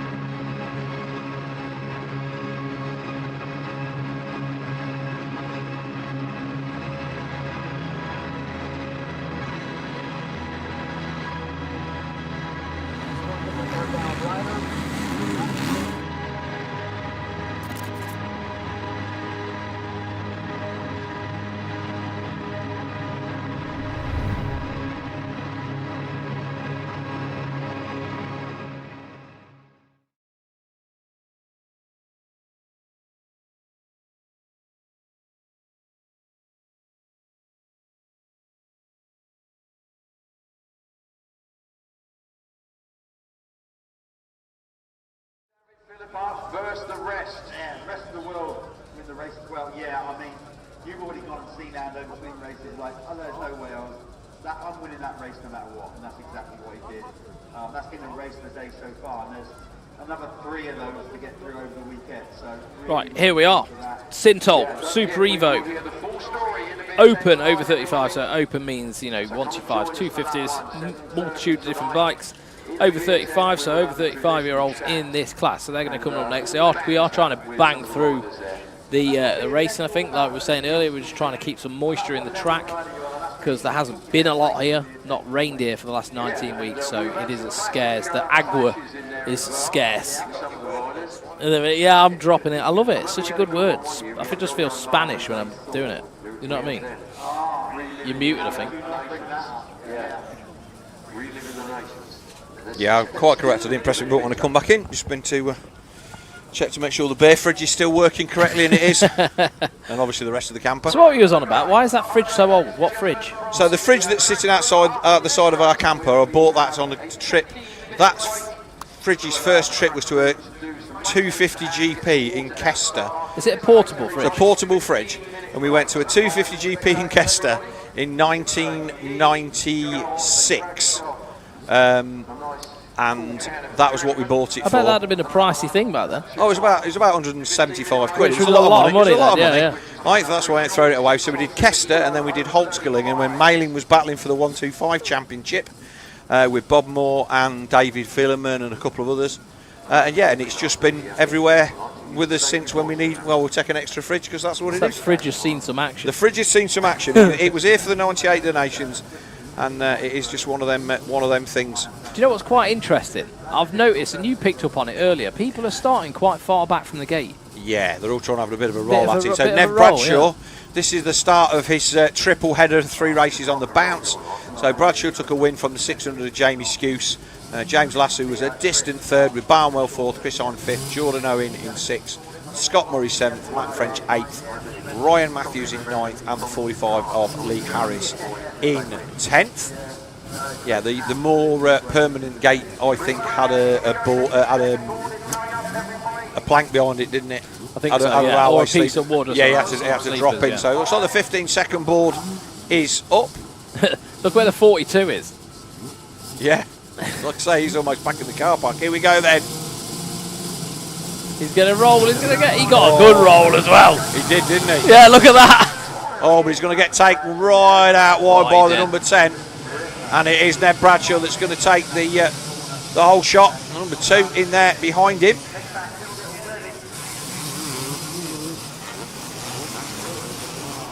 Fantastic noise. Oh, it looks like Scoose has found his way through. Yeah, Scoose up to 2nd. I need to pull out more. James Lasso back in 3rd now. This is Lasso then on the number 2.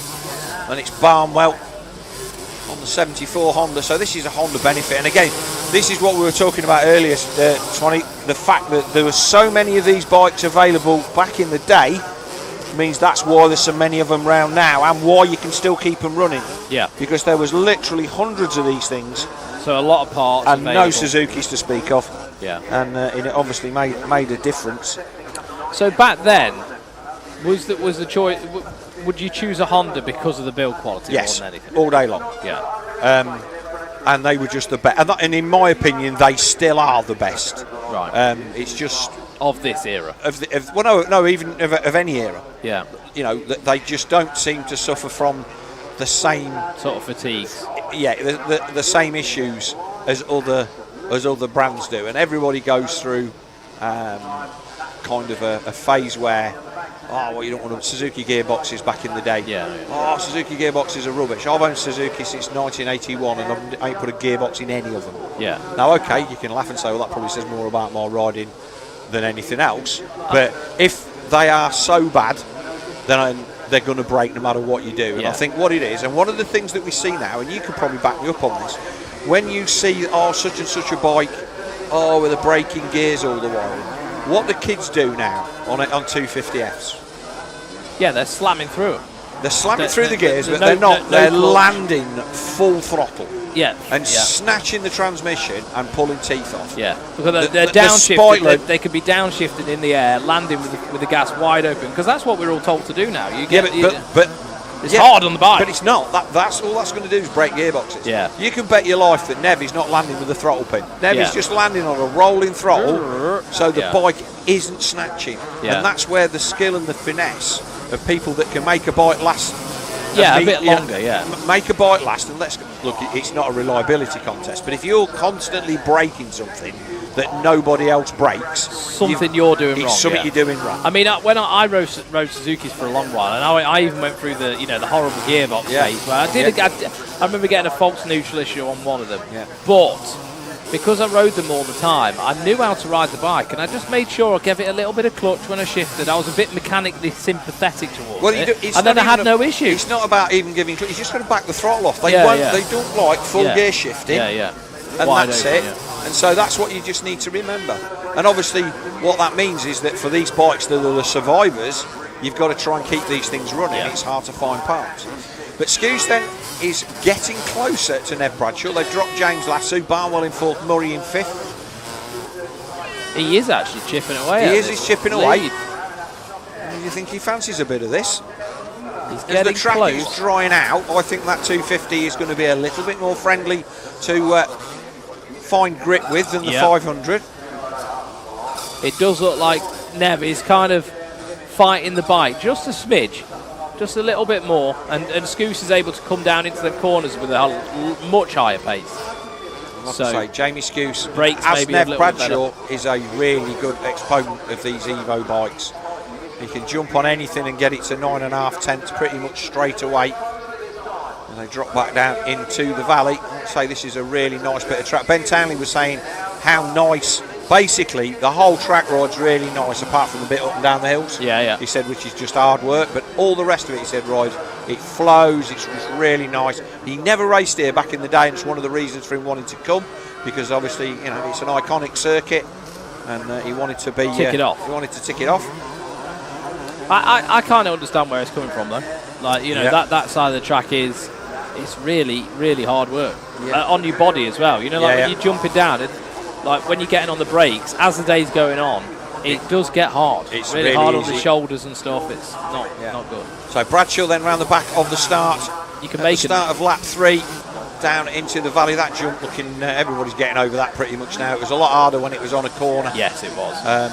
But Scouse is still close enough to be a nuisance, and I think Scouse is much better on the hilly part of the circuit. Yeah. I think the main benefit he's got, from what it looks like, sat from here, it's easy to say sat from here, but it looks like he's able to push into the corners way quicker into the bottom of the hills. He's carry more speed down the hills, and whether that's the suspension thing, motor thing, I don't know. Maybe the 500 is a lot heavier. Last of the obviously the last of the steel frame Hondas that Scouse is on. Yeah. And we will go back to something I said I wasn't going to talk about. Do you remember what happened the year after this? No. Honda bought out the aluminium frame. Yeah. Oh yeah. And what happened? Well, McGrath wouldn't race with it. He rode with the older frame. No, they wouldn't let him. As soon as it went to Ali frame, he went to Suzuki. Didn't he went to Suzuki. Yeah. It was that bad he left. Yeah. So let's give Jorge Prado a little bit of a what's the word?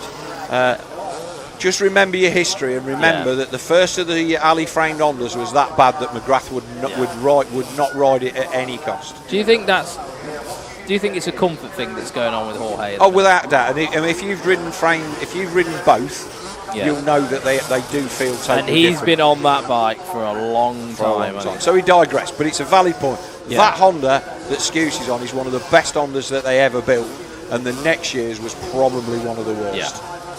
The first of the Ali framed Hondas. I did ride one back in the day. A mate of mine had one, and we rode it. 99 or something. That was 97 was the Ali frame, and it was. Obviously, I was sick corrected because it was that was a bit of a crossover period because we'd gone 4-stroke by then. So your mental, I know what all the bikes are for that year. You're not buying Japanese stuff. Yeah. We were buying all big Husqvarnas and stuff like that. It is a big deal. But Jamie Scouse is giving Nev some attention. He is. So what are we on now? Lap 4. Lap 4. It'll be last lap flag next time by. I don't think he's got enough. But Nev is not going to be able to roll this one in. I don't think Nev, if Scouse could get a bit of pressure on him, I don't see how Nev could actually step it up anymore without getting sketchy. No, I don't either. And don't forget, so obviously it's going to be 2 points for Nev Bradshaw, 4 points for Jamie Scouse going into tomorrow, and all of these races will count. So it only needs Nev to have a bit of a nonsense somewhere, and Jamie to pick up the pieces, and this is it's on for the overall.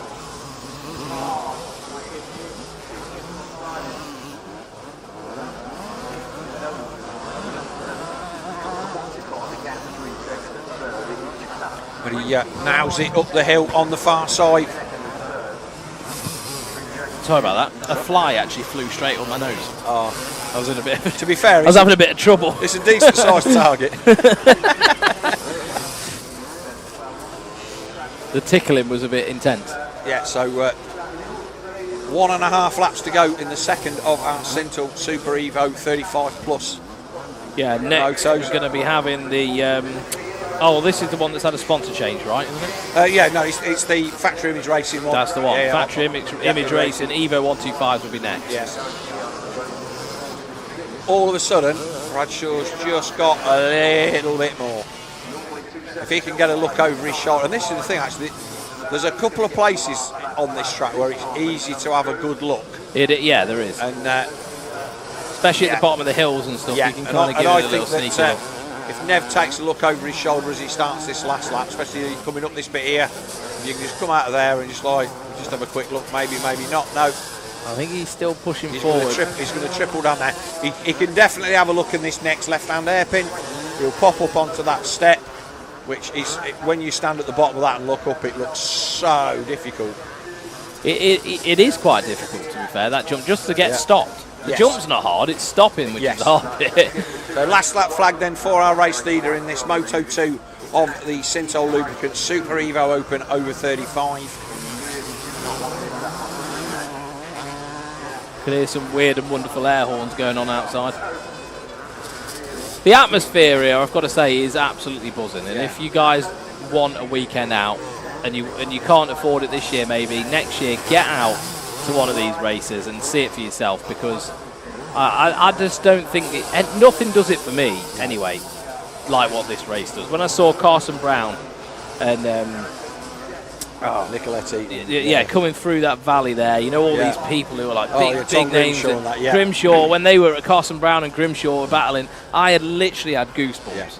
You know, I was the same watching Christophe Pourcel this morning. Yeah. Now, nobody told Jamie Scouse that this was all over, because he just got caught behind that back marker. Yeah, but Bradshaw's going to get being caught. slowed up as well. This is not so. Jamie Scouse has had an absolute ripper of the last 3/4 of a lap, and then all of a sudden he is getting close to the back of Nev Bradshaw. I don't think it's going to be enough, though. I can't see where he's going to be able to get it done. No, Bradshaw's just getting warmed up, and obviously now he's getting close. He's going to have to eat the dust of the number 15, of the number 5, as they drop down into the valley. Oh, that must have been close. It sounded like he had a bit of a pop there. Roger Warren and Jeff Perrott, who are on the on-circuit MC, he's getting a bit excited. Looks like Scouse has had a go. Here he comes down the inside. Trying to hold that line. So this is where you go full send on the 250 if you're going to do anything. But where can he do it? He's not going to have the horsepower. The only place is at the end here. I don't think it's doable now. I think the job's done. He's having a run. He's having a run. He could have a little go in the final corner. You could push him wide. But is he close enough? I don't think he's going to be close enough. So we've got 2 turns to go then. Bradshaw goes to the inside, Scouse to the outside. He slingshots round. He's gone round the outside. He's going up the wall. How much pace is he going to... has he gone straight? No. That outside's not working today. It's not, is it? But that was a good recovery from Jamie Scouse. He gave it everything on that final lap. We said it was all done. I thought it was done. Lap and a half to go. Yeah, it is all done. And Jamie Scouse properly pulled the pin on that last lap and a quarter and got to a point. He did a fastest lap of the race on the last lap, 2:16. Lasso is going to come across the line in 3rd, Barnwell 4th, Ryan Matthews in 5th, Jordan Owen 6th, Scott Murray 7th. We'll wait for these guys to come in across the line. But that was a decent recovery, and obviously the news in that one that it's one of them races that Bradshaw now is going to go back to the pits for the... we're going to back to the holding area for the next race of the day, where he's going to be on the 125. It's so difficult to do that. People don't realise how hard it is to do that. I've done it. Straight on a 125. Yeah, it's awful, isn't it? I've done it 125 to 500 and back to 250. 3 on the bounce. So difficult. But do you know what? You get used to doing it with the stuff that you've got. Yeah, I understand that. And it's extra half a lap. And the other thing is, when you go back to back, you finish the first one, and you're absolutely dead. But you go to the gate at the second one with mentally still the same energy that you had at the start of the first gate drop. You're in that. You can do 2, and obviously I'm doing it at club level. But it's still the same thing there. You're like, well, I'm blowing out my backside here. I've got to go do it again. But you manage it. And I did it probably 5 years ago, riding a 2-stroke in the over 50s and the 2-stroke class and something else at Northampton Club meeting. I had 9 races on the day, and it was But so because you kept going, it's all right. Yeah. I mean, don't get me wrong, I couldn't move for 3 weeks. Yeah, afterwards. I imagine. Yeah. So that is our Sintol Super Evo over 35, and Nev Bradshaw, who did clean up at the Northampton Club meeting. I think he might have been out on one of his Evos running that there last weekend. Saw that. Yep. And so Nev Bradshaw took victory, a close victory from Jamie Scouse, with Lasso in 3rd, Barnwell 4th, Ryan Matthews in 5th, Jordan Owen the 235 in 6th, Scott Murray 7th, Chris Hind 8th, Matt French 9th, and Stephen Almack in 10th. Yep, Jordan Owen's a client of mine as well. So well done, mate. So we're going to take a quick word from our sponsors while they rack the gate. They look like they're going to be doing a little bit of track maintenance and watering. So we're going to have Swanee can say his favourite new word, and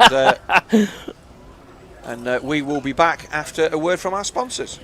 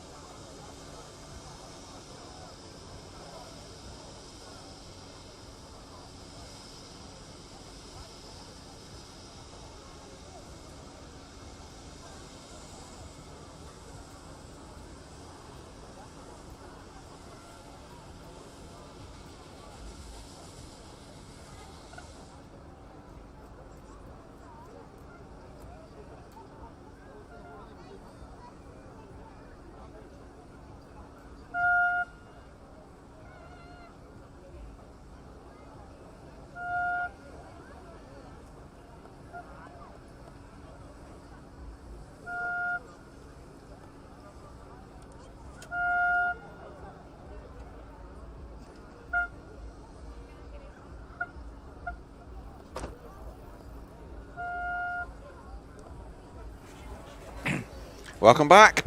So we are just on hold here at the VMX Nations at Foxhill for a for track prep. Aqua break. It's water. I'm gonna slap you. I'm gonna slap you.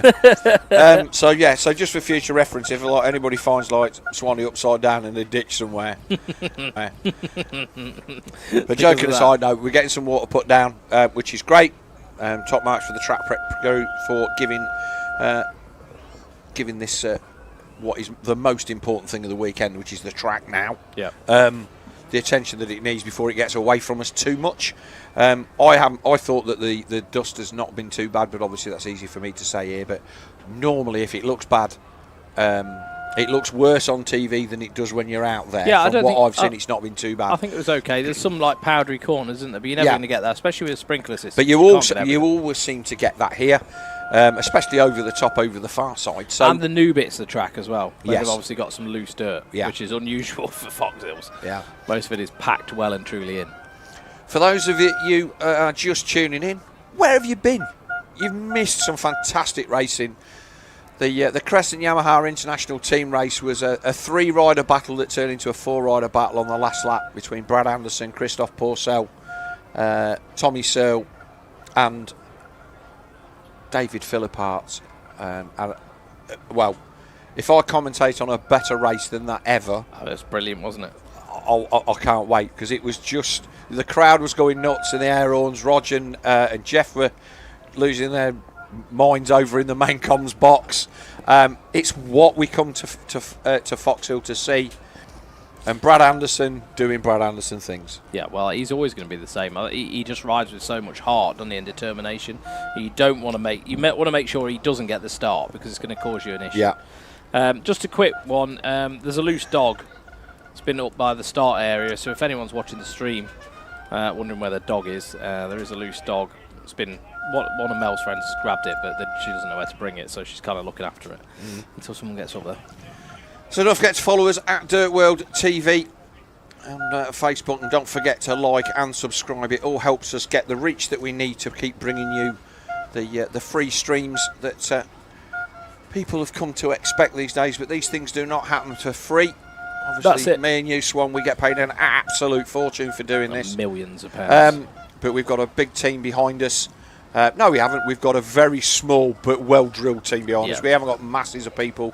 2 guys here in the broadcast suite, also known as a Brian James trailer, and then obviously our camera guys out there in the field, up on top of the towers in the what we can say is a pleasant afternoon. Yeah, to be stuck to be stuck 8-10 foot off the ground. It's perfect. You know, if every day could be this temperature, you'd be a happy man, wouldn't you?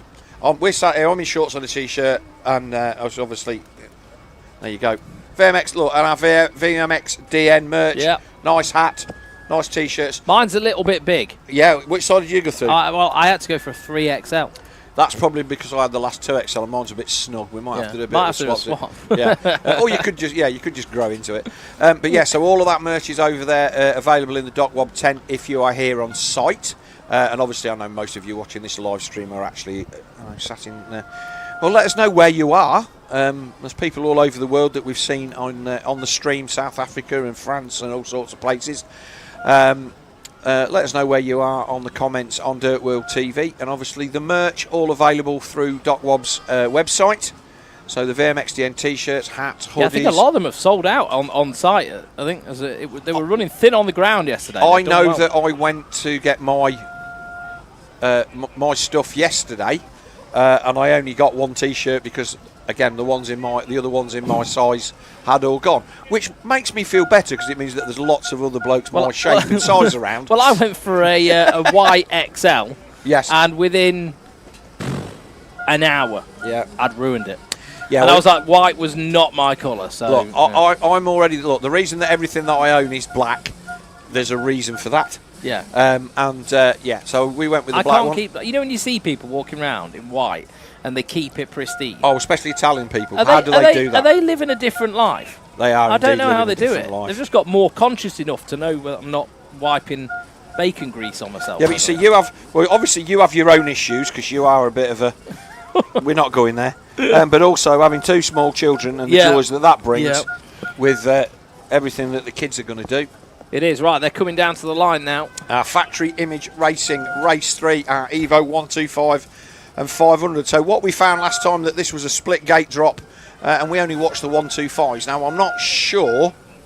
but it was a good race. It was a good race. I don't know what to say with this one. Is there any chance that we can cover we can do the 500s? Like I say, that's the results. Nev Bradshaw, Jim Davis, Darryl, Bolter, Andre David were the top 4 125s, and then Jamie Law, I think Will Warden were the open bikes. It's hard to see, isn't it? Yeah. Yeah.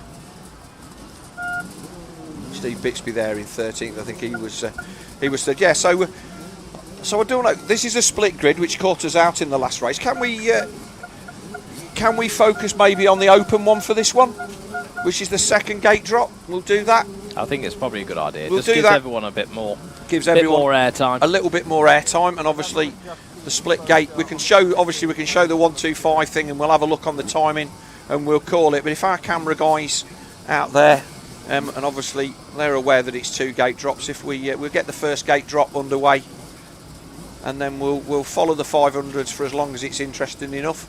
A 250 there, that's number 7. That's a really nice quite Suzuki. a modern looking Suzuki. Yes, that looks quite nice. And then, well, a 500 on with graphics that. It's an Esprits Racing one. Yeah, right. Okay, yeah. You'll always find the odd bike that shouldn't be in there because the bike's probably broke this morning. Of course it will. 29. Oh, that's Kieran Gench. So he's one of the guys that he's out there in the team race as well, riding for the Esprits Racing crew. For any of you that follow, quite a good rider. Yes. There's a 152 there. That's not the Honda that Putnam was on, I don't think. That's a different one. I'll see if Putnam actually got back to me. Yeah. So this was why, I think this is why they're having not the issues with the gates, because what they're having to do is do 2 separate gate drops. So did I ever tell you about the time I raced at Unadilla? Probably more than once. And so what you'd have is you'd literally have another line up behind them, and as soon as the first gate drop goes, they just roll you up to the gate and do the second gate drop. And to be fair, that's how they do the UK. That's how they do the ACU Evo Championship. Yeah. We have 2 classes on track at the same time that are hopefully the same speed. So you'd have like over 40 expert with over 30 intermediates, and you'd have 30 on each gate drop, and it's really good. It works. It works. No, you can have more people out on track then, can't you? It's a great event, and that Luton track for that event that weekend, it's really, really good. So hopefully that's cemented itself in the calendar after 2 successful years. So what we're going to see in this one then, our Evo 125 and Evo Open over 30. The first gate on the far side, they are now getting their 5-second board, and they will go, and we will follow those down to the first turn. Hopefully, yes, no, maybe. No, we're going to do the 500s. There they go. So they're going to go into the first turn. Can't see. Looks like was that Nev Bradshaw that managed to get away first. On a Honda with blue gear. I'm not quite sure. It could be. So now our 500s are going to have a go. And they have left them for a while. Green flag is up. So let's look at the gate again. Let's see who's going to get this start. So this is the 500. So we didn't really see these guys last time. So we're going to see what happens.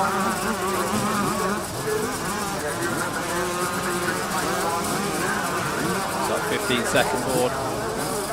5 seconds. See Tommy Searle in the background there. Yeah. Oh, gate drop and away they go. Have to see Bixby for a bit of this one. They go down into turn 1. Law. Jamie Law is getting the whole shot by the looks of it. Oh, it looks like someone missed a gear then on the Honda. So Jamie Law on the Kawasaki. It's amazing how nobody's crashed, considering nobody can turn right these days, isn't it? In the first turn. So it is Jamie Law on the Kawasaki that leads them away in the 500 class. The 116, that's 106 of Will Warden. So used to seeing Warden on a TM in the 125 class, I think. Yeah. Usually see them, but he's obviously moved up to a 500, so he's had his shredded week this morning. Track's still looking in prime condition down there. As Law leads then from Warden. They are going to have to be quite careful out here though, because the sprinklers have been on. Oh yeah, the water and everything. So all of these guys are nursing it round there. There's a lot of water in the ruts there as well. Like I say, we're just trying to in the interest of fairness, the split gate, we're going to show the first race we did. We just followed the 125s, and this one we're going to follow the 500s. So that should be all the bikes that have yellow plates on, because that's what the rules suggest. Oh, Will Warden up the inside. Wasn't quite, mate. Yeah. So 125 should be black plates with white numbers. 500s are yellow plates with black numbers. 250 should be green and white. That way you know who's on what. But this is the battle for the 500cc. Evo lead then. Over 30. Law doing a good job. I had a little look at Law's bike. Have you seen his seat? No. Huge seat. Is he a big lad? Well, yeah, he's quite a big lad, but it's completely flat, look. Oh, yes. Completely flat. That, but I was speaking to like Dylan and Anna from Apico, and they were saying he hasn't got a very good use of his knee. Right, and so I think that was one of the reasons why he retired from full-time racing. Yeah, so although we do still see him at he can't, you know, if he goes too low, getting back up is quite hard for him. Right, okay, so he's giving his knee a bit of a work. So he's currently leading then down the valley for the first time in this Evo 500 class.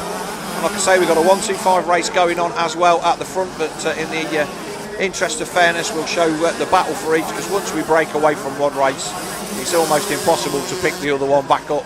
So a big leap down into the valley for Jamie Law with that number 25 Kawasaki. Did he not get up that then? Not quite. I think he just cased it, but he might be doing that just to be able to brake for the corner. Yeah, and obviously you don't know how much water there's going to be. So Will Warden there on the 106, he's there behind him. Then it's going to be the 55, or should be the 55 of Steve Bixby, if we can get the results, the timing up. We've got somebody gone down behind the start gate. That'll be one of our 125 riders. I was about to say it'd be interesting to see how quickly they start catching up the tail end of the 125. There's a few yellow flags out, so we can get the results up on the screen. We'll be able to split them down and tell you what is going on at the front of the 125 race.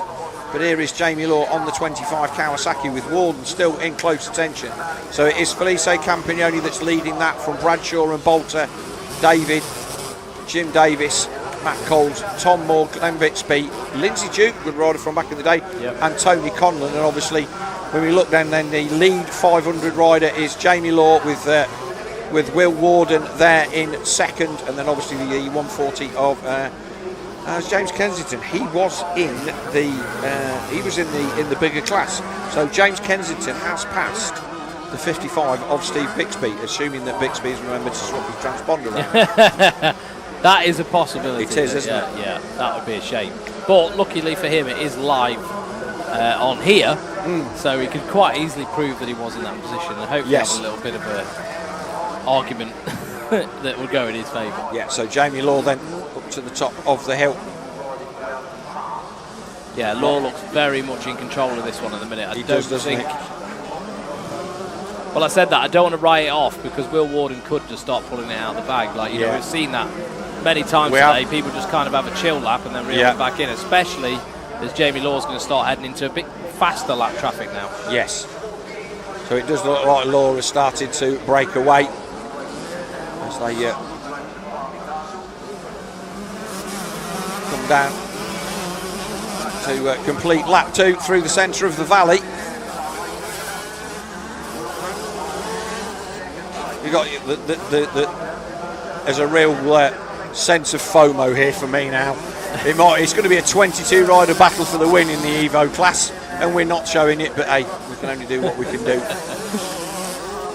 They're coming round to complete. Yeah, he did get it big he case. did not. Another big case. Right, they're now getting, and this looks, the reason for that is that I think that if he overjumps that and lands it, he knows that bike is just going to disappear out from underneath him. Yeah. So Warden is still there. He's still following him in pretty tight. Obviously, we can look at the other screens and see what we've got. Yeah, Law just getting round these guys now. I think it's actually lap 3. Yes, just gone on to the 3rd lap now. So Law now is going to start having to deal with back markers that are slightly quicker. He's chipping away into the top 10 of the 125s now. He is indeed. So again, a mixed grid class. And they're all racing as well. And they are all in their own race. They're not actually being lapped. No. He's just passing them. So it's a tough situation to be in. And again, these ruts down here that are full of water now, they're going to catch a few people out. The track should be in prime condition for the second of our Crescent Yamaha International Team races.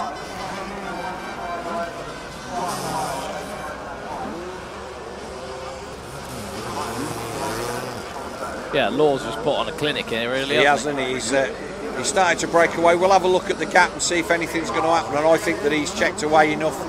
So if Chris, our director, can have a look and see if we can pick the 125 race leaders up, that would be great. They're going to be coming round to start another lap fairly shortly. They will, I would say they're probably getting towards, I can hear them over there, they will be coming to the start-finish fairly soon. Yeah, so if we can have a look for Felice Campignoni. Yeah, and Nev Bradshaw, and pick those guys up. We're not asking for much, just start following a completely different race halfway through. That'd be great. Jamie Law's setup, I've got to say, with that gear looks really cool. It does, doesn't it? Yeah, the Apico guys put in, making him look nice and smart. It does look good.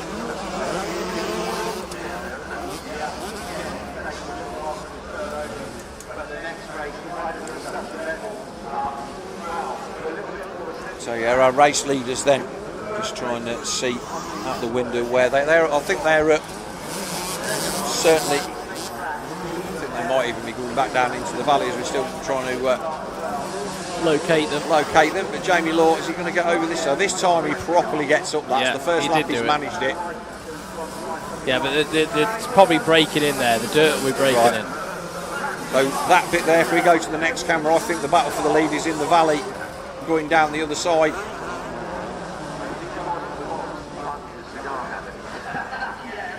Really difficult to pick the guys out, but I think our race leaders are on the other side of the valley coming up.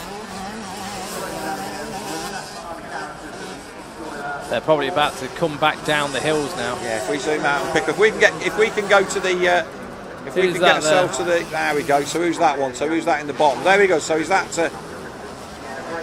That's fourth and fifth. Who's that in there?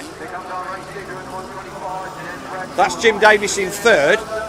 So that's Davis and Darryl Bolter. So our race leaders, I think, are just about to come down the hill over the tabletop, on the other side, over the container jump. So that's where our race leaders are likely going to be. Oh, it's like two races. It's hard enough doing it.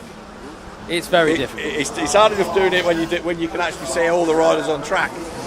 So props to our guy Chris for having a go. So there we go. There's Jamie Law. He's still leading our 500 Evo class, and he is the race leader in that one. But we are looking for the number 5 of.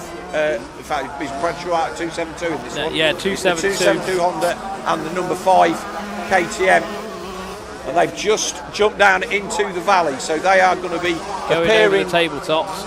They're going to be appearing literally next to where our camera, our studio is, and then going down the valley.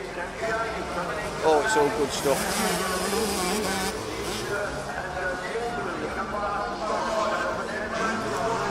Law just on a cruise now by the looks of it. He is indeed. Lugging that 500 round.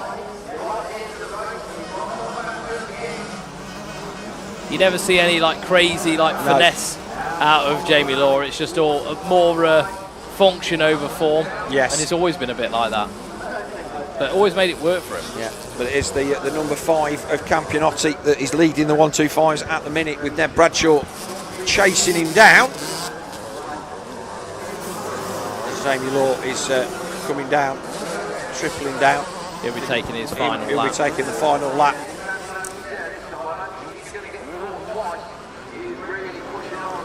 Yeah, putting a lot of water down here.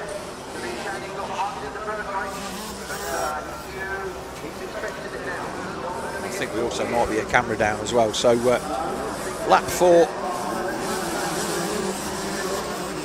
One more lap to go. For the number 25. It is the last lap flagged. So so this is actually lap 5 now. So the final lap of the race. Jamie Law then down into the valley for the final time. He's going to go up the other side. Yellow flag at the top of the hill. Who's that's gone down? That's the 43. Steve Palmer. So he's there stuck.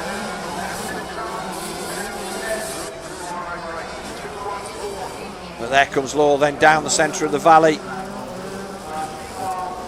And after this is going to be the big one. The Yamaha VMXdN International Team race. They're going to be coming up for their second moto. Yes. There's Nev Bradshaw.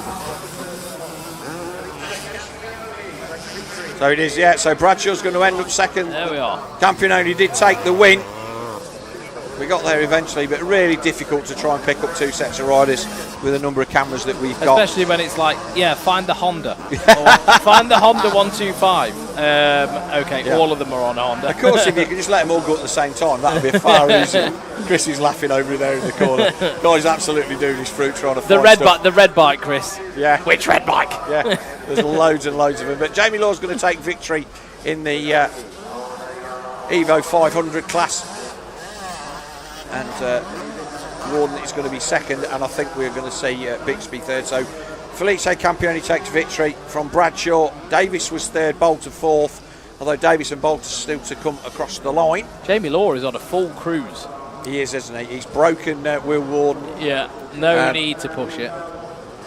Yeah, James Kensington on the 140, but I think that we've got the 55. We had the 55 of Steve Bixby in there as well.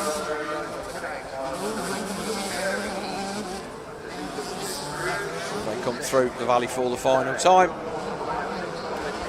Andre David comes across the line on the 555. He takes fifth. Tom Moore should be sixth. Matt Coles, the man that he normally prepares all of the bikes for Mike Brown, who's not with us this year, although I'm not sure whether he's actually on site. He's definitely not riding, but he suffered a big accident. I think he had a big one. Yeah, he had a big one, and he was hoping to get here to be part of the event, even if he wasn't riding. I've not seen him on site. Jamie Lawler comes over the line.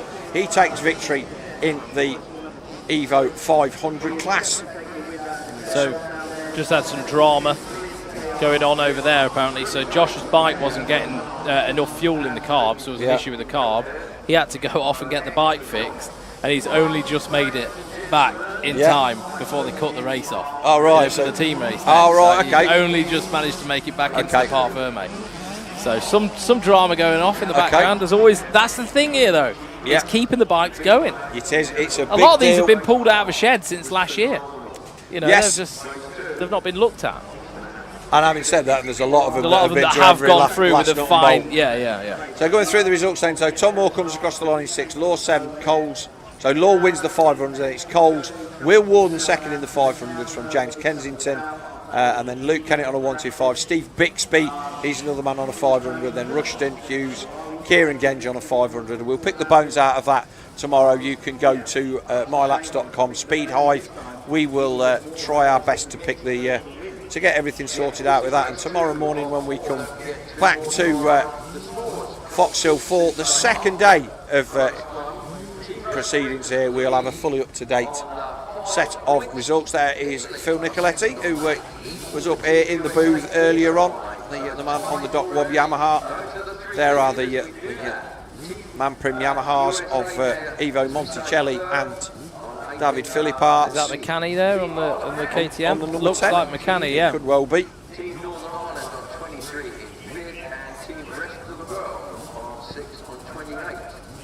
There's Ben Townley. So BT 101 saying that he just had a bit of a problem in the first race and he just had to back it off, bring the bike home. Phil was saying he wasn't keen on the suspension setup. It was a bit like, I don't know what to do and all this sort of stuff. And I said, well, are you going to make any changes? He went, nope, the bars are exactly where Wob put them this morning. Yeah. So he's just just going out there and just raw dogging it, you know.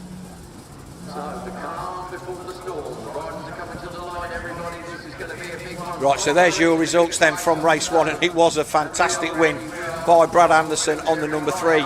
He did everything in his power to take victory, holding off Christophe Pourcel on the 377 for Team USA.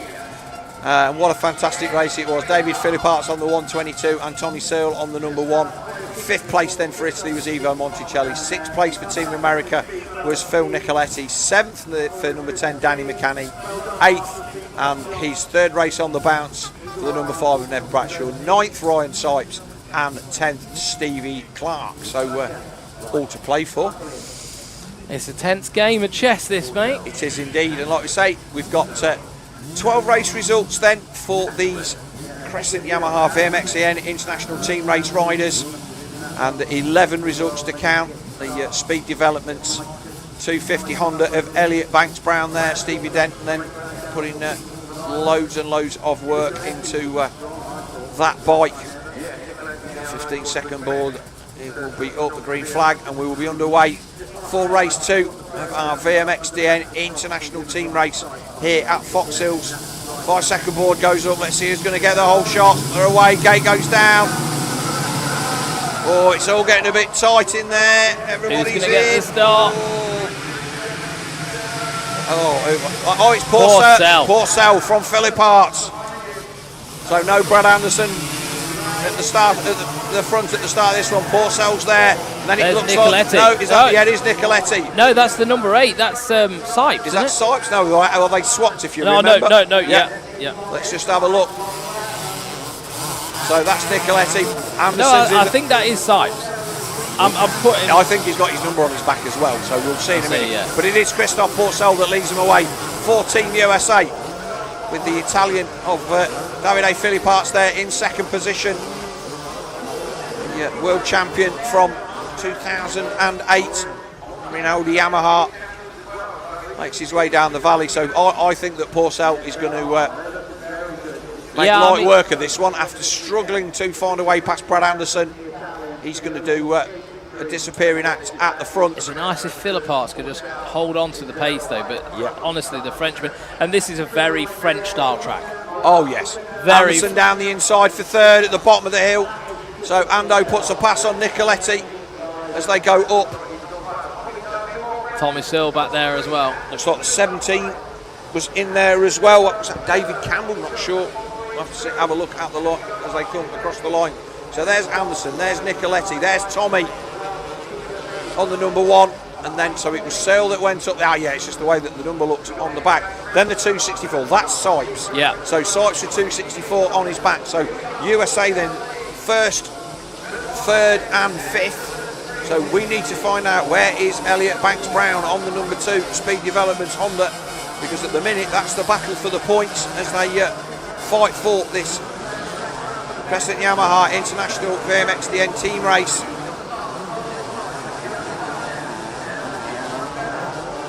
And no triples down the hill as they come. Is anybody going to be able to catch up to the back of Pourcel though? I think Pourcel is outriding everybody this weekend. He's put on a masterclass. A masterclass indeed. But like we say, very French track. You know, they ride on a lot. They ride on a lot of this stuff out there. I mean, there's stories I've heard of.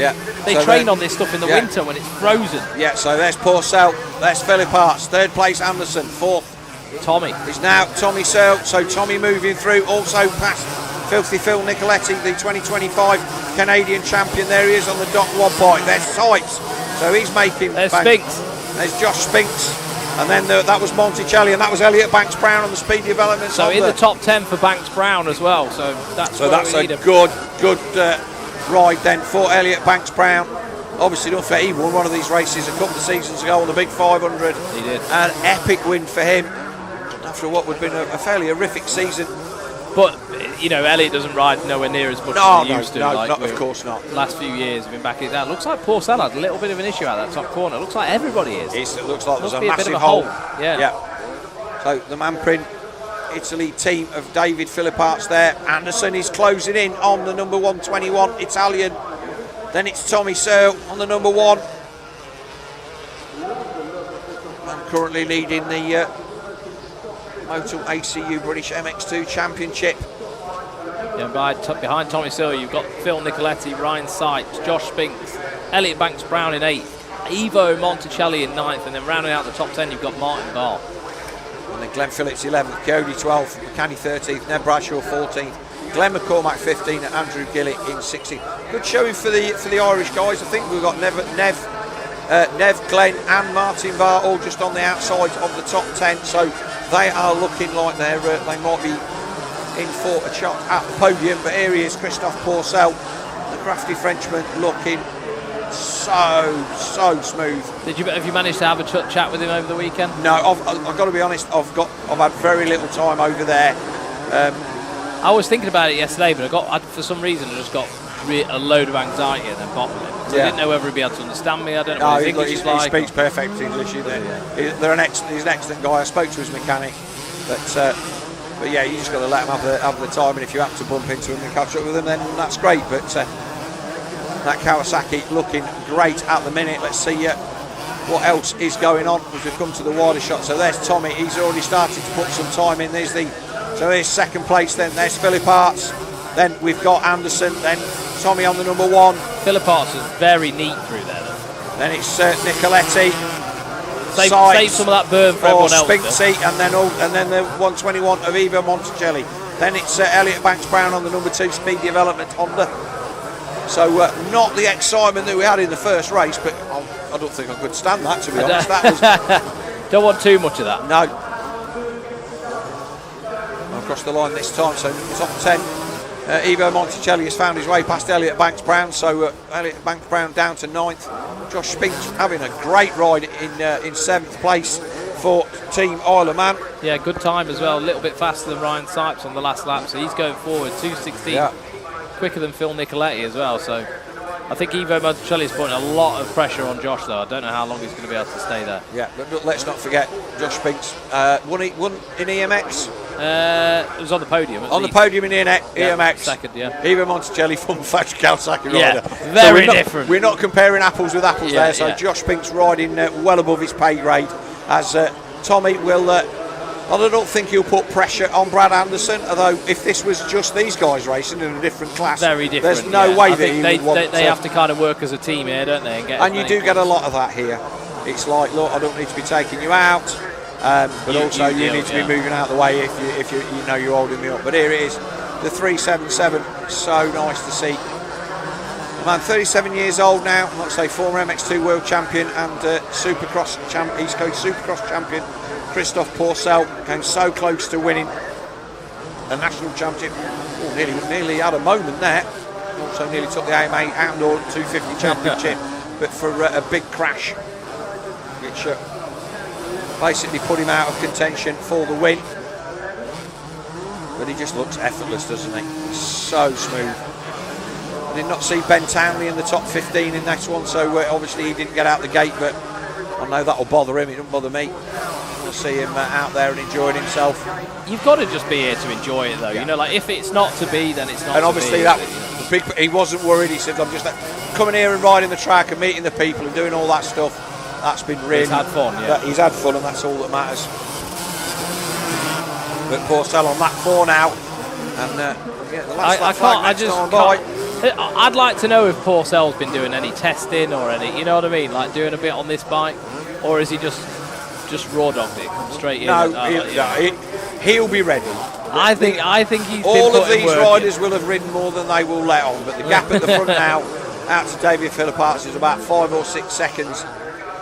So it's still tight. Chiodi then the 3-time world champion of the week, linking the Italian team, but he is from a different era to Philippaerts and also Evo Monticelli. So Monticelli is only like 3 seasons from being a current factory Kawasaki rider.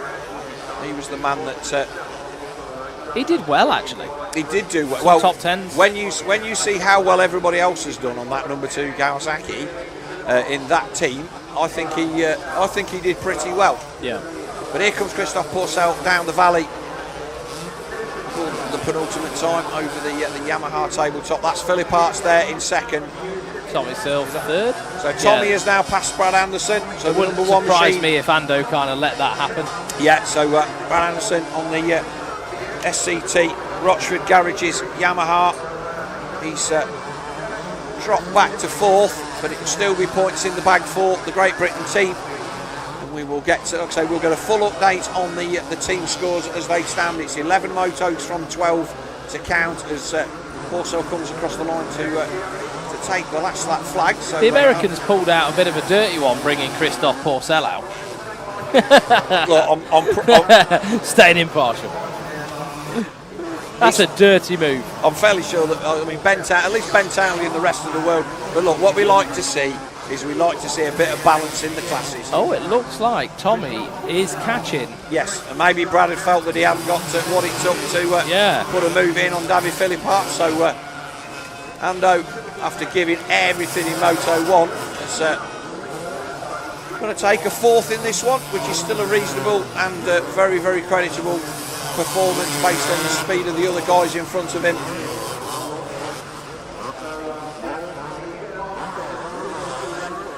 pops up onto the top there for the final time.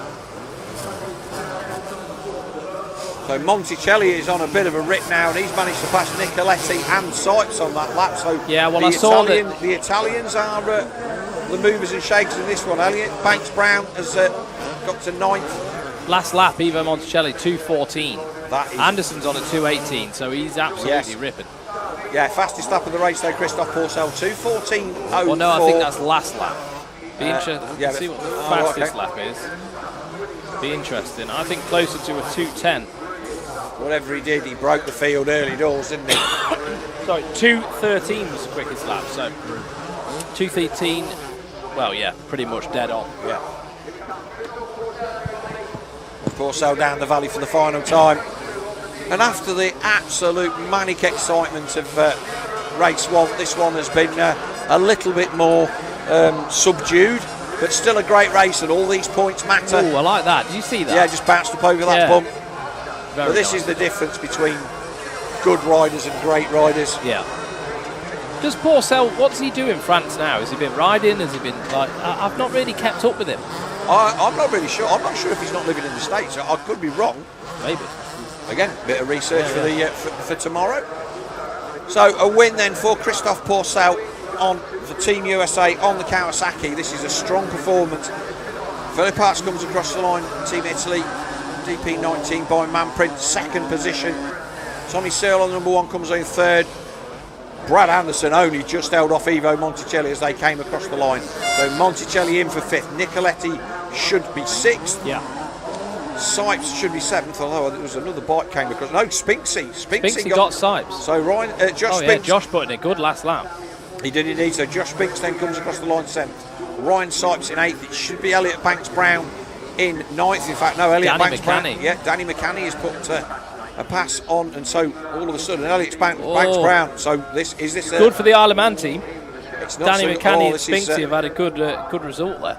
So Elliot Banks Browne tumbled down the order. If he goes any further, this is looking like a DNF for the number 2, and it is. He's dropping off. Glenn McCormack. So yeah, Martin Bauer across the line in 11th place for Team Apico Ireland, and then Glenn McCormack and Ned Bradshaw. So the Irish boys 11th, 12th, 13th, Greedy 14th, Glenn Phillips 16th, Andrew Gillett in 16th. So I'm not 100% sure what happened to EBB on that final circuit, but that is going to be a big blow to Team GB with their first DNF possibly of the weekend.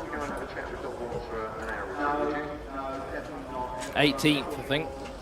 All right, so he's obviously had a tumble or something. If he's come across the line, then at least it's not 40 points. No. Well, but not ideal. Not ideal by any stretch of the imagination. But anyway, race 2 of our Crescent Yamaha International Team race is all done. We have still got race 5, 6, 7, 8 and 9 to bring to a close this first day of action at the VMXdN International Team race. Don't forget, if you want to come on circuit tomorrow, tickets are available on the gate. No longer available to buy online, but you can buy them at the gate. As always, subject to availability, and the availability is that we'll all have as many as you people will turn up. See all them hills, they need filling up with people. It used to be like that back in the day when the whole thing was all chestnut fence, but as we said before, health and safety and spectator safety a big thing. The loop that we used to have down the valley, we got rid of that this year for the same safety reason. So we're just going to take a quick break, and we will be back with our next race, which is the Range Evo Plus over 50s. A lot of us have been talking about the Stasic generation of riders, and you forget how quickly things can change in a sport that is as young as motocross. That's 6-7 years that these bikes have been around training riders. So we have a Stasic generation out on the racetrack. A lot of those riders surely were raised on Stasics, and the skills they show are next level. All the things that coaches have been teaching riders on larger motorcycles for decades, they're doing it younger than ever, and it's hard to believe the Stasic generation is already here.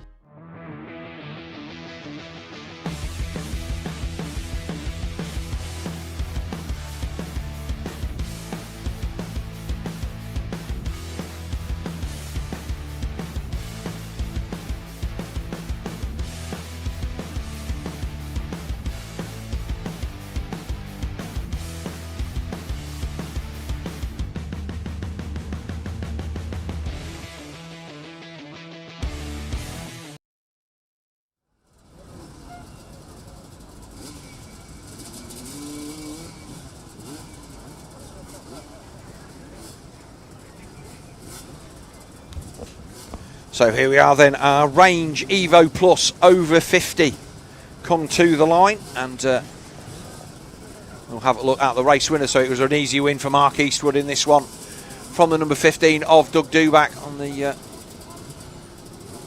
Yamaha, and then it was factory Phil Mercer, the number 200 on the Kawasaki, that came in third. Tony Tunnell, an excellent fourth for him. Phil Lewis fifth, Matt French sixth, 74 of Casey Jones in seventh, Dale Phillips on the 272 in eighth. Ninth was the 26 of Richard Brown, and 10th the 116 of Paul Morgan. Jeff Evans 11th, Mark Goodson 12th on the 700, Tony Hale 13th, Mathmate Honda of Andy Mitchell in 14th, Phil Waldron in 15th, and Walter Bron in 16th. So this is race 5 of our second group of races here at the VMXdN Foxhills, and it's been a pleasure to bring these races to you. I'm just trying to find my paperwork as the rest of the riders come to the line. We've put a load more water go down, and like I say, there's the man, number 36. That is Gary Sullivan. He's the man with the legend on the back of his shirt there. He lays tarmac there in the colours of Ireland. Nice number 9 coming in. That's Paul Blakelock on the 1994 Chesterfield Yamaha. Beautiful matching kit there. The BFE kit and helmet, which was really difficult to get hold of back in the day. If they're original stuff, then he's done a great job to get hold of that. And if it's repro, fair play to whoever's come up with that one. So it is the Range Evo Plus, obviously the Range, the Chris Dawson company that owns Wilco as well, and Homebase. Get all of your garden and camping needs and things that you didn't even know existed that you now have to own. I have a camper full of stuff like that from these races, and then we maybe get Chris over on the live stream tomorrow at some point. But the 15-second board goes up, and here we go then. Everybody having a bit of a rock. Oh, Sean Doyle, the number 4. Way, yeah, Doyley just took the whole shot on that 150. What happened to him? I don't know. Where did he go? I think he just went. I don't think so he can Mark stop Eastwood. it. I don't think he can stop it. Oh, mate, so Sean Doyle took a massive old shot then.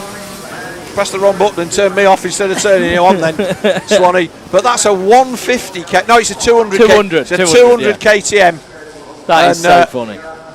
And he'll be in the beer tent, and he'll be, where did you see me old shot? Fair play to Doyley. Where did he end up? He probably ended up on the floor. But he definitely... He went for it. He definitely... he left early, shall we say. Oh, we've got a few guys down. Andy Mitchell there on the 61. Well, Sean's got through that lot, at least. Yeah. Not quite sure who that is. Minus a peak. Oh, he's going to put it back on, because they're expensive, they are. Yeah. Oh, no, it's fully broke. Yeah. Bullet head, mate, for the rest of the one. Yeah, he's going to give that to the marshal and pick it back up. Not quite sure who that is, but it is Easty. Mark Eastwood then, who leads them away again. He won this one at a canter last time. Lovely style still, Mark. Well, do you know what? I'm going to counter that with, I've never seen a man who always looked so close to a crash but never did. yeah. His dad was a little bit the same. He was a real... Oh, he was gnarly, mate, back in the day, wasn't he? So that's the 28 there. That's Phil Lewis, another factory Phil Lewis on the 28 Suzuki. So this battle then, bit of yellow in there, the 272. That's Dale Phillips in there, and the 15 of Doug Duback in fourth. So we've got a little bit of a battle here, and Lewis or Duback down the inside. Yeah.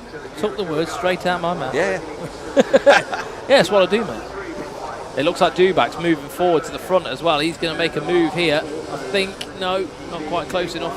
I'm not sure how old Doug is, and I'm never going to ask him again, but he's got to be 60 on. Well, I know he's older than me, so yes, he has to be, but he still performs at a top level at the World Vets at Glen Ellen and wherever he turns up. Kawasaki going through there. I think he's just from that hard-working generation, though, isn't he? Like, yeah, definitely. Just get the job done.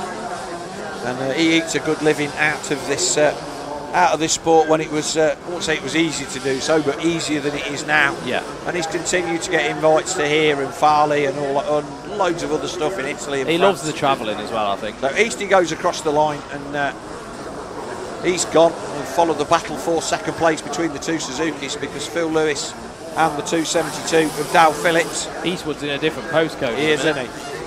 He's checking out. Or if we let Easty disappear and we can hold the shot and see whether Lewis is going to hang into through the valley, so you can see the lead. So there's the rest of them. So Dubac now up to second. He's managed to put the two Suzukis behind. In fact, we've got a Kawasaki on the way up there as well. Let's try and see who that is on the Kawasaki. If we can get the results up on the screen, we'll be able to see who that is. That is the factory Phil Mercer on the Cowie. So I think that's a 2004, I think that is. Not quite sure, but not sure what the cut-off is for this class. No, 2002. 2002 Kawasaki, yes, for Phil Mercer. Obviously perimeter frame back then, but here is Eastwood. So he's our race leader from Dubac, with Phil Lewis still in third, Mercer fourth, Phillips fifth, Matt French sixth, Casey Jones seventh, Tony Hale eighth, Paul Morgan ninth, and 10th place is Andy Liddington on the number 7250 Yamaha. I guess Eastwood's on it at 02 as well, isn't he? Because that was like, was 02, was that still RC valve on that? Yes, yeah, yes, still yes. So this is the battle for 7th. Dubac has not managed to break the toe of Phil Mercer, and in fact I'm expecting Mercer to close in, not to rate a notch, but to eke away definitely at that gap on the back of the number 15 as we see Eastwood dropping down into the valley. But the battle for second between the number 15 Yamaha, the white bike of Doug Dubac, and now the 200 Kawasaki. I think Phil Mercer will he will expect to be in front of Doug. Yes, definitely. He will want to be pushing onto the back of Mark Eastwood, and he's just not really had the starts for it, has he? No, he's not. As of yet. So Easty then triples down.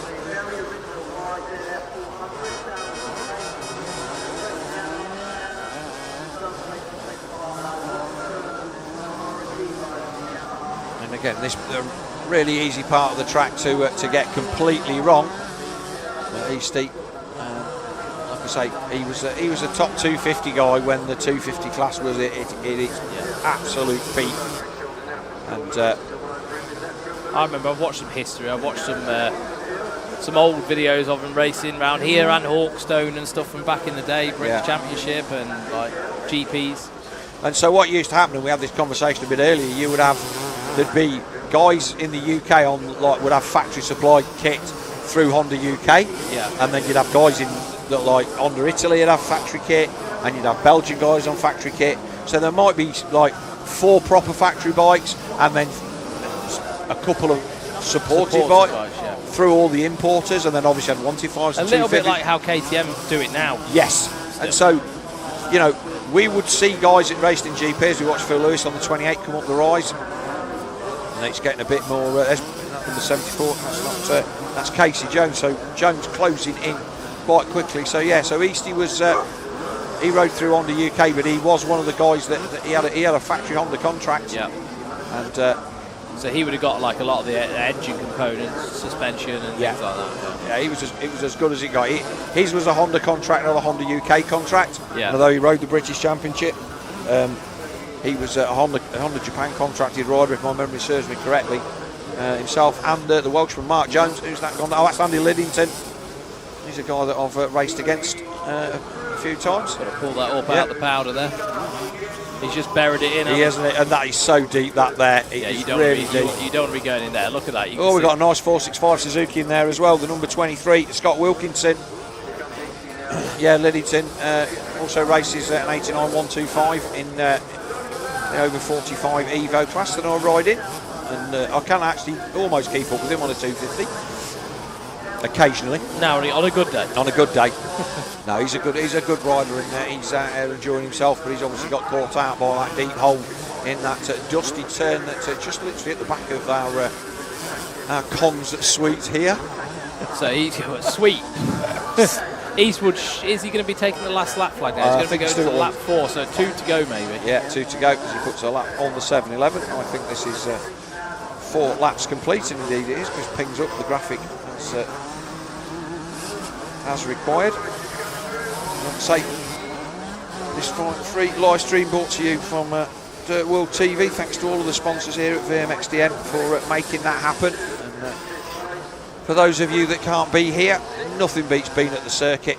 As Eastie comes and puts a lap on Esmeralda Vestorina, the young lady, Finland. She's riding the team race.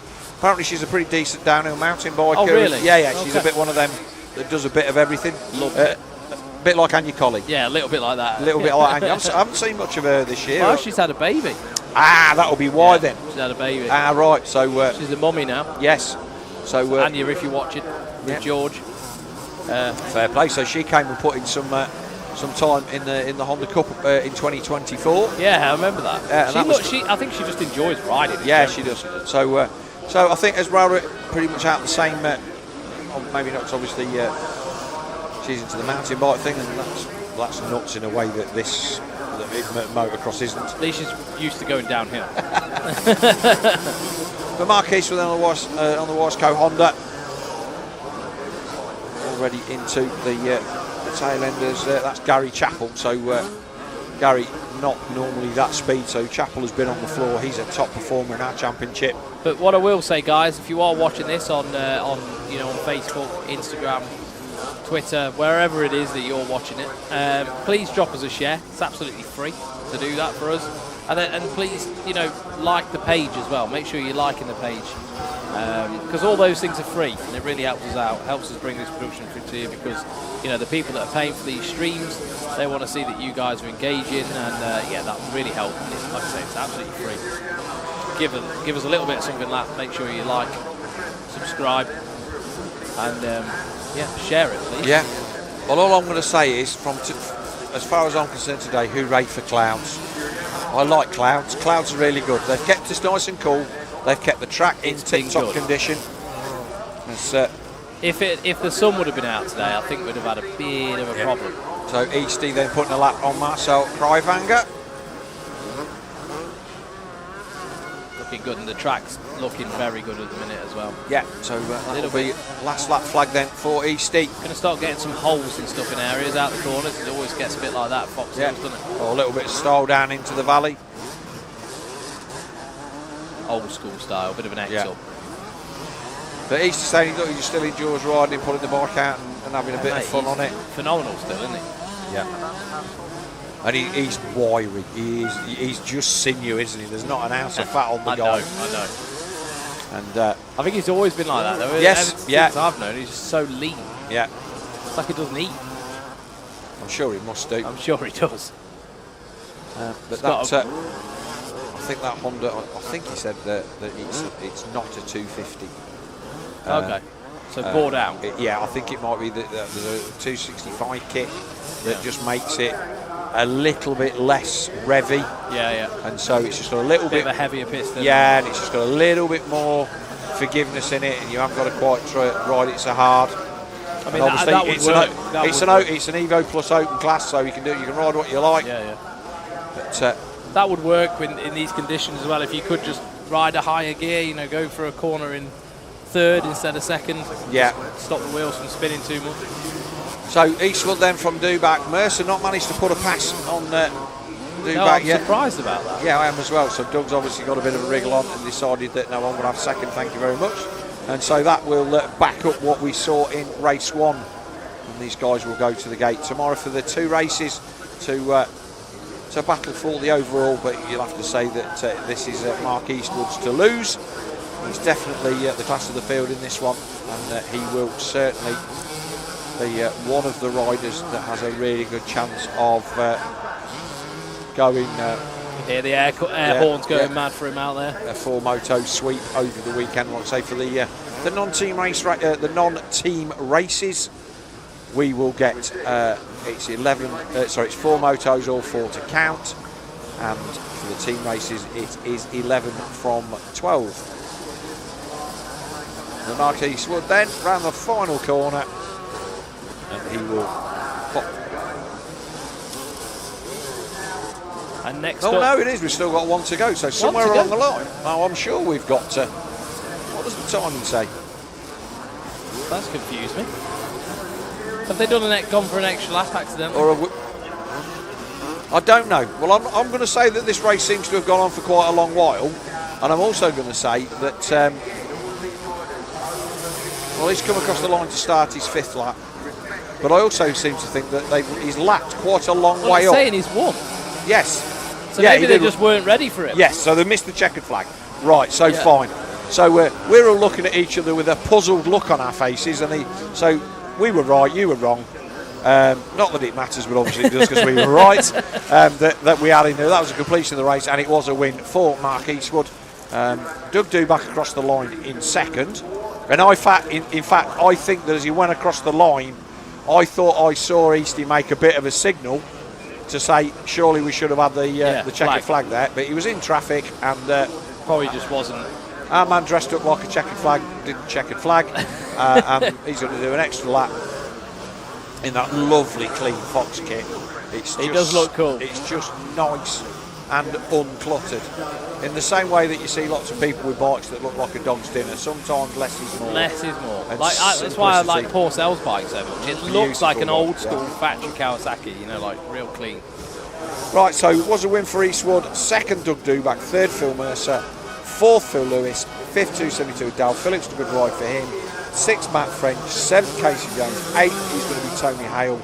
Ninth, Mark Goodson. And 10th is going to be the 116 of Paul Morgan.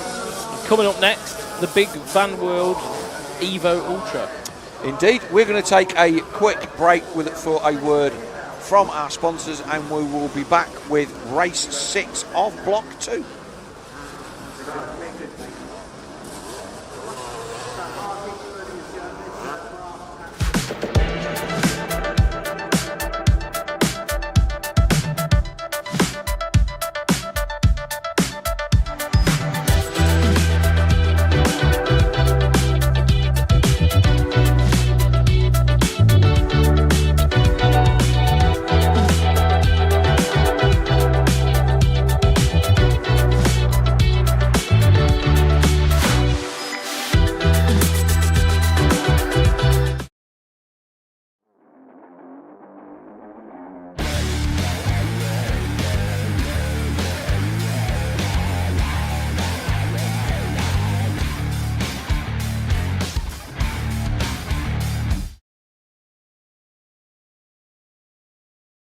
Everything I try to make it look like it's going 200 miles an hour. That's my whole goal there.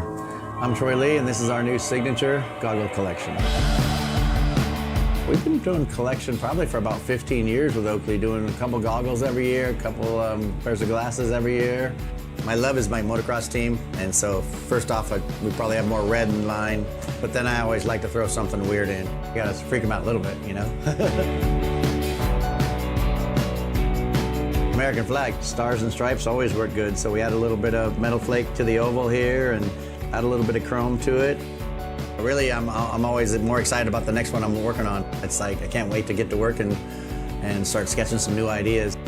My name's Troy Lee. I'm the owner of Troy Lee Designs, and super proud to be working with Oakley. They make the most beautiful product on the planet.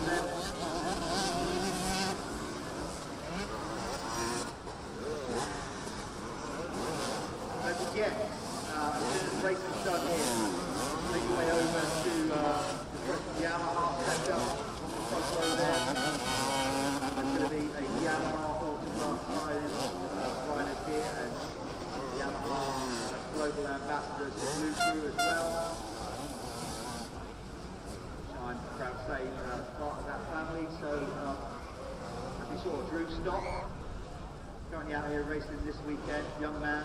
He took the Blue Crew Super Finale victory at the Swedish GP last week.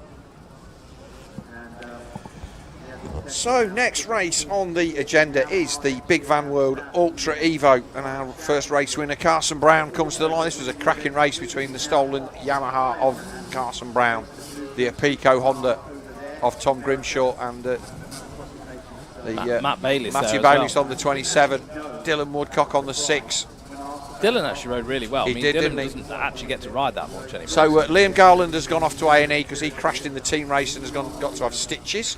So if it wasn't for bad luck, he would never have any at all. But Dave Garland, hopeful that he'll be able to race tomorrow. So we won't see Liam Garland come to the line. So Matty Bayliss, Dylan Woodcock in 5th, Chris Ayres in 6th, good rifle Chris Ayres.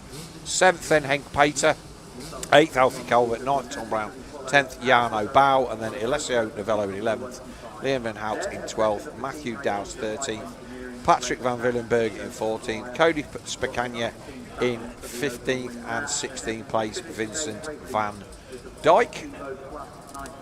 So there's some good bikes in this. Yeah, I know. Well, this is my era. Yes. I love this.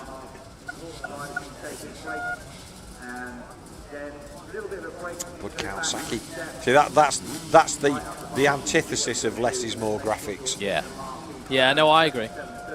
Pepsi Max there. Pepsi Hondas, they were, I mean, the Betchis team back in the day that Baderman A rode for with the purple rag shrouds. Oh, they were such a crisp bike. Really, really did look good. That's Jake Taylor, that's the owner's son of K-Tech. Ah, right, okay. So he's there, and then there's the 22. And then look at that Yam. Chad Reed. Absolutely. That looks like the old school there's factory nothing Yamaha. on it. So that's how they used to be, wasn't it? They only had bits on the rear mudguard, that was it.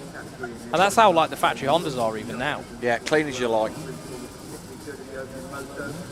So Chris Ayres, we're getting somebody waving to it. We're going to have a busy night tonight because obviously we've got to socialise.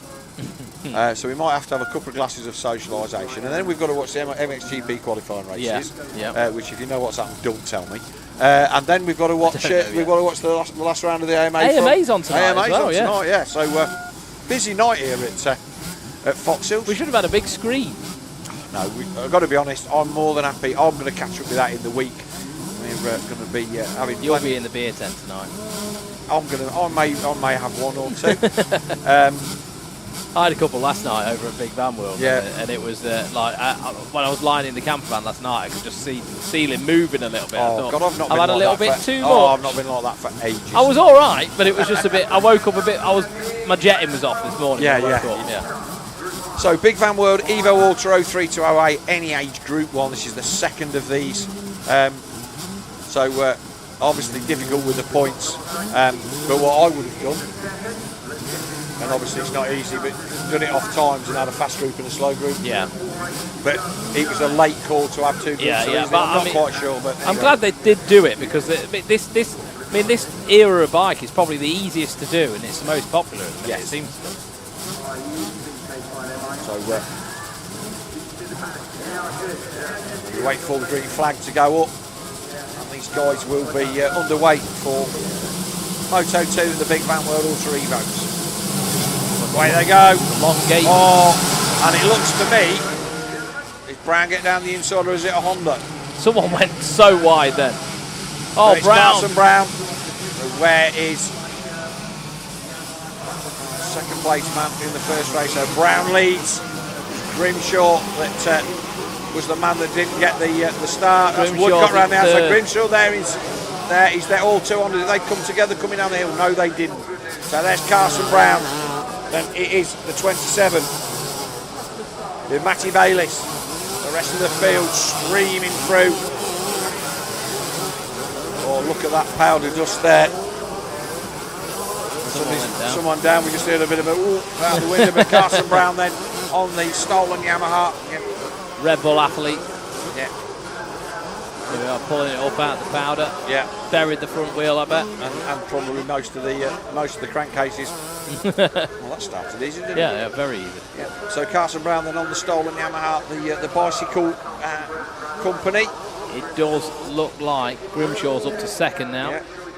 He's run by Anthony Revel, who's a racer back in the day that I remember, and went off to do BMXy stuff, if my memory serves me right. And he's always supported this event and got some nice riders and nice bikes. Obviously got a team in the main team race as well. Him and Dylan Woodcock out in this one.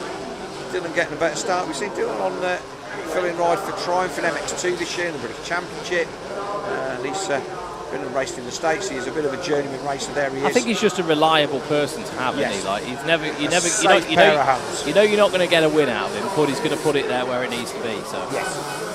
But then again, there's only so many people that are going to put any bike, you know, on the podium. Yeah, and they're all taken or injured. Yes. So here he is then, the 910 of Carson Brown, a man from America, who's been a revelation on that there internet with his YouTube antics and the bikes he rebuilds. He seems to get a lot of Red Bull activation, doesn't he? He gets a lot of support from those guys. But I find the way he goes about his business,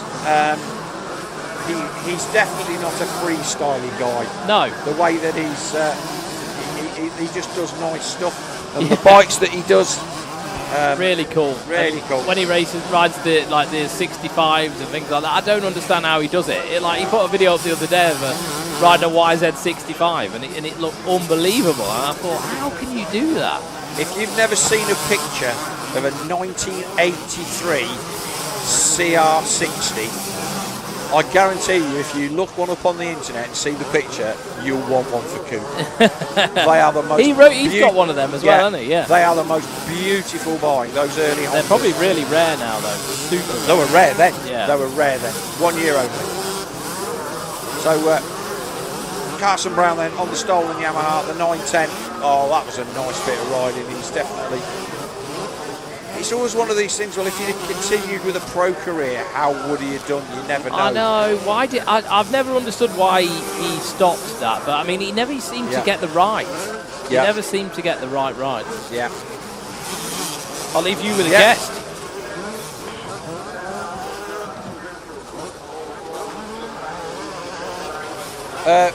We're going to do both of them. I'll do David A, and then Swanee can do Evo if you want. Yeah. So we have another guest.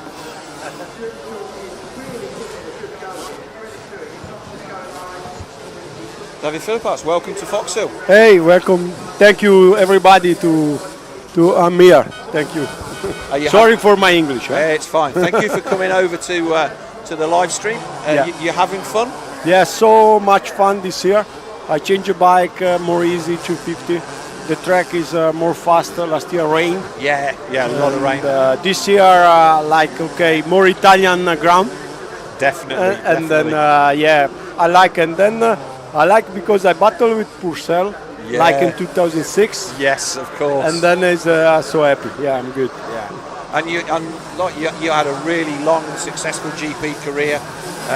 You were the first Italian champion in the MX1 era. I know Andrea Bartolini won the 500s. But like at that time, with how competitive it was, to now that championship was just. And you came out. Was it the first year out of 250? You came out of MX2 into MX1. No, it's the second year because 2007 I ride with KTM 450. Yes, that's right. And I finished 6th in the champion. Yeah. And then, 2008 is my first year with Yamaha. Yeah. And with Rinaldi, and then I want to win the title. I try. Do my best to win the title immediately. Yeah. Because so after I know they come Antonio. Yeah. And I know he's really fast, and then he's the best to win. You have one. You had one chance. Exactly. Yeah. But yeah. So this Foxhill circuit it's a challenging track today but it's hard pack. Yeah. But it seems I was talking to Ben Townley. And he said one half of the track, this end is really nice, but the bit that Carson's on now at the far end is really difficult for grip. Yeah, the part in the back after uphill is like really Italian track. Yeah. Like really hard, and they put a small water and the bike is not a lot of grip. Then you need to careful about also these parts of the track. Yeah, but then from here to the first uphill is so nice. Yeah, so nice to see. And how much fun was that first international race? With the battle with Pourcel and Anderson and with Tommy Searle. For us, we were going nuts. There was 4 guys in one small little camera shot. I see already the race in the TV, in my phone. Yeah. And I'm so happy. And I see it together with Christophe. Yeah. And it's nice. It's nice. Really nice. Many years no do like that. Together for rider. And also to the end, also Tommy coming. Yes. And then, okay, good. It's one of the things that you wish the races were 8 laps, but then if they're 8 laps, people don't come because they're too long. You want to make it so that the guys that don't ride much can still come and be good enough for long enough.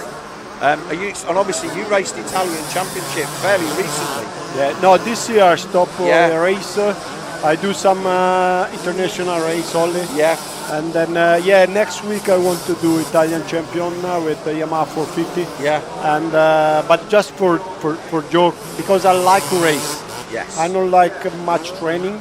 Yeah. But I like race. I like the gate. I like the people in the track. Then I prefer to do some race than some training. Yeah. And obviously from our point of view, seeing you guys out there racing, and obviously Chiodi, he raced Italian Championship till a ridiculous age, and we didn't know. You see stuff and you see races going on, but that Italian Championship, there's still some guys out there that you're like, oh, these guys can still race, and it's cool to see.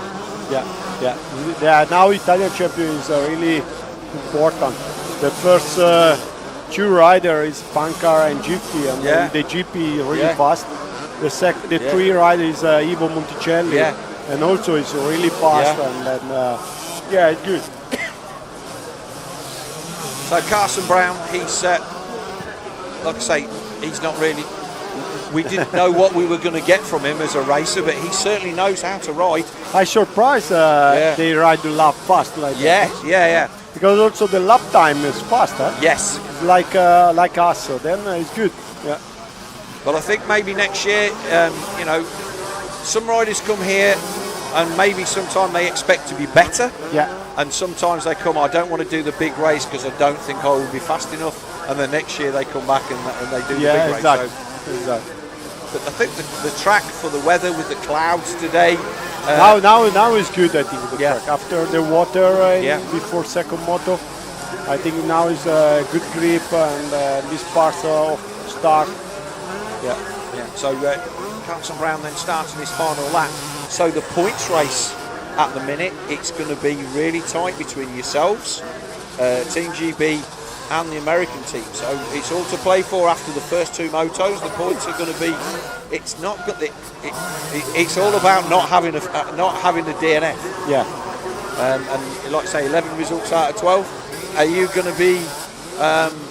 Are you going to be pushing a little bit more tomorrow, or are you just going to take what the track gives you? No, also in the second moto I will try to push more, but the important now is the start. Yeah. In the second moto I start second, and I try to push, but Christophe is so fast in this track. Yeah.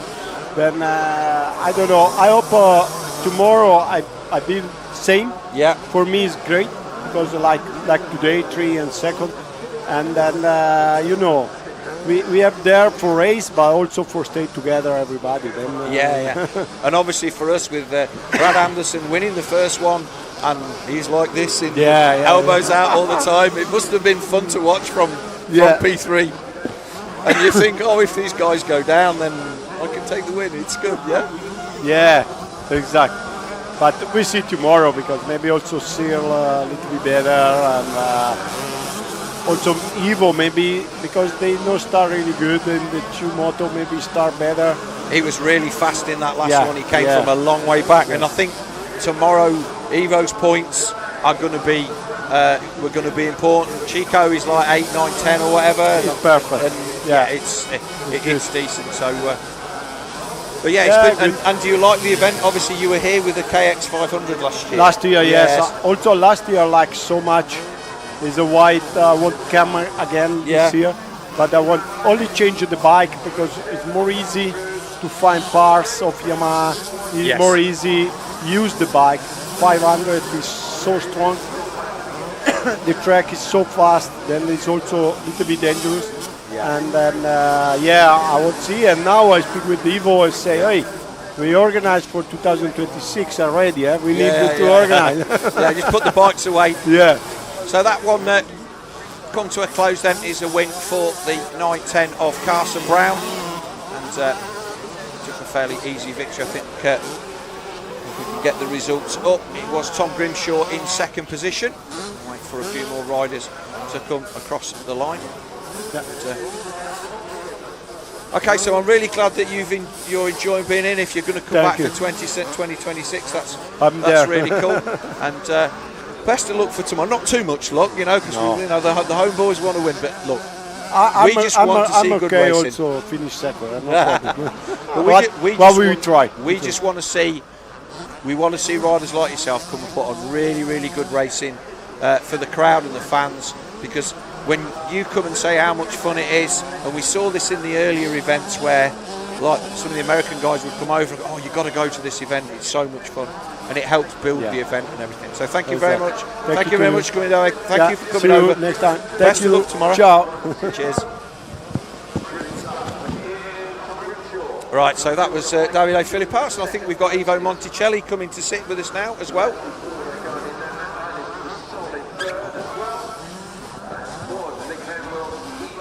Hi, nice to meet you. Thank you for coming over. Thank you to you guys. Nice to be here. You having fun? Oh, I have so much fun today. It's new experience for me. It's I'm maybe the second year I can do, because I turned 31. Yes. So it's not long that I can race this event. Yeah. And I really enjoy, because the last time I was racing on two-stroke was in '85. Yes. And of course, you're still a recent rider. I mean, do you still have a full-time ride in Italy? No, not, from last year I changed a bit my life. Yeah. Because I go back work. Yeah. I mean, I start work. Yeah, go back. Yeah, but you say you've been part of the Italian system from when you were on a 65, 85 and everything. So now you have a proper job. What do you do? I just work in the family company with my dad. And what is that doing? They do all for aluminium window or door. We do all the element that to put all together. So while you're off doing your racing, the family's there chopping away at the family business. My dad is like. But it's good that that you know that you have that to go back to, and you can enjoy the racing, knowing that when the racing finishes, this is where. I think we saw it with Henry Jacobi. He was like, look, my career is, I've done as much as I can do, and now it's time to give back to the family because of the things they did for me for my racing. Yeah. It's exactly like you say. It's a time that I'm 31, I get my experience. Yeah. I can see that I arrived till that point of my career that I'm pretty happy. Like everybody, till you don't win a world champion, you can say, I was wanted to do more, but I'm happy that now I changed my life. I'm settled in my home in Italy, so that's already really nice, because when you do GP and all the race, like I'm racing in England 2 years ago, you travel a lot and you're never home. It's different life, but I really enjoy. And soon I will have a baby, so I start to have everything new. Everything changes. Right, so the next race that's coming to the line then is our Pro Circuit Evo 125 25 plus, and it was a win for Luke Dean. So these guys in this race Evo, a lot of these are guys that race Evo bikes all year. Luke Dean will race anything. Chris Bayliss is a guy that does Supercross and Arena Cross and stuff. Rob Hollyoak, again, he's a guy that races, he'll race anything. He races air-cooled 125s during the year. And then the guy in fourth, Panagiotopolis, he's a guy that came from Greece. He came last year and was okay, and this year he finished fourth in the first race. So did you came through? Did you come through EMX 125? Was the structure there for that when you came into GPs, or did you come straight in on a 250F? No, because when I were young, it was the 125 was not so. They don't push so much to go racing on 125, and all the guys like my age, like you can see Rocks and all this, they jump straight away on 250. So the gates down then for race 2 of our Pro Circuit Evo 125. We're here with Ivo Monticelli of the DP19 Team Manprint Italy. He's I'd say enjoying his first experience here at Foxhill as we watch in the 125 GPs back in the day. Even the top guys wouldn't have sent it down that valley like that. These guys do stuff on these old bikes now that you would never believe. Yeah, I believe I watched some race from the past, and I think we used to ride completely different now, and we are even more crazy than before. But I think it changed the system. Now everybody's really fit and strong. Yeah, so Hollyoak on the number 11, he was right at the back as they came through that really, really dusty turn. What do you think to the track? David Philippaerts said it feels very Italian. Yeah, I love the track. I mean, I never ride here before. Yeah. And already from this morning, you know, you don't have so much time, but I feel straight away good with the bike and the shape of the track. You know, you have big downhill. Is a bit like Italian style, and love it. Like my hometown, we have same ground, so it's pretty good for Italian people to ride here. Yeah, and of course we had a sidecar Grand Prix here a few weeks ago. So the sidecars were here. It's a crazy track on two wheels, but on three it must be absolute lunacy. No, and when I walked the track yesterday, when you go from TV, you don't realize how deep they are, the downhill and the uphill. So when it's really nice. when tracks look steep on TV, you know that they are really, really steep. And like I say, I've been coming here since like the early 90s. It was the first time that we had a combined 125 and 250 GP was held here. We had the Nations in '98, which is one of the legendary wet races from back in the day. And if you've not seen that, then it's just the whole thing was just a river everywhere with people sliding down the hills because they couldn't stay, they couldn't sit on the grass because they kept ending up in the track. But that looks like that's a Pepsi Honda there in second. Let's see who that is. The number 77. I need to put my glasses back on because my old racer's eye. That's Toby Lightbound. So Toby Lightbound on the. So that replica bike there, that Pepsi Honda, that was an Italian team back in the day, the Beccish Honda team, which was I think Yves de Marie rode on and Bader Manet rode on out of Italy back in the 125 days, which is obviously a long time before you. But the fact that you're here and enjoying this race, it gives you the option to still have a bit of fun without having to have a year-long commitment into racing. You do one or two of these races or whatever, and sure. You know, also this year I raced the Italian Championship, but still win the 450. Yeah. And you know, I always ride on that bike. You know, so when you change, and this is a completely different bike, they are pretty good. I can tell you that they are old, but you know the tune and everything, and you have really good bike, and it's so much fun to ride. You enjoy, you know, it's so different, and I really enjoy today. I already tell to David and Kiko, like, you know, for me it's already nice to race with them because from when I'm kids, you're racing with your heroes because you wouldn't have lined up with this guy. Exactly, you know, or not in this sense.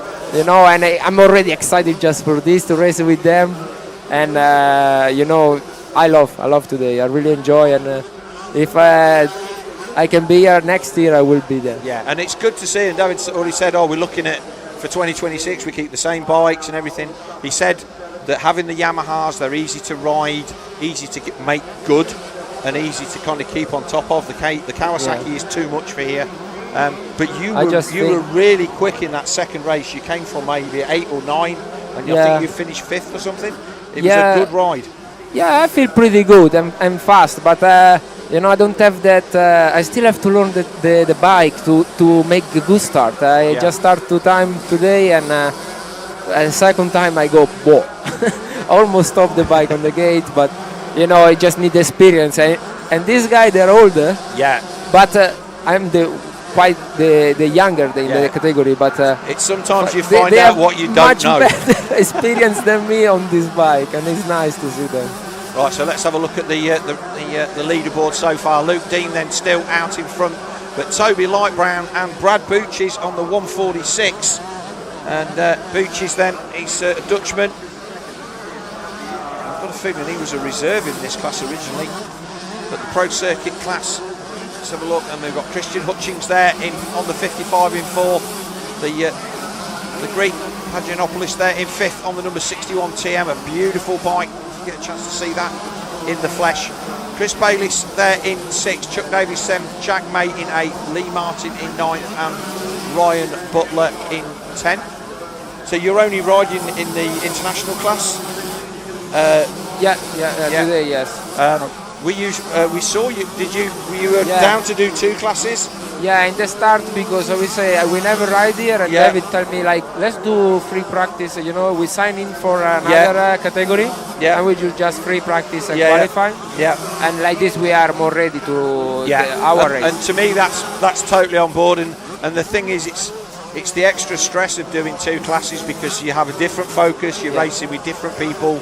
But it's nice to see some riders that do 3-4 classes. Yeah, so Nev Bradshaw, he does the 500 onto the 125, and then I think he's back on the 500 again. And with us. In with us. But he's kind of a legend. I mean, he's a South African, but he's raced in this championship in the UK for like 20 years. And he's that kind of guy that no matter what bike there is to ride, he'll race it. I see is when he jumped from the 125 to the 250.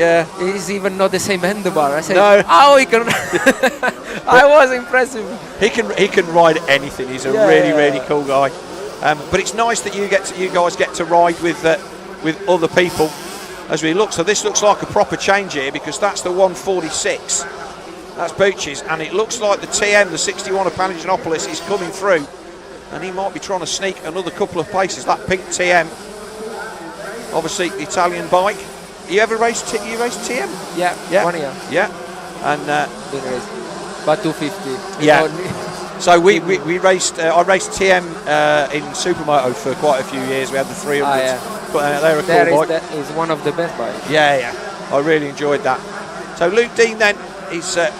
This is close to the last lap, and he's again the class of this field. We'll have some great races through the day. Like I say, tomorrow, if you want to come to Foxhills, there are tickets available on the gate, and if we get a race anything like that, first, have you seen the playback of the first international race today? Your race, the Moto 1, the battle with Christophe and David. Before. It was so good.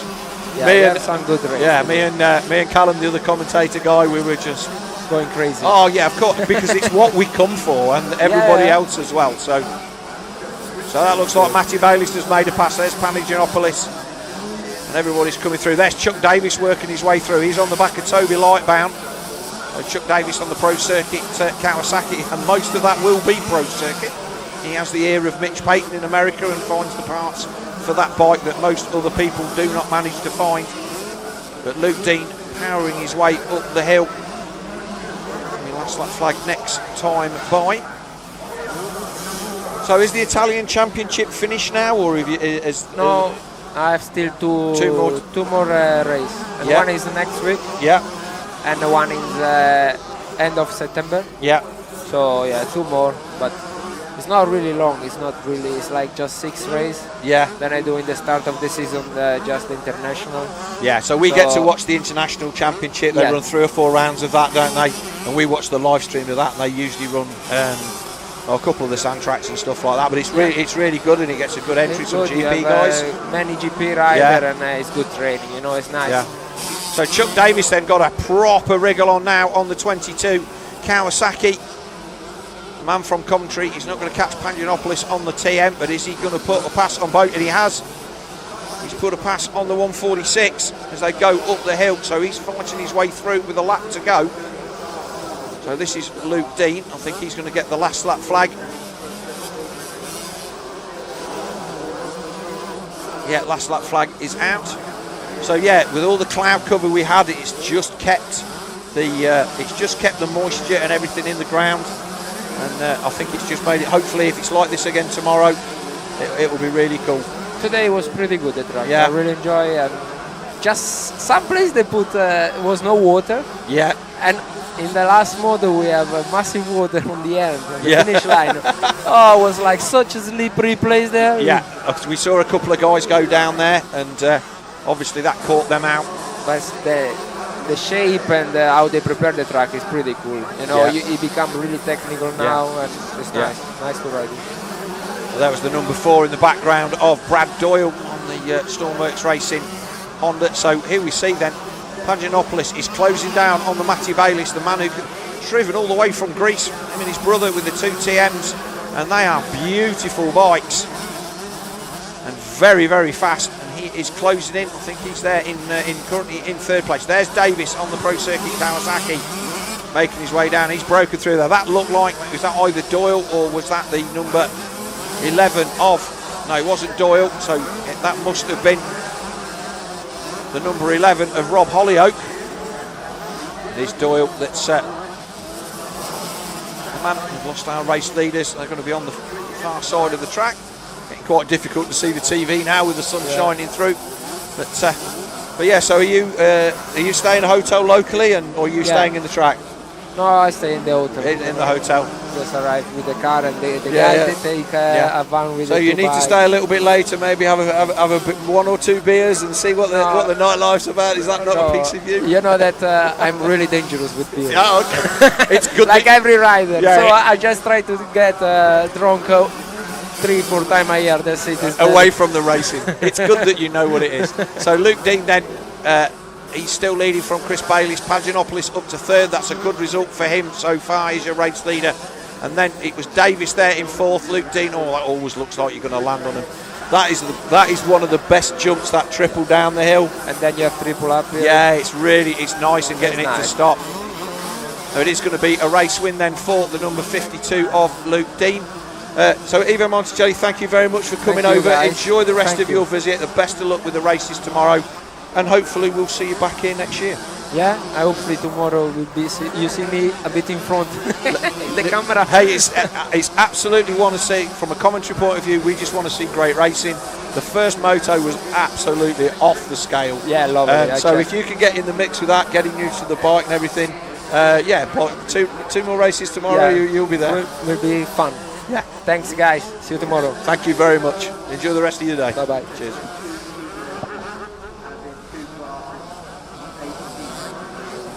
So thanks to Evo Monticelli then, and David Philippaerts from the DP19 Team Italy Manprint for coming across and spending some time with us. Really, really appreciate that. So Bayliss, Pagianopoulos, Chuck Davis, Rob Hollyoak, Brad Byges then, he dropped back to 6th, Butler was 7th, Toby Lightbound 8th, Christian Hutchins 9th and Lee Martin in 10th.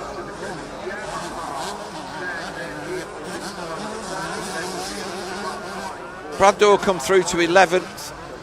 So Hollyoak coming through to 5th. That was a ride from the back, that was.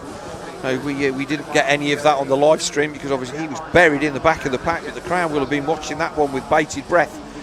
So that was the Pro Circuit Evo 125 and plus 25. All of a sudden we're down to the sharp end of today's proceedings. We've got 2 to go. The next race on the agenda is the Wright Engineering team race. Wright Engineering then been supporting this teammate now for I think this is the 4th year of it, and been very, very well received. Got some good teams out there in this one as well. I think we're going to take a short break and we will get some a quick word from our sponsors, and we will be back with the second moto of our Wright Engineering national team race.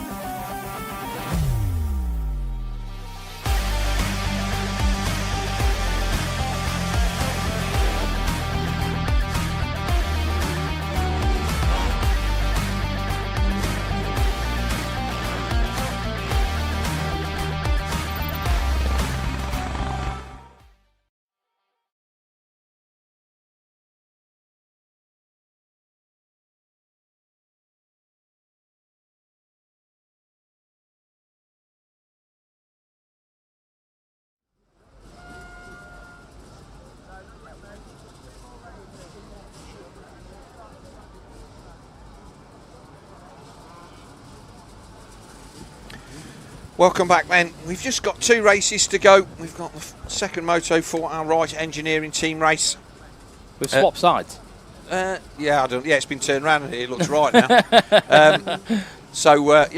I'd not noticed that. That was what was wrong with it. Why? What was it doing? Well, it was like looking at a mirror, wasn't it? Yeah. Anyway. Oh dear, what are we like? So great to talk to the 2 Team Italy guys there, David Philippaerts and Ivo Monticelli, both having a great time here. And that is the thing with this event, you can get to get involved in meeting these riders. They're down there in Doc Wobb's tent, they're not hiding out the back anywhere. No, obviously go speak to them. They're in with SC Sport Homes. Yeah. But they're all there, everybody is just so accessible. And they'll all give you a bit of time. They'll all give you a little bit of time. Evo just was here then, and he was going to, they said wait for, he's going to come back round in the mule. Yeah. What's Paul. It? Paul. Paul's on the mule. And he went, oh no, it's okay, I'll walk. Yeah. And he's just going to go and walk through the pits now and probably have a chat with 9 million people on his way back to the van. But he's enjoying life. His wife just had a baby. He's just turned 30. He's gone back and working in the family business. Yeah. He's still enjoying riding, but it's not his living anymore. So it's one of them things that it's good to see people in that place. And it's good that he's enjoying going. Yeah, he's in a happy place. He's in a happy place, and he said the track is so good. He's loving riding the track. Yeah, and obviously these Italians are used to. They're stuff probably like very this. used to this. Yeah, like the Italians, the French, the Spanish would do well. He said it's just like a track by his house where he lives. So I can imagine. So it looks like we've got another guest coming on. That looks like. Ryan Sykes, do you want this one? You haven't done an American. I haven't done an American yet. No. You're more than welcome to have him. Yeah, go on. I'll have him. I don't mind as long as you're cool with that. No, I'm okay. Yeah. So we're on for hat trick today. We'll get in. Right. Right, our Right engineering team race is getting on the line, and joining us in the booth for this one is Ryan Sykes. Welcome to Foxhill. Thank you. You having fun? I am. This is awesome. It's a cool event. It's somebody when we first got here said this is our red button. It is. This is cool. It's one of those legendary tracks, a bit like maybe Unadilla as well. That it has a bit of historic significance, and for guys to come back and race it like this, it's not easy to do. I mean, even going to race Unadilla is in the States. If you're not doing the national, you never race in there. Yep. Whereas this, we get people like yourself coming and doing one event. It's fantastic. We got the Right national team race on the grid, ready to go. This is the other team race, our national guys that are all out there. It was a decent race in the first one, and I was actually out the booth. I think Callum, my co-commentator, he got Phil Nicoletti in for that one. Oh, nice. So he was chatting with Phil. So obviously you're a man of many talents. I've watched you flat tracking and all that kind of stuff, and I love a bit of flat track. It's cool. Flat track's fun, for sure. And you're doing, obviously you're off to the International 6 Days Enduro from here. I was going to. I'm actually not going to go now. It's too long away from my kids. Right. Yeah, because I wasn't going to race. I was just going to help Team USA. Right. I wasn't sure whether you were going to be riding again or not, but that's cool. Right, who's got the whole shot? Here's the number 19.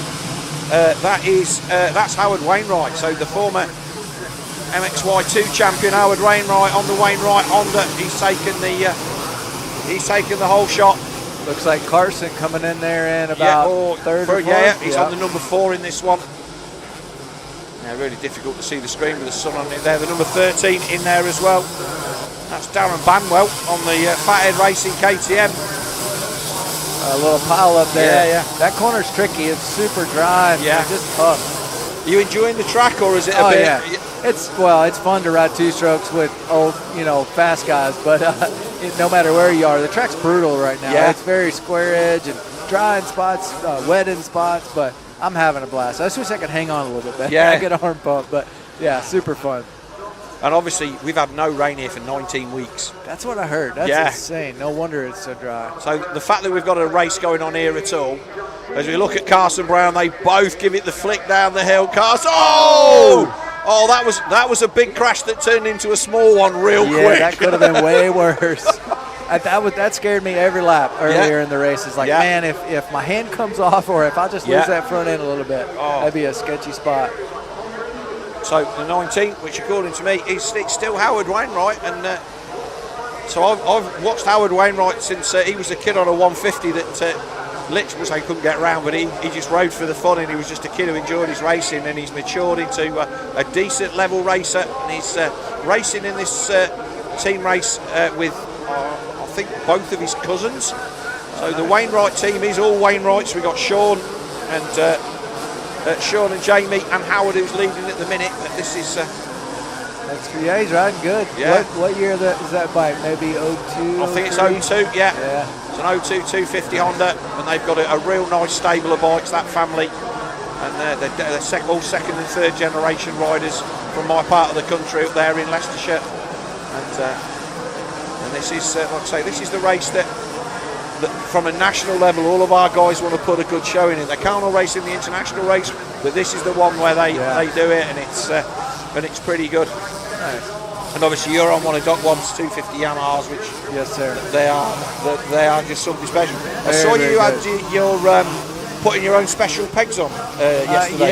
Yeah. Well, I broke my pelvis almost 4 years ago. And when I did, I had some nerve damage, so my left leg doesn't work exactly right.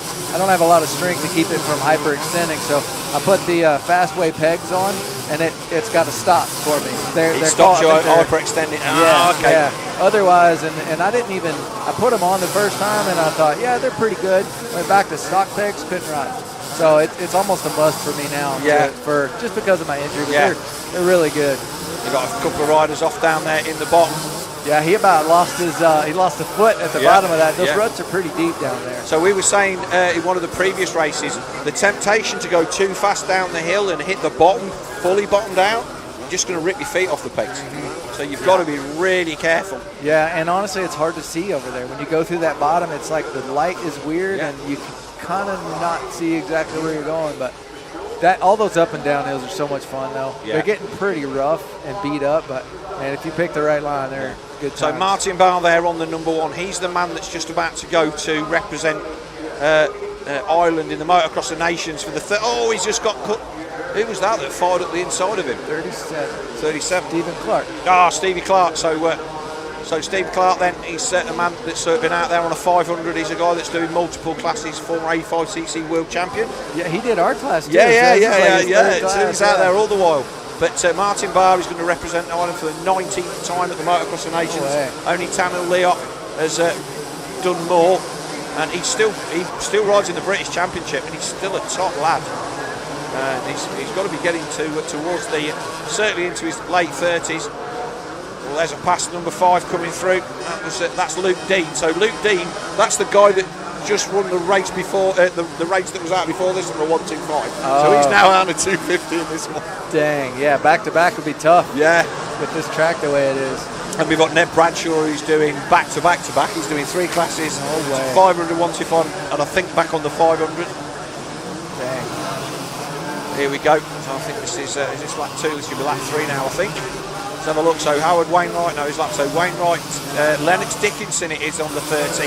Yes, we got a rider change there. So Lennox Dickinson instead of Darren Panwell.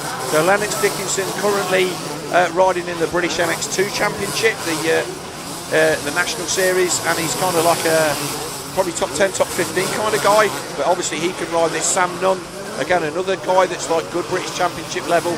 Luke Dean then.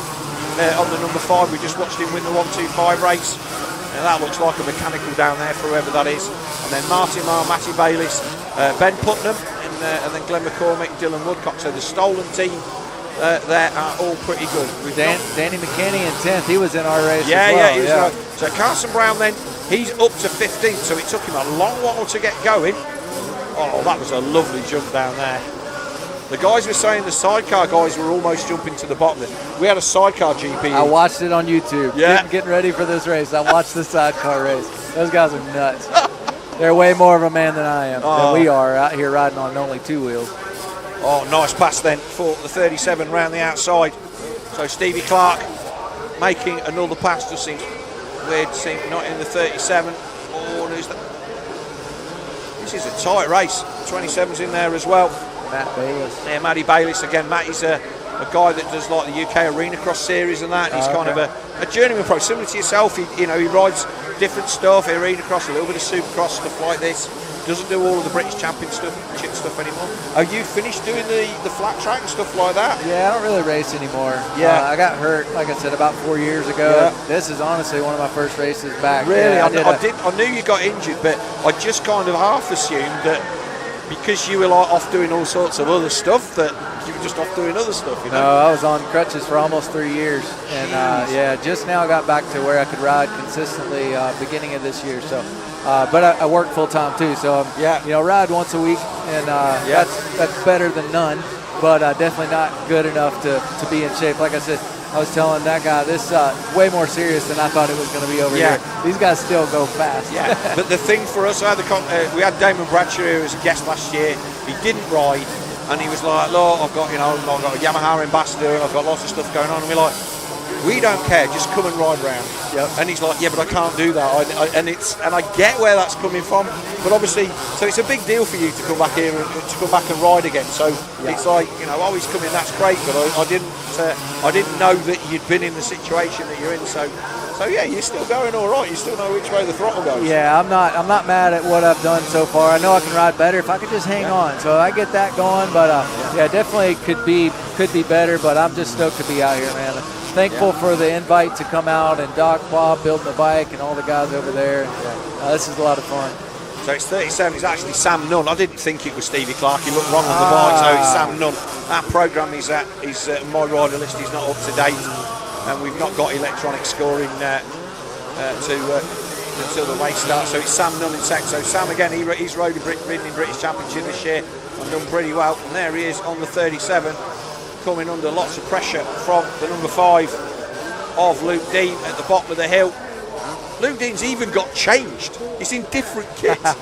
He wasn't wearing that on the 125. That's crazy. He probably brought 10 or 12 sets of gear for this weekend if he's going to ride all weekend. Matty Bailey's in there on the 27 as well. And so obviously the American team, strong Christophe Pourcel. Did you get a chance to watch the first race back on the stream? No. You've got to watch it. Honest to God, it was one of the best races I've ever seen, and I was lucky enough to commentate on it as well. He said they were going back and forth. Oh man, it was not. And Brad Anderson's like, elbows out, you're not coming by. He's just that kind of rider. And Pourcel just, I wouldn't say he had nothing for him. 2 or 3 good attempts at making passes, and Brad just shut him out. And then obviously David Philippaerts was in there as well, and then Tommy Searle came through. But it was a cool race. Yeah, hopefully I'm up there a little bit more closer to them tomorrow, but we'll see. But Tommy's leading the British MX2 Championship. He's coming back from injury the same. He broke some bones in his back, some vertebrae, and had to sit out around. Didn't lose the championship lead because his teammate, who's the young guy that's coming through the under-21 championship, had an absolute mare and went like 11 DNF or something, and so he didn't lose the championship lead. But he still races every week, but like yourself, he's been doing the job a long time. He knows what it is. But all of the guys that you're looking up at the track at, they're all still riding a lot. Yeah. And it's easy to forget that. Yeah, well, that just means I need to ride more. It does. And it's never easy to do that. But Howard Wainwright, I'm impressed with the man from up there in Burton-on-Trent. In fact, I don't think he's there now. I think he's more Atherstone way. He's not far from me. And this will be last lap, yeah? Yeah, I think so. Next time, boys. So Don Bayliss, Luke Dean.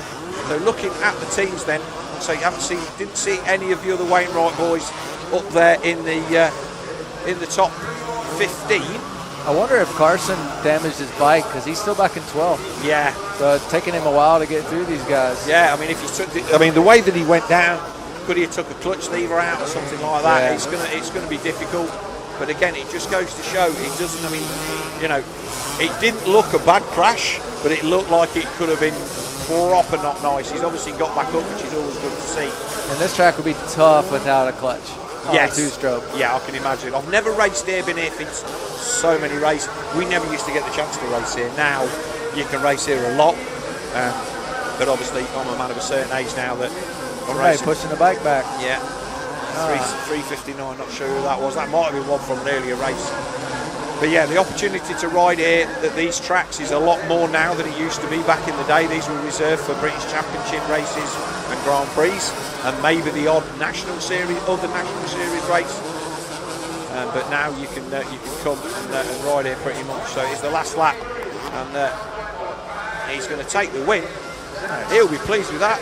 His dad is wobbling around on a mobility scooter because I think he's pulled something in his hip or something. Oh, man. And they're all grafters, that family up there. So have a look. Can't see any of the other guys in the family that are there. So it is a win. It's close at the end.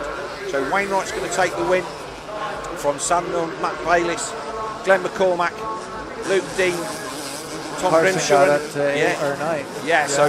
So I think that he's just he's been in a situation where I think he's had to bridge a big gap there. Yeah. And he was on the ground for longer than it is.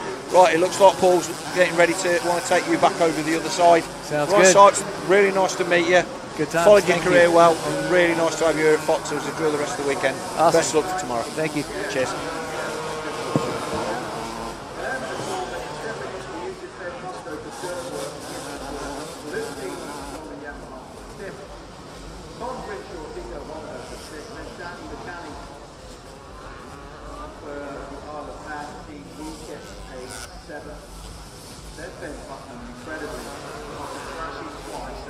Way down outside the top 15, Carson Brown, especially still on that last lap, starting out to get light. Lennox taking some of that good start. Then he's done home in 10. Well, I think we'll have plenty to talk to Carson Brown about tonight, don't you? Yes, I think we will. I think it, you know, it's like if it takes a bad race to get him to do those.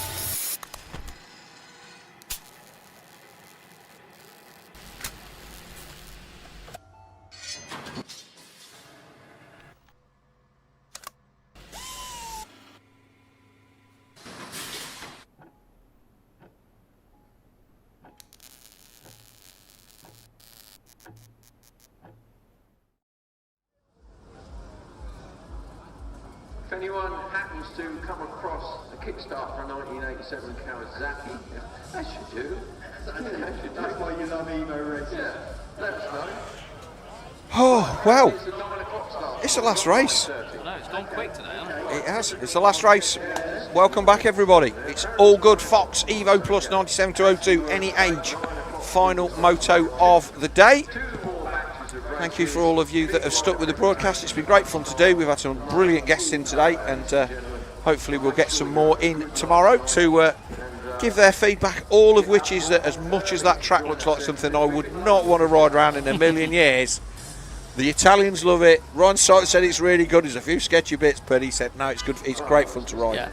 Yeah. It's good. It's fun till it's not. Yeah, well, it's always like that, though, isn't it? But it's this track will definitely suit like the South Europeans. Yes, 100%. And the Italians are definitely enjoying it. But we've seen some great racing. We've seen some snoozers. Let's not be. We've had guys run away at the front. Yeah, we have. Which is all. Look, you get that wherever it is. Well, I was out there, fortunately, watching that race live, and obviously we've seen that Carson nearly had a massive crash, but got away with it. Yeah, you were telling me about it, and the way he was ripping through that field was so entertaining to watch. Yeah. You wouldn't have got that in here, no, for sure, but it was awesome.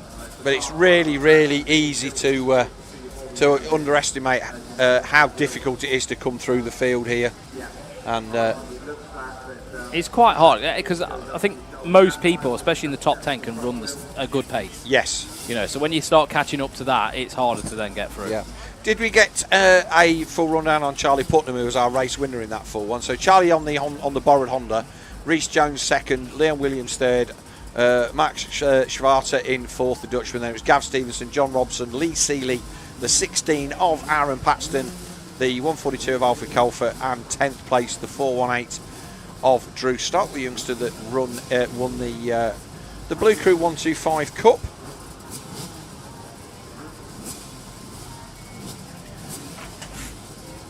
Unbelievable. Unbelievable, Jeff. And the last of these riders coming to the line. Can we get the last race results? I've just done it all. Oh, you've done it all. Did it? What whilst I was looking While at that? you were looking at your phone. It's a generational problem. Okay. Yeah. So, yeah.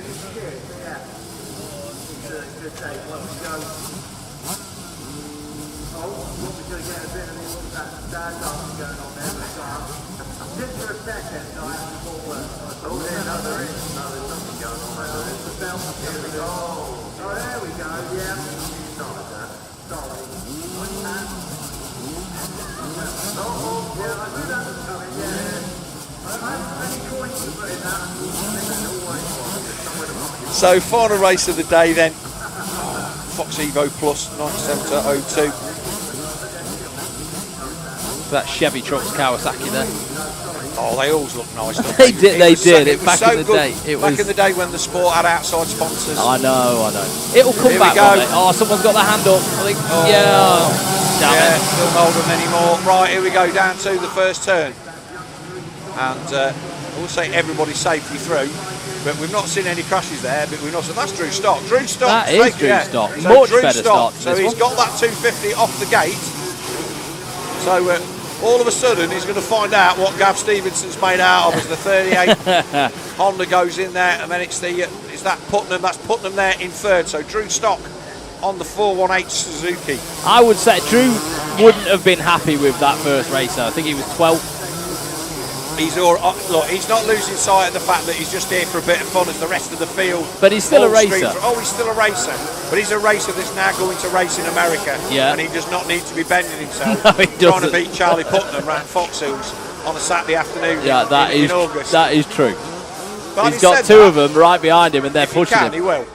So then big deep ruts at the bottom. Have we've got someone down and out in the bottom of that valley. That must have been from chains come off, I think. Oh right. So change to the lead. Putnam then goes back to the front as we saw him, and Stevenson there, number 38, the man from the northeast, on the 250 Honda. But I think that's an 03 Suzuki that obviously Mickey Stock, two smoke breakers. Yeah, he's got a lot of stuff in there. Yeah. So if you're looking for bits for your old two-stroke, Drew's dad's the man. Actually, I sold him an engine. Yeah. So that will more likely be my engine. I think, yeah, he said to me he was after an engine for one of those. Yeah, that's my engine, I think. Yeah, cool. So if there's any issues, it's like you say, start. I hope not. Start the car. But this man usually races a 125. I don't think he's ever raced a 250 before, and he's only is he 17 or 18? He's pretty young. Yeah, he's still a kid. I know it was the last year that he could do the Blue Crew, so he made the cut off for that. But he's been having gone 1-1. His first race wins in the British Championship this year and went 1-1, and as a result, he's having a field day with this one.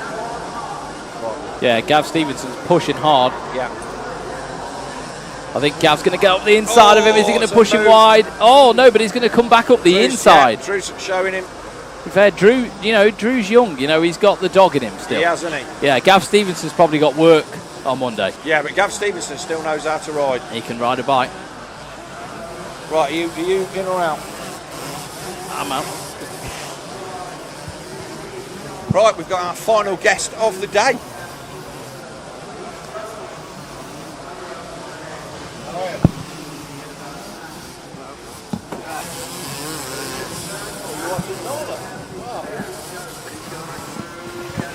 Right. So welcome to the booth, Chris Dawson, the man behind the range and CDS and all of that kind of stuff, and a man who's made this meeting happen with your support. Thank you very much for that. Well, it's an absolute privilege to be part of it, because this is one of the biggest, if not, well, it is the actual biggest vintage in the world.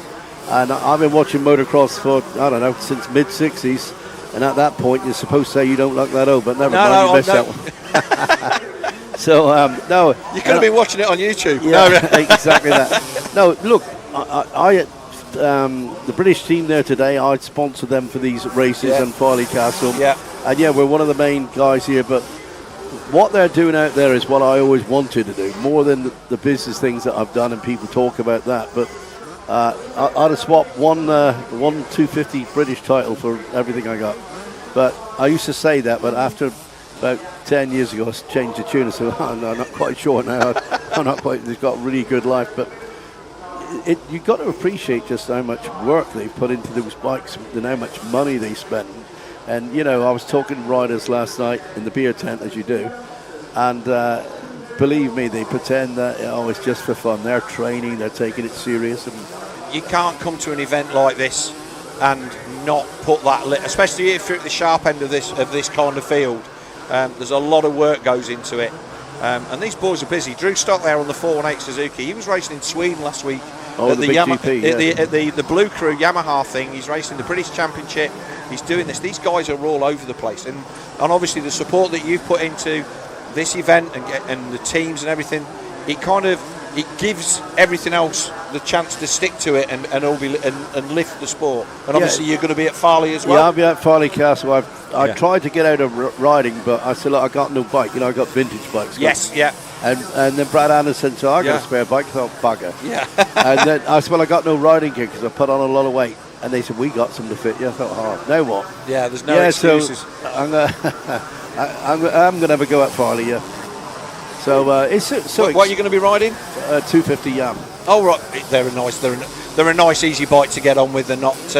Did you see the thing I rode last year? I did. And obviously that was a proper classic. And obviously I remember the bikes of that era. Like, you know, when I was growing up as a kid, that and my dad used to ride all of that stuff. He used to test bikes for the army, and the difference between what was a scramble bike and what was a road bike was next to nothing. And now we look at what we've got, it's absolutely fantastic. Well, I went round, as you know, the one part when you come through the woods at Farley Castle, all the earth disappeared, didn't it, on that bed? And I was going up there like Coco the Clown, paddling, and Mark Eastwood giving a bang in the back, he didn't mean to, which is great because he and didn't stop. And then Clement Dissol on the corner, he was videoing me, right? He was doing a wheelie, one-arm video. I think, you cheeky sod. I'm hanging on for grim death, but my world ambition was achieved by crossing the line in front of Graham Noyes. But look, of course I set it up. But but it was a great moment because obviously Noyce's wins at Farley. Yeah, sure. It was kind of the thing that the Dave Thorpe thing was built on. That then was built on for like where we are with this meeting, all of that stuff, the Evo bikes and everything. You know, I'm still involved in the sport. I'm still riding all the time as much as I can. But when you get the chance to be in the shadow of the greatness of the likes of Graham Noyce, and what a nice guy he is as well. He's brilliant. I'm going to say he's with us tonight. Yeah. Unfortunately, we're in the beer tent, so that could go wrong. Yeah. But let me tell you, that of all the things that I've sort of done in my life so far, crossing that line in front of Graham Noyce, of course I fixed it up, but what a feeling that was. Yeah. And standing on the rostrum, bear in mind it was just an ordinary Joe rider, I wasn't any good. And to be on that rostrum with all those famous names of world championship, God almighty, I didn't want it to end. Yeah, well, so Farley a few years ago, I ended up, there's a space on the gate right down the other end, and I'm sat there between Doug Duback and Kurt Nickel thinking, what the heck am I doing here? But it's just having that, being able, and the thing is, and I'm sure this is the love of the sport, it's so accessible for anybody at any level. You can come here and just be who you are. Nobody's going to bother you. You can stand in the beer tent, do your stuff. Nobody's wanting your attention all the while. You can just come and enjoy the weekend. And we see famous people. We had Jordan Pickford, the England goalkeeper, at Preston Docks the other week, the British Championship, and he's just come with his mate who's a rider, and he can just walk around and nobody bothers him. And that's the beauty of the sport. The great thing is no suit, no nothing, no bloody. And I'm not going to make a million decisions a minute. And the only decision I'm going to got is what time I go in the beer tent. Yeah. And obviously, a man doing the stuff that you do, having this as an escape. Yeah. You can turn up at the gate and leave outside behind. Well, I mean, it's great. Obviously, we bought a ton of stuff off the lorry at Farley Castle last year. We don't do refunds, sir. No, it's all right. No, it's all still good. It's all good. Hey, look, one of your tables under here. Look. Yeah, that's it. One of the tables, ladies and gentlemen. Yeah, but look, it's the ability. You're getting something back out of this because obviously you're here sponsoring the event, but you're here retailing at the event. You've got your staff here. Well, do you know that we can measure it through we own AI companies and Yes. all sorts of. We do a lot more than just the range. Yeah. And I can tell you that the amount of uplift in the stores, we got 300 stores. You know, we just delivered home base, we delivered Welcome, and we know because they chit chat to the staff, they chit chat, and if I'm a tenor and somebody else is a tenor, you say, well, hang on, that's the guys who sponsor, make the meeting possible. But not just me, it's other people, and I absolutely love this sport. And I'll tell you a funny story. I get invited to all the very top things, and you know, they're getting a ticket behind the Royal Family in Wimbledon. It's not impossible men's final. And I thought, this is so bloody boring. And I jumped in a taxi, and a guy said, mate, he said, I've got to ask you, that's a platinum, that's the ultimate badge. I said, yeah, so what? I said, and he said, why am I taking you away from Wimbledon? I said, it's bloody boring. And it needs an engine and two wheels. And obviously, tennis is not boring if you love it. And I get invited to rugby, football, and all sorts. But like you say, I can come here and just be me and get in the beer tent and just have a lot of fun. People are going to Wimbledon to be seen and beat at Wimbledon. Nobody's coming here to be seen. You're just coming here for a good time. We've just seen Charlie Putnam take victory in the final race of the day. We've got through both blocks. What I would say against the run of play, because obviously we've had no rain here for 19 weeks, Chris. And when I woke up, when we saw the state of the track on Friday, and we know we've got to put a lot of water down. Yeah, I think they've done a fantastic job. The racing's been cool.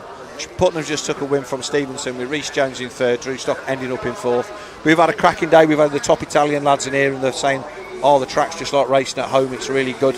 I spoke to quite a few of the top guys, and I spoke to Christophe Pourcel, and he just said it's very, very fast. And you could see what he done this time. He just got out in front and showed everybody what's what. But my team rider, Brad Anderson, he gave it 4 in that first race. Have you seen a better race than that first international not in 50 race? Years. No, it was so awesome. Good. And obviously we're following it. We're following it live on the screen. Yeah, we can see the whole thing the whole way around. And David Philippaerts was saying that just like I'm sat there in third place watching these guys just elbows out, and that's the beauty of the sport. I don't think there was too much health and safety in that first race. No, there wasn't. But it's for me, it's been the highlight of our racing today. But I mean, I've been doing this a few years now, and that's one of the best races that I've ever had the fortune to commentate on. So, well, talking to the commentators, they do an extremely good job here, and I just think some people are underslung heroes. Those commentators you got down there today, Roger and Brainstop now. Jeff Perrott. Jeff Perrott. Yeah. And Jeff's another family, great family. Yeah. And you Dave and Rob, what they've done, and not forgetting the marshals and the people who put the tracks up and the people who do the marketing, yourselves doing this streaming. We all know behind the scenes there's a lot of unsung heroes, and I'd like to say a big thank you while I'm here to all those people. So thank you. Yeah, cheers, Chris, and I will echo that. It takes a lot to put this on, as you say. Doc Wob and King of that they live it all year. We turn up a couple of weeks in advance. We start thinking about what we're going to do. Unfortunately enough, I work with Jeff regularly on the live stream on the British Championship. Yes. But obviously he's down in the box with Rog today, keeping everybody here on track. Up to speed. It's been a great day's racing. If you want to come to Foxhill tomorrow, there will be tickets available on the gate, and if you're not and you want to join us tomorrow, you are more than welcome. We have our free live stream for day 2 of the VMX donations at Foxhills. Follow us on our socials, Facebook at DirtWorld.TV and do you Twitter. know the people who follow me on social media? The police, the trading standards, the taxman, and all them lot. I can't go on it. You can imagine. I just can't go on it. Yeah. Oh, I can imagine. It's not fun. Don't forget to like and subscribe on DirtWorld-TV. Chris Dawson, thank you very much for coming over and having a chat. All right. I'll see you in the beer tent. Thank you very much for your support, and I'll look forward to seeing you out on that 250 Yamaha at Farley Castle. Yeah, okay. I once bought, you get silver cleaner. Yeah. And I thought, well, I'm going to have a good season. I'm going to polish all the trophies. Well, I didn't win bugger all, so I put the tin of polish on the shelf instead. Thank you all, and see you in the next race. Yeah. And see you tomorrow. Yeah. I'm off to the beer tent. Fair play. Right. Chris Dawson, thank you very much. Perfect. Thank you very much, sir. So Chris Dawson then, CDS Group, the man that owns the range and all home base and everything. So he's a man that's certainly bankrolled this event and made it what it is, give the support where it's needed. That's us about done, I think, for close of play today. We've had a fantastic day. We've had 18 races here at Foxhill. Everything gone through nice and well, yeah, nice and straight through. We had a couple of delays earlier on in the morning, just a little bit of track prep. But I will say that we've seen some racing today that people who were here will remember for a long time. Just talking to Swanee, the Carson Brown recovery ride that went on. The people in the valley were going nuts about that. He absolutely nailed it all the way through the field, as did Rob Hollyoak in the 125 racing. We are due to be back on air tomorrow morning. I think action starts very early tomorrow. So I think the live stream will start at 9 o'clock in the morning, because that is when the first... it might even be, yeah, so we're probably going to be on air from... I will say we're going to be back on air here on DirtWorld-TV on or around 8:30 in the morning, and we will bring you up to date with all of the team race results and then do... so I'm looking up all the screens and seeing what all the stuff we've got going on here. We'll bring you up to date with all of the team scores for the two team races, for the Crescent Yamaha VMXdN team races, and also the Wright Engineering team races, and all of the individual classes. If you want to go onto MyLap's Speed Hive and have a look yourself, feel free to do so. But from myself and my co-commentator Callum Swan, who's stepped out for now while we did the Chris Dawson interview, I think we'll wrap it up for the end of day one here on DirtWorld-TV at Foxhills, and we will see you bright and early at 8:30 in the morning, where we will bring you the second day's action from the VMXdN Foxhill. Cheers, guys. We will see you in the morning.